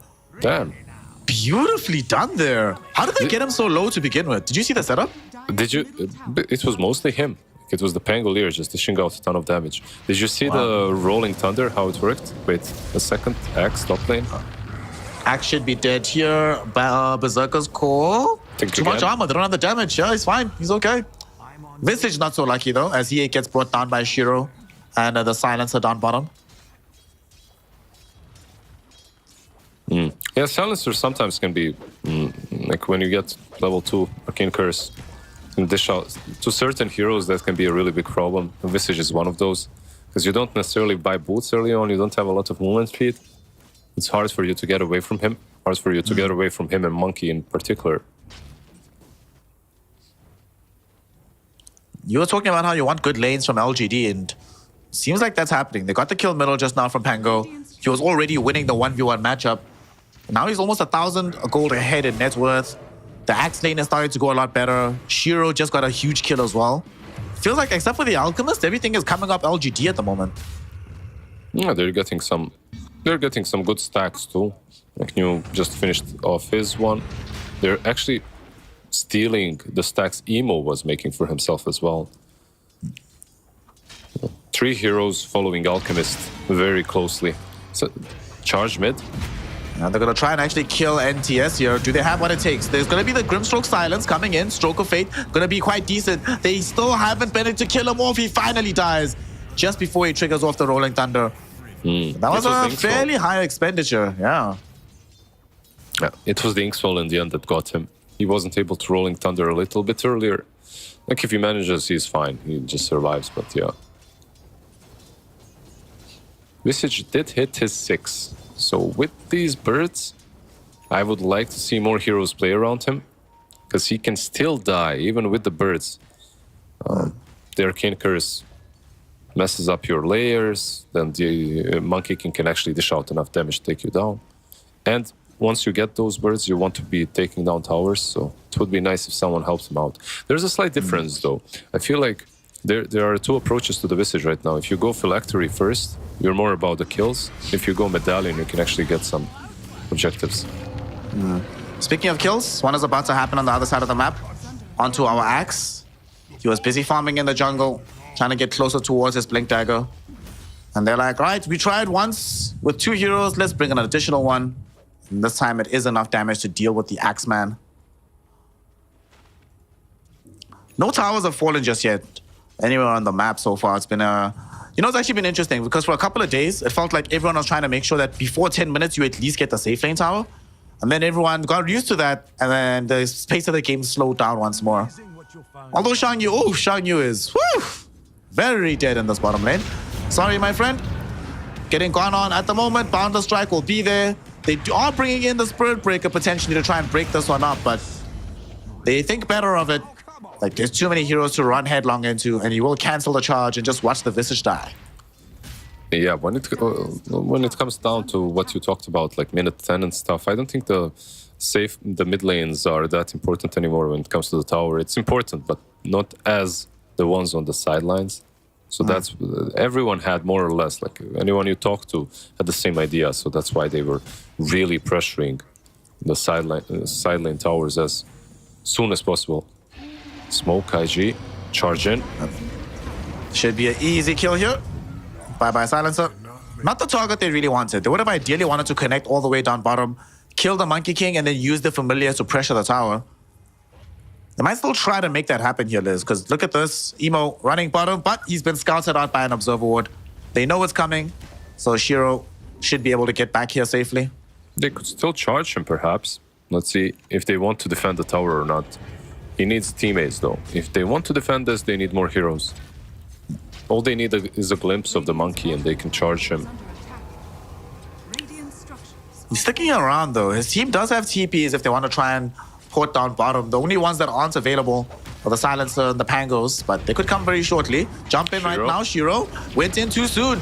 He doesn't have the protection that he needs here. Wukong's command will buy space and time, though. And they don't want to dive him just yet. They don't know who's coming in. New is here, revealed Blink Dagger going in, finds the Grimstroke. They should be able to get this easy kill. Might as well get the Culling Blade. Is this the ultimate scaling team? Is that why they picked the Axe and the Silencer? They want the armor and they want the int? No, there is one way. I've seen these 2 heroes plus a Pudge. So that's even more scaling. And a Legion Commander was in that squad. And the Slark, right? All of them. Okay, no, there was no Slark. There was no Slark. Ah. Slark is necessary as well. But they do indeed keep scaling in several ways. Mid lane, they're going to try and kill off PYW. Is Axe here for an additional armor stack? You bet he is. And give it to him, baby. Boom! And the tier 1 tower should fall as well. They might even get the bonus onto QIQX. But I don't think they'll be able to find them all the way behind the tier 2 tower.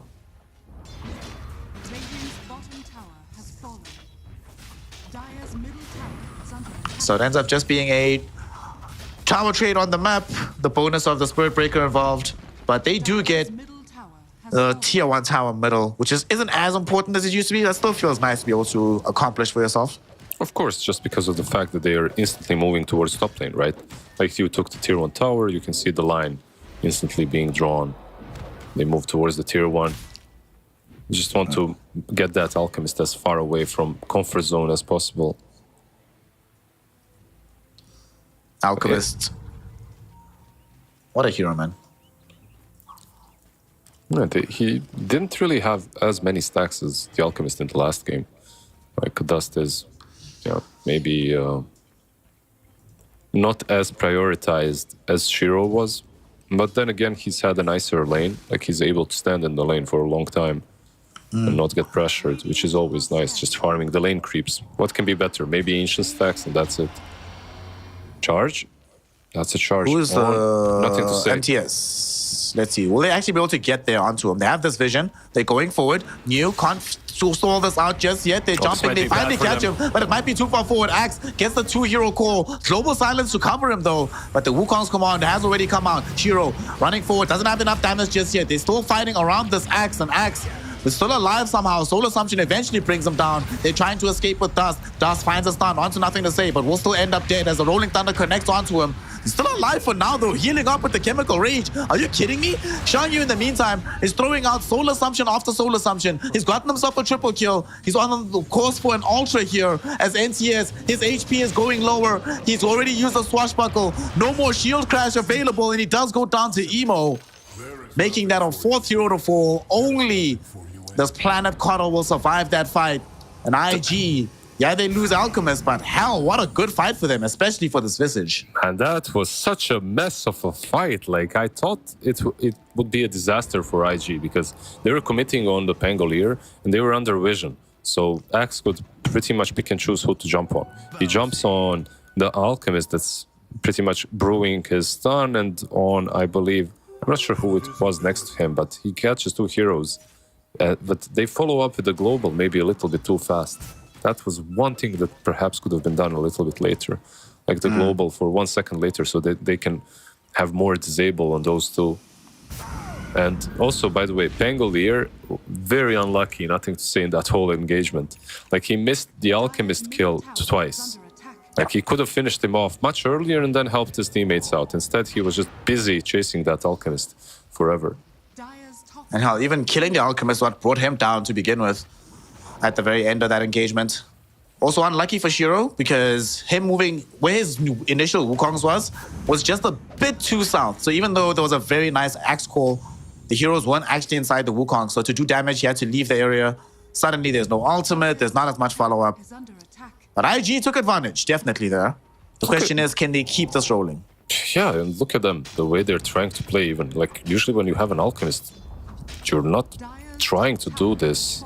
Let him at least get his Blink Dagger, you know? You don't smoke up as... Okay, they're gonna get a Kotl. And the tower after that, most likely. Yep. They're extremely active on Dust, yeah. Yeah. They had to get that kill because now it feels like a team wipe. It's like, he's the only one that survived the last fight. We bring him down, we got everybody, it's cool now. Oh, so that's why they smoked, right? To complete the set, that's it. I get it, okay. Makes sense. Looks like the Alchemist is going to go for the Shiro build. Blink BKB has been queued up for Dust. Emo going in towards having the Manta style. So he's gone for the Echo Saber we see most Void Spirits do, but skipping over the Deso and opting for Manta instead. I mean, this is into a game with Silencer, so you want the Dispel, and I guess we're past the point where these Void Spirits buy the Yule Scepter anymore to deal with it, right? Yeah, I think it's mostly about having some right-click damage, tanking yourself up, and obviously the Global Silence. 3 items. You have the BKB, you have Duels, and you have the Manta. I guess it was BKB or Manta here.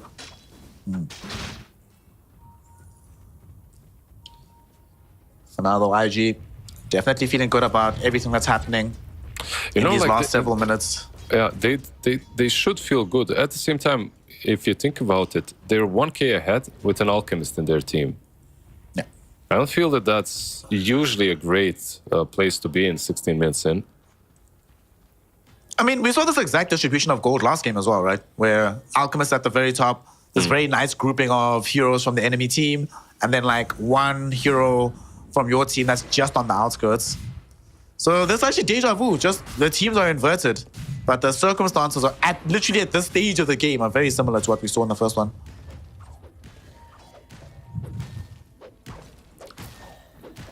Let's see, we've got some new neutral items. Oh god, a Philly Stone. For Planet, well, we already know Planet knows how to find net worth. In the previous game, he had a Shivas at 25 minutes thanks to this Philly Stone. Scanning. Now he's probably going to have Guardian Greaves at around the same time marker thanks to the neutral item. Especially on a hero such as Keeper of the Light, right? Like you already farm very fast. You get a lot out of the map. Charge maybe off of top. Nah, lane? Does he have it? He just used it. He just used okay. it to go into the wave, so he's dead. And here comes... Oh, the chop doesn't kill him. They actually used Blinding Light to bounce him into an Illuminate Blast. I'm sure they would have preferred a little bit of extra armor, but whatever, as long as they get the kill. I mean, extra armor in this game is really helpful. Like you're playing versus Visage, he has Solar Crest, you're playing versus him that also has a talent, minus armor, and then you're playing versus an Alchemist. They should be getting and stacking that armor as much as possible. I didn't even see the Illuminate, by the way. It's just one of those things, you know. Sometimes you don't see some spells.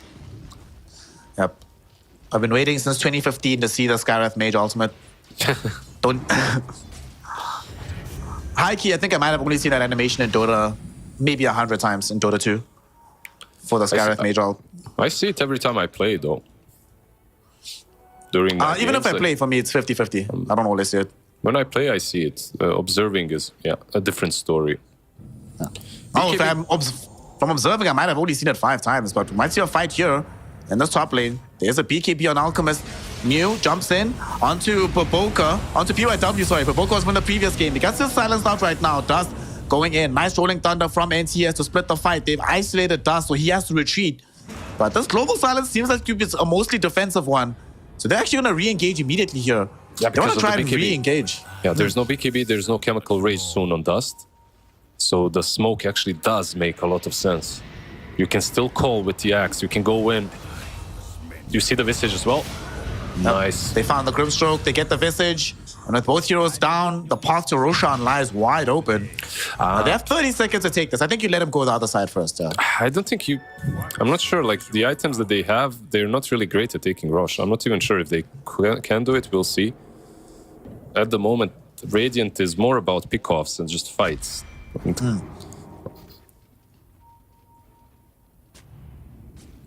It seems like they know where Axe is, but... Or they're just... Yeah. They had that ward on the Twin Gate, I suppose. No, that was just Sentry, right? Yeah, just a Sentry. Probably just had a good idea of what was happening.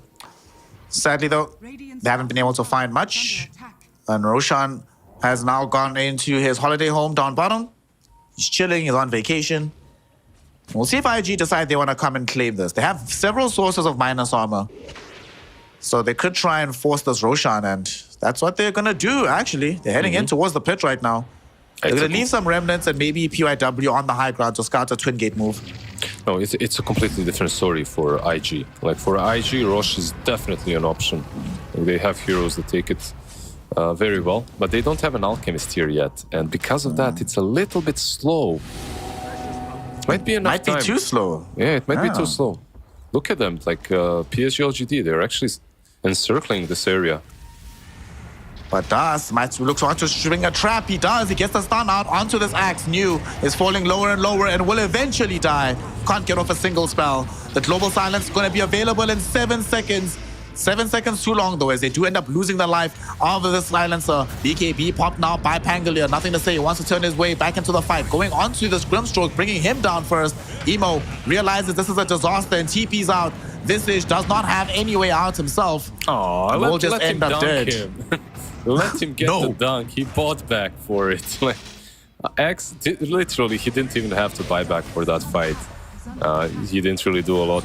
Now, when they did get 2 kills, perhaps they can go into the pit and take down Roshan. There's, I believe there's no chance IG contests this. Man, this is really slow. The only minus armor they have is the Desolator. So this is taking quite a bit of time. Unless you get lucky enough with these lucky shots. Finally, the big man goes down.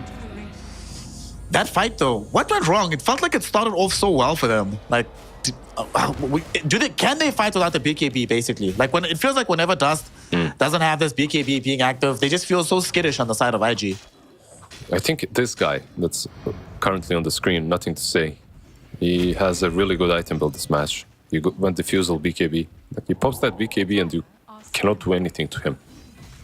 He dished out a ton of damage, popped that BKB, just ran them down. They had to move back afterwards. It's insane just how much he can do just by the right clicks. And then on top of that, obviously, he rolling thundered, continued controlling them. Axe buyback scared them even further. So yeah. Speaking of Rolling Thunder, we haven't yet seen Grimstroke actually apply the Soulbind onto Pango in these fights. Yeah, he did it. Did he do it in the last fight? He did it in the last fight. It just didn't have any effect. There was no one to lash to. Yeah, it didn't do anything. That's usually the case, I would say. Like Grimstroke versus Pangolier, for the longest time, hasn't been an exact counter. Like it's not like if you remember a long time ago, if you see Grimstroke versus Pango, GG. Ever since the Soulbind changes, like he's not really as strong versus him. This game right now, 1k gold lead for nobody. It's pretty much dead even in terms of net worth, which is a problem for the Alchemist draft. Win probability is 65% right now for LGD's lineup. He's getting closer to that AC, right? And it's a huge power spike too. Like you get that AC, you have Visage with you. Like you're dishing out a lot of damage, you're helping out your Void Spirit as well, who dishes out a ton of physical damage too. So I can see them coming back into this one. They just need to engage properly. They can blow anyone up. Like with Inkswell, with the charge, I mean, you have just so much control. We'll see what they can accomplish here. They are smoked up on the side of IG, looking for some kind of target. Down bottom, there will be a bit of vision onto this Axe. He's being charged into right now as well. He just popped the Berserker's Call. Oh, he blinks as well. Yeah, he's dead. He is super dead. Maybe they can well, TP. He's gonna die, but the question is, do the rest of the team get out cleanly? They bring him down, and IG, well, they don't find anybody making mass TPs out. PSG LGD is like, sorry, mate, you're dead. Enjoy life. We'll see you later. Yeah, it's just the Keeper of the Light, the TP, like you said. He can maybe defend the tower a little bit, but even that is dangerous. Like, there are so many heroes that can just skip the lines and get on top of you. Spirit Breaker already in position. Like, nice words from him to scout this out and prevent it from happening. But yeah, Axe probably the best kill, right? Like, who else can you go on? Pangolier you probably aren't killing. Monkey has an Aegis. Axe even doesn't have a buyback, so killing him was the best Feels very pick-off good. they could have gotten, yeah. It's good. Also sets them up for this push on the tier 2 tower down bottom. So they're gonna mirror the move just made by LGD, who have been able to claim the tier 2 tower up on top. And nobody from LGD is gonna be fool enough to make some rash TPs. Also, why is Axe dead for so long, it feels like? Did he buy back or something? Yeah. He bought back. He bought back down bottom. Yeah, I forgot about When that. he didn't do anything, that's why. Dude, he was dead for so long. Oh my god. It really hurt him. That's why I'm saying it's probably the best pick-off could have gotten. Mid lane. Oh, Alchemist. this is a very good pick off for LGD if they can find it. LGD, they haven't been able to get dust, and finally a Soulbind comes into effect here. A very good charge coming in from the Spirit Breaker. 2 heroes right now stunned up. NCS, they're able to get the quick turnaround. Emo is dead. Brought down by a swashbuckle at the very end. Now with Rolling Thunder, he wants to try and bring down QIQX, and he will be able to do so. The Nether Strike from PYW held him in position for a second, but maybe he's wishing he'd put him somewhere else, because now he is in some danger, called in by the Axe. In the meantime, they've gone in to finish off Shangye, and PYW allowed to escape thanks to the Shadow Blade. Dude, like, A big win for LGD. Yeah, I'm looking at the Alchemist and his AC. Meanwhile, nothing to say has his as well. The amount of damage that this Pangolier is dealing, wow. People are just disappearing in fights. This feels almost not fair. I don't know, their engagement was... The way they engaged, it was good. Like, they got the Soulbind on 2 prime targets, but you're playing into an Aegis, so you can't really go straight on the Monkey King. It's not gonna lead to anything. You can't really go on Pango because he's too elusive, too difficult to take down. So you're forced to run. That trick shot just kicking in with the AC. Void Spirit and Grimstroke, they just melted. To make matters worse, you know, they get it. You mentioned that Soulbind, but the 2 heroes that got Soulbind were just chilling inside of Wukong, so you can't even chase them easily. Emo tried and died. You saw the attempt being made. So the question is, now what? This Alchemist, Has AC, has Blink, Rads, BKB, but his team needs more protection. Emo also doesn't feel like he's been allowed to, be that void spirit we've often seen lately, just demolishing fights. He's had to play the edges of the fights more so than anything else. Should he buy BKB maybe to help him out? Oh, I mean, if he buys a BKB as well, that's so defensive. Yeah. Like, he's got the Manta already. That's your defensive item. You cannot commit into 2. Like, if you do, you will lack damage eventually. So instead, he goes for a crit. And I think this is a better... I definitely think this is a better decision. Fully agreed. They do need damage. They're struggling with that outlay of damage at the moment, especially when these BKBs are up. Also, we're about to get the Moonshot arriving for Shiro. Wait, is he buying Moonshot or AC? Let's see, where's They his have career? AC already, so it shouldn't be AC. Unless they miscommunicate. Like, he already has it on Nothing to Say, so... Okay, yeah, so he's going Moonshot. He's already got the 1 Hyperstone. So Moonshot, Deso, plus an AC. So lots of armor reduction, tons of attack speed buff. And of just course, Harpoon NTS as still well, reduces right? more. Yeah, I was about to say, and Harpoon, dude, this is crazy. Smoke up. It's always PYW, I feel like. It's always him. Every smoke. Poor guy. Poor guy. He's still alive for now, though. They really do want to chase him. And going in, we see Emo going and finding a jump onto this Monkey King. At the same time, jumping into the Wukong's command is the Visage, or rather caught inside it, I should say. As he gets brought down, Dust, no more BKB. Oh, it does have BKB available if needed. He hasn't popped it just yet. He's just running around right now. Down bottom, we see Global Silence getting triggered out as they ran down no one. And they get the kill onto NTS. Nobody else dies. And they realize that, well, Dust was actually debating us. He was running around, spending all of our time and effort and energy chasing him. Means that we're not there to defend NTS, and the Pango does die on the back end of the fight. Yeah, it was debating our observer as well. I think it's Web that got kind of debated. He followed the important alchemist around. Meanwhile, NTS was kind of cooking alone up there. He was trying to have fun with 4 heroes. Look, he's very big. He has literally gotten an item every time I clicked on him, a new item. But still, though, they can't take him down if he's isolated. Yeah. Nobody is immortal. It is possible to kill these heroes. Does he have the Basher on Pangolier? I think it's... Not yet. It's queued up, yeah. Okay. It's getting closer and closer, yeah. He actually changed his mind, going for Lincoln's now. Oh, Lincoln's. Doesn't want the Basher anymore. Interesting. I mean, you can cast it on your allies as well. It's good on you, too. Getting a little bit safer when it comes to the Spirit Breaker, when it comes to the Soulbind, as well. Right now, though, IG, after that fight, they have to start considering, when do we come to Roshan?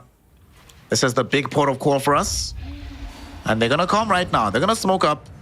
I'm not sure if they trigger. They don't have a scan available, but they can infer that this is the likeliest play being made right now in the Roche. Yet again, it's not the fastest one in the world. Emo has a big item. He completed a Daedalus, like a full And he has a Daedalus. double damage rune. This could be huge. Yeah. If they can find this fight, Emo, he needs to go in right now. It's too late. Shiro gets the Aegis, but they might still lose this fight. Wukong's has been dropped down. There's the Global Silence inside the pit. Is this Alchemist? But the Alch, he's already out of BKB, so he just gets bursted down right now. NTS rolling onto the far side of the fight whilst they isolate this Visage in the trees. He's not dead just yet, though. Holding his own. Emo forced to jump away from the fight and leave Visage to his own devices. Emo, at the very least, can TP out. Cole barely misses. But everybody else gets brought down. That looked so promising, Liz. They had double damage, they had a Daedalus. They potentially had the angle for the fight, but LGD were just ready for it. And they spring the trap as soon as IG show up.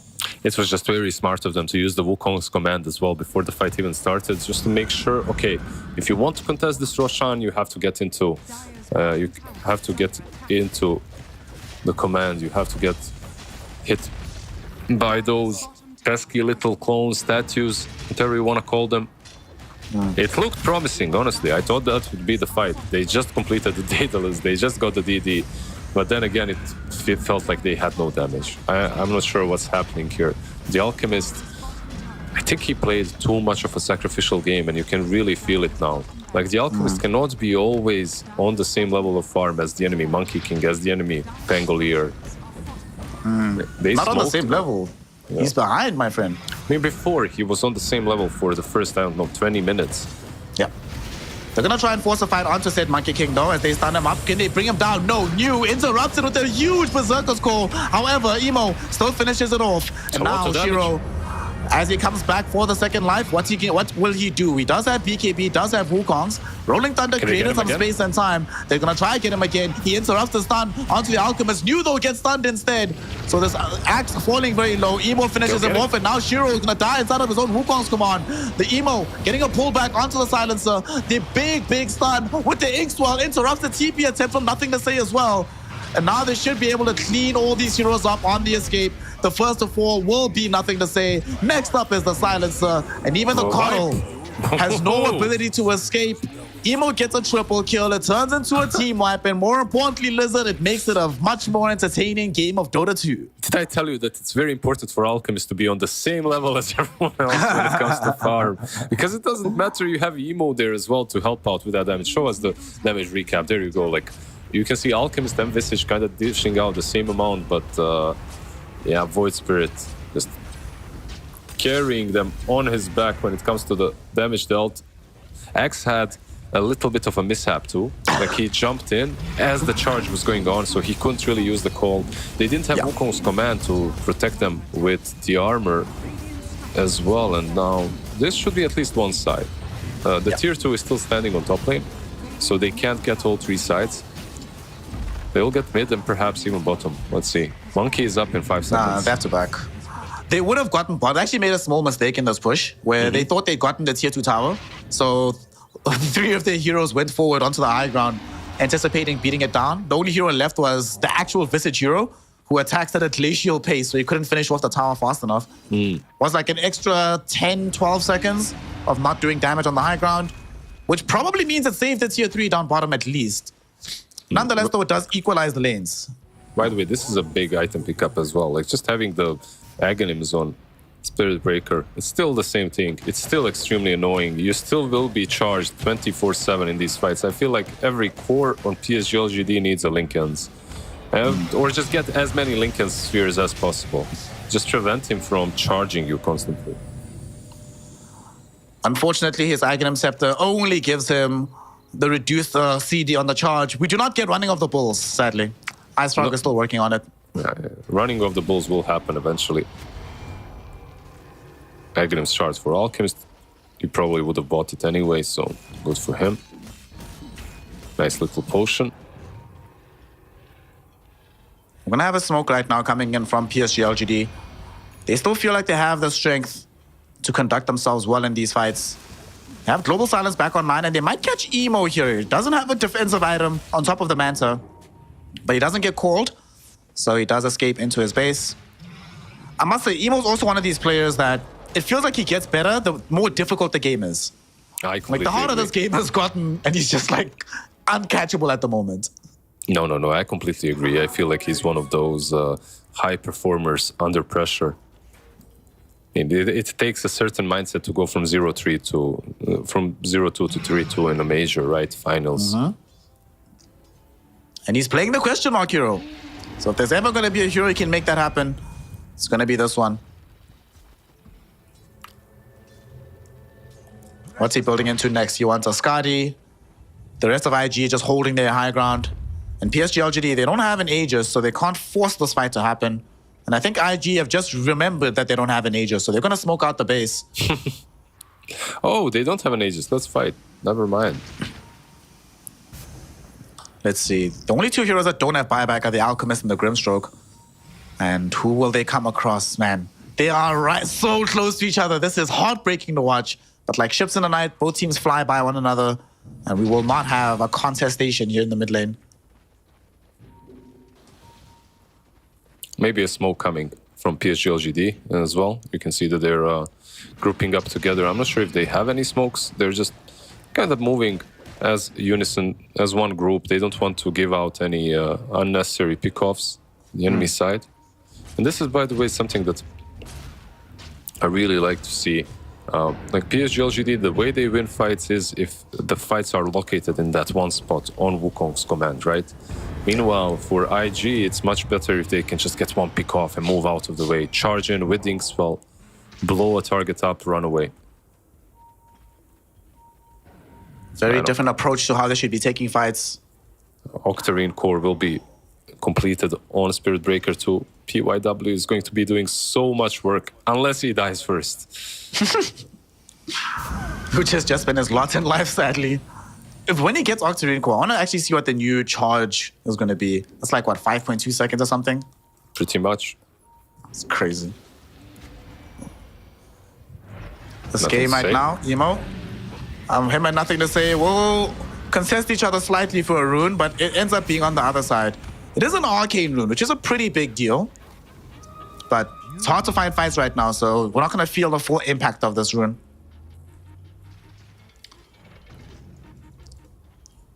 Unless they smoke. Yeah, exactly. Any small little bit of advantage that you can get, and instantly you smoke up with it. What's Rush looking like? Okay, 30 seconds. From that point onwards, it can respawn. Amazing what you found lying around. I love how PIW is the one farming the jungle. And he actually almost died. They were heading directly towards him, but at the last second, they change their minds and go elsewhere. And he'll just happily try to finish off the farm necessary for him to have the full Octarine. Got a token as well for a neutral item. And under these circumstances, Lizard, where the game is sort of ground to a halt, which team is favored to be playing under these conditions? Well, I feel like if you aren't playing the Alchemist, you're quite happy, right? Because you know that hero usually tops off eventually. So if you have some different core that scales a bit better, you should be happier.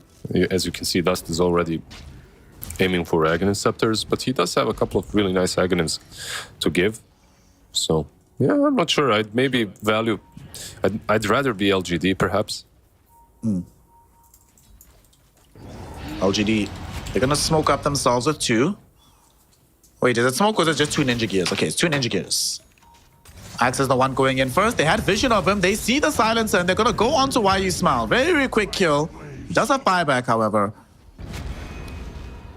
And that's just gonna set them up for Roshan. 30 seconds until the big man is back. So there's a 15-second window where Rosh is up, but the silencer is not.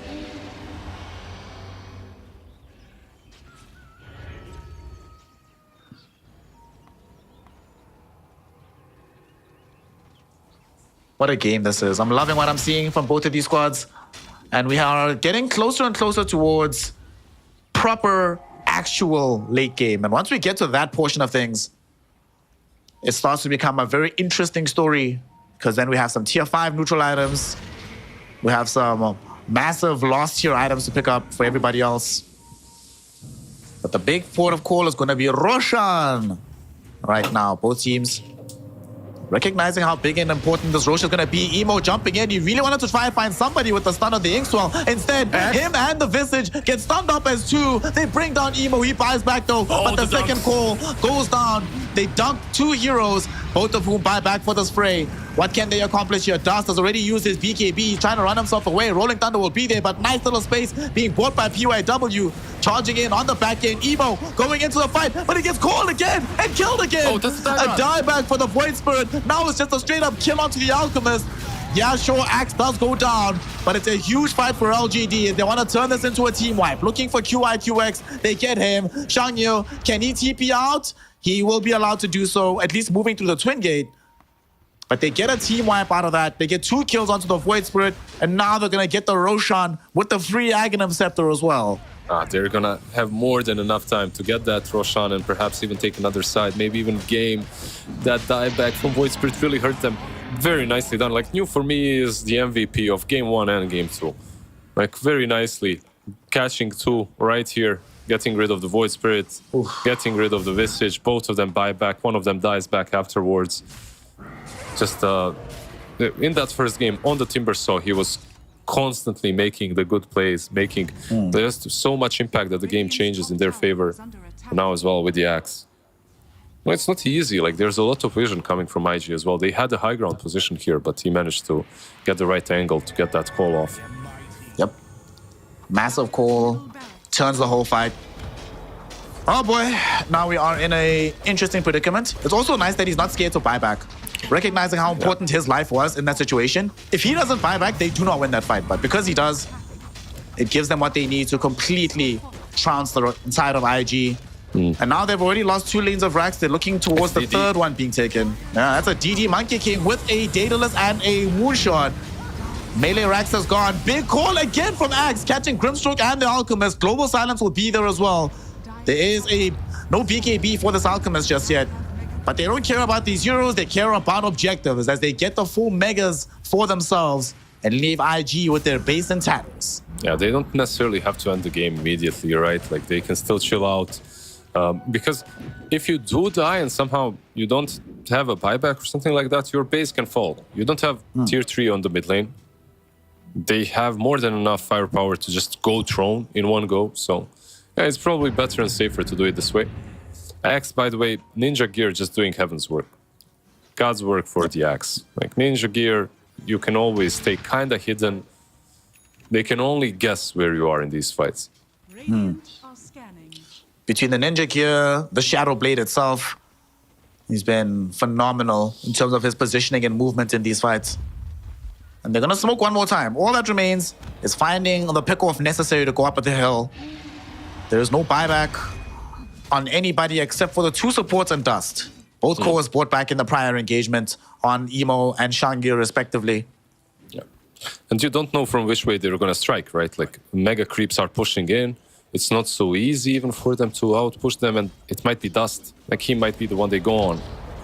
Yep, Harpoon will pull him back. Oh, they got the Boundless Strike as well. Ignis will come out, but he does find access to the BKB. Keeps him alive for now. Global Silence was already utilized as well.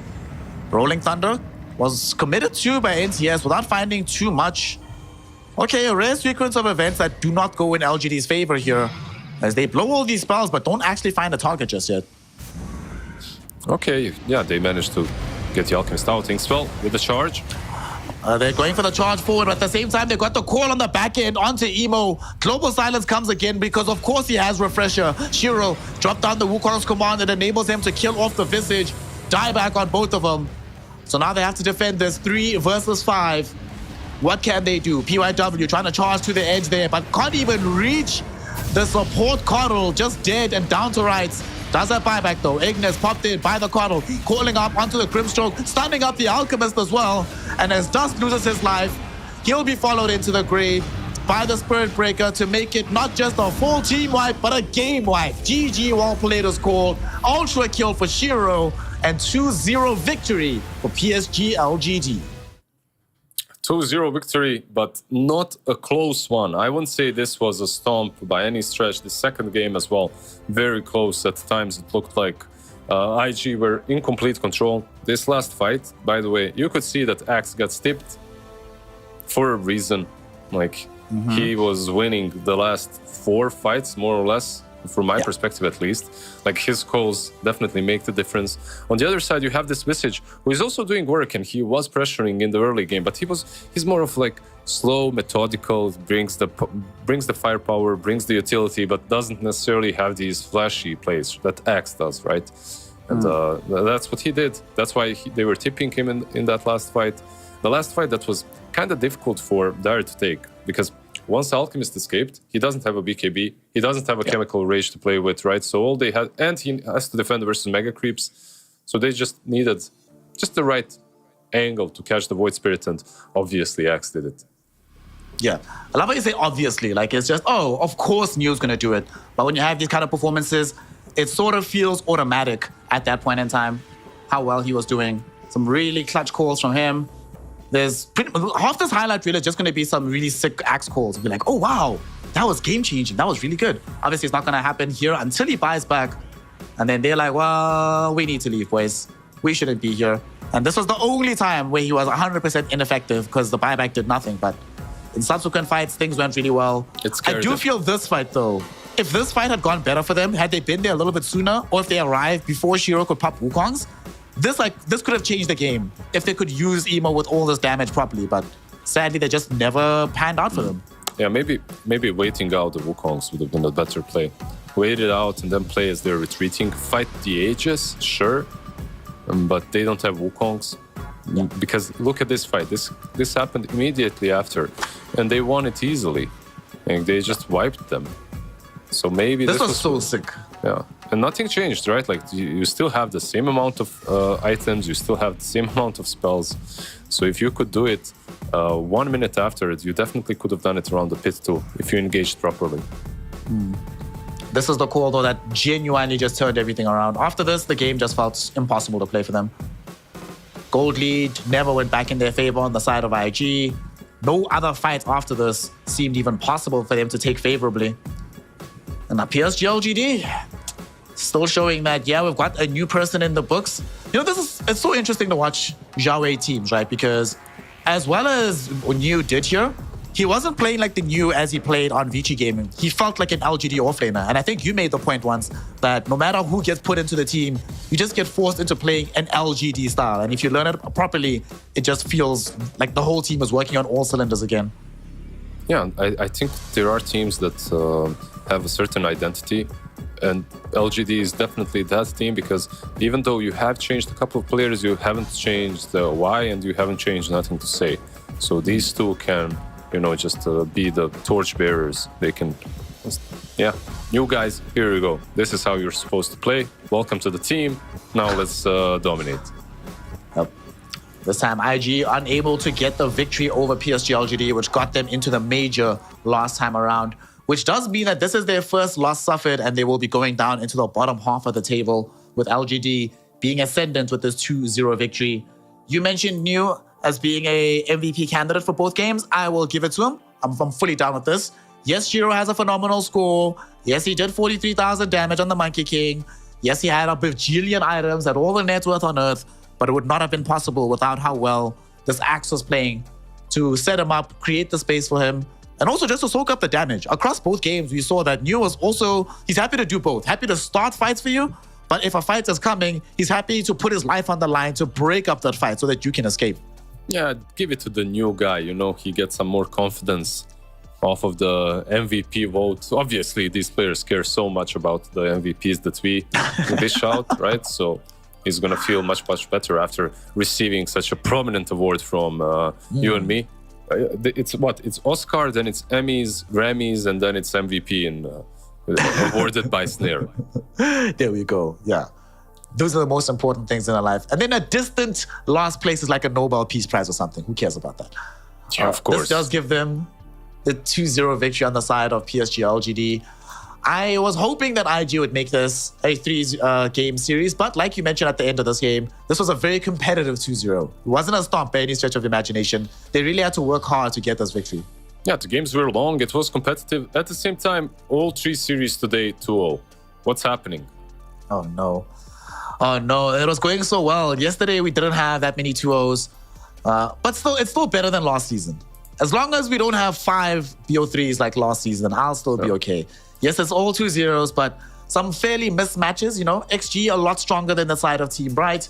IG not necessarily as strong as PSG LGD, and we see that here. And of course, Team Aster just look really, really good right now. Probably the best team in the region, at least up until we see them play against LGD. So with these matches being done, the end of the first week being done, has anything leapt out to you as a surprise? Has there been any result that you could not have foreseen before the tour actually got going? Well, I wouldn't actually say that today's matches would be 2-0. I actually expected a 3-game series in most of these. I feel that the teams are very capable of taking wins off of each other. I think that IG in current form is just as strong as LGD. So I'm surprised to see just a 3-game series overall. 2-game series. Well, we had 2-game series, 2 very strong games from LGD, but we should find out from one very special LGD player as we have YU Smile, Innocence TI winner, in for an interview. Good, sir. Congratulations on the victory here today. The first thing I actually want to ask is, do you feel a difference playing in the LAN environment on weekends versus when you're playing games during the week while you're just relaxing at home? 首先恭喜你拿下这场比赛的胜利，然后想问一下，在周末来打这个线下比赛的话，跟平时在打这个周中打线上有什么不一样的感受吗？在线下沟通可能更加感觉更多是激情吧，包括就是打得更加活力一点吧，我觉得是这样的。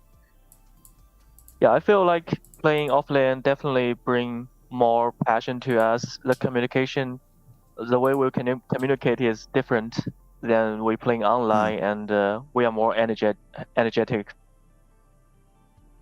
Okay. Something that we have to talk about as well when you're speaking about communication. Obviously, it's about the communication in the context of the team. Do you mind sharing with us what happened with Zeal, your previous offlaner? Why didn't it work out with him in the team? It seemed like it was going well for a while. Was the decision made before the major, or did the results at the major make it not tenable to continue with him in the team anymore?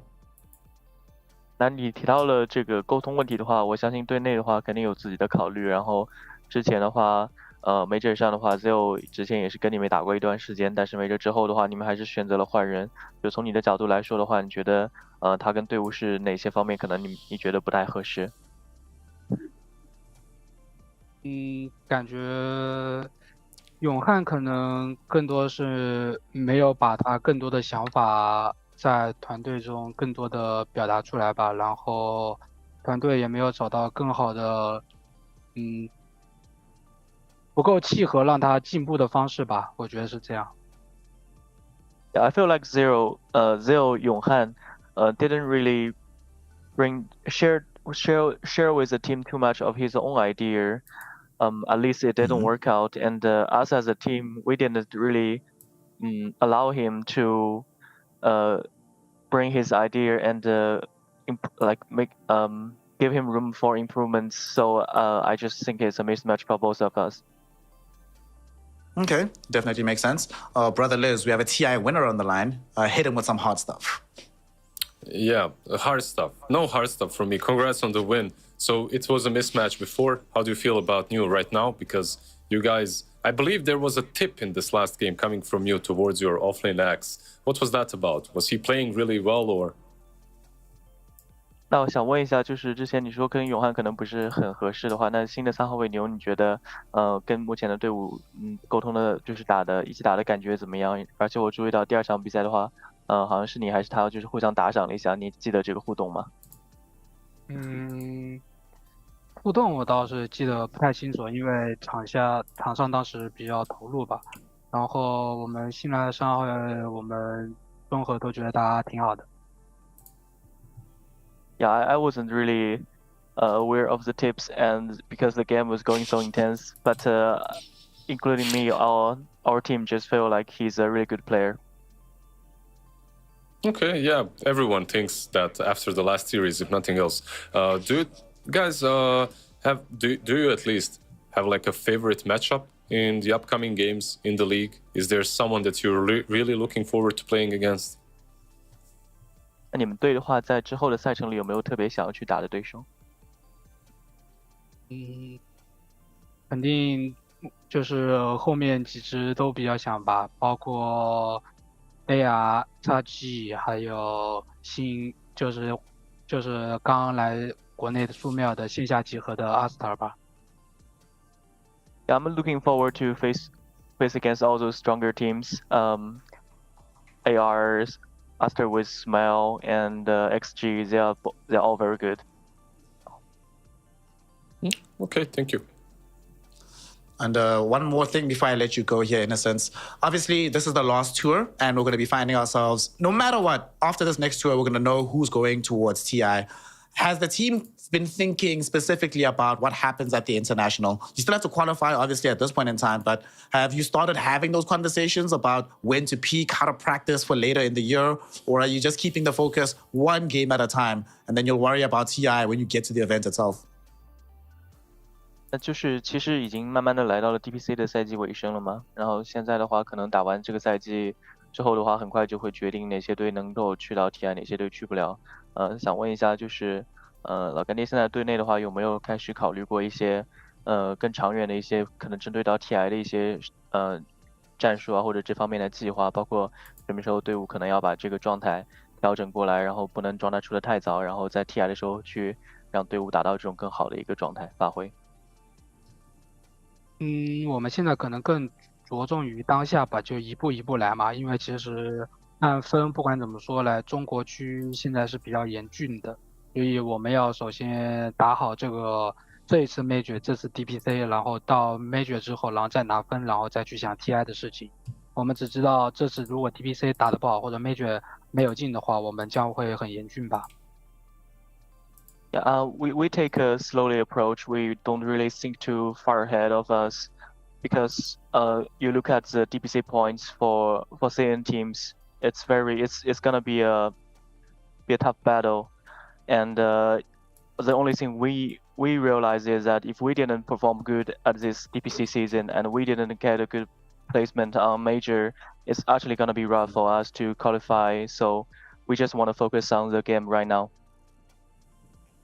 Well, certainly makes sense. That focus has paid off so far with your opening 2 matches. So thank you so much for the time today. Good luck, have fun for the rest of the series, and we hope the rest of the tour goes well for you. 谢谢接受我们采访，然后希望你们后面的比赛能顺利。好，谢谢 ，Thank you。 Thank you. Thank you very much. Why You Smile, TI winner from TI6 with the Wings roster, and of course our boy Marshall helping us out with the translation once more. And it's complicated not being able to prepare for TI, because honestly, Lizard, we are at that point right now where teams have to start thinking about it, right? Burnout is a real factor going into the TI season. Whether or not you even qualify is a real factor going into a TI season. So you don't want to overhype yourself, then you don't qualify, or you underhype yourself, and then you don't actually do well at the event. It's a lot to think about going into the biggest event of the year, and pretty much what the entire calendar year of Dota revolves around right now. Yeah, I think you're overcomplicating things a little bit. Just think about qualifying first. Everything else comes later, comes second. You need to get there first, and then you can think about performing. We do have like a little bit of a break, right? We always did have it between the last major and the TI, so there's some time to relax, if you can call it relaxing, because most players cannot. If they qualify, that time is really intense, But yeah, like just focus on winning as many games as possible right now, because like you said and stated earlier, China right now isn't looking that great when it comes to points, when it comes to getting those direct invitations. Absolutely. Of course, all the Chinese teams that are here in the DPC region will be trying to accrue more of those points so they can actually put themselves into the running to qualify for TI. One of those squads is Team Asta, who is sitting currently just outside of the qualification berths in 14th place in the DPC. They'll be playing up against Team Bright on the next game day that we have here in the DPC region. Team Bright, a team that is just qualified from the Division 2. Very unlikely that they'll be able to stop the Team Asta right now, who is looking the best I've seen them in years, which is saying something, because when they were hot with Ori, they were really, really, really hot. And then for IG and Piggy Killer, for me, that's a very fun one, because honestly, Lizard, I could see that being the 4th place game between those 2 teams, between IG and Piggy Killer, as in whoever gets the dub there is very highly likely to be better seeded to get that 4th and final major spot from China. Yeah, I don't know. It definitely could be the game for the 4th place. I'm just the IG and the fact that they lost this last series and the way they lost it, for me, it just never feels good. Like, I don't know why, but IG losing always feels to me like there's some tilt involved. Just always. I don't know why I'm getting this feeling, but I guess it's maybe Emo always calling the GG first, not anyone else on his team. Piggy Killer at the same time, like, it's an interesting team, right? Like, they do have a lot of they do have a lot of very capable players. So IG, yeah, you have a bigger squad, you actually have an organization, but at the same time, this will not be an easy series for them. Nope. Honestly, though, I blame you for the reason why IG lost, because IG only ever loses when you're involved, and when they're looking good while you're involved. It's the 2 things together. So, IG, sadly not able to get it today, but we saw some good glimpses from them. We can anticipate a very good season, and they very clearly are better than they were last season, which is what we primarily want out of most of these teams. Unfortunately, though, with all of this being said, that does mean that we are done with the first week of DPC action here in the Chinese region. All the games have been very fun to watch. Not that many stomps, a lot of upsets in terms of the games, and very high quality Dota has been presented to us throughout this region. So for today, shout out to Lizard for being here to carry me throughout this cast.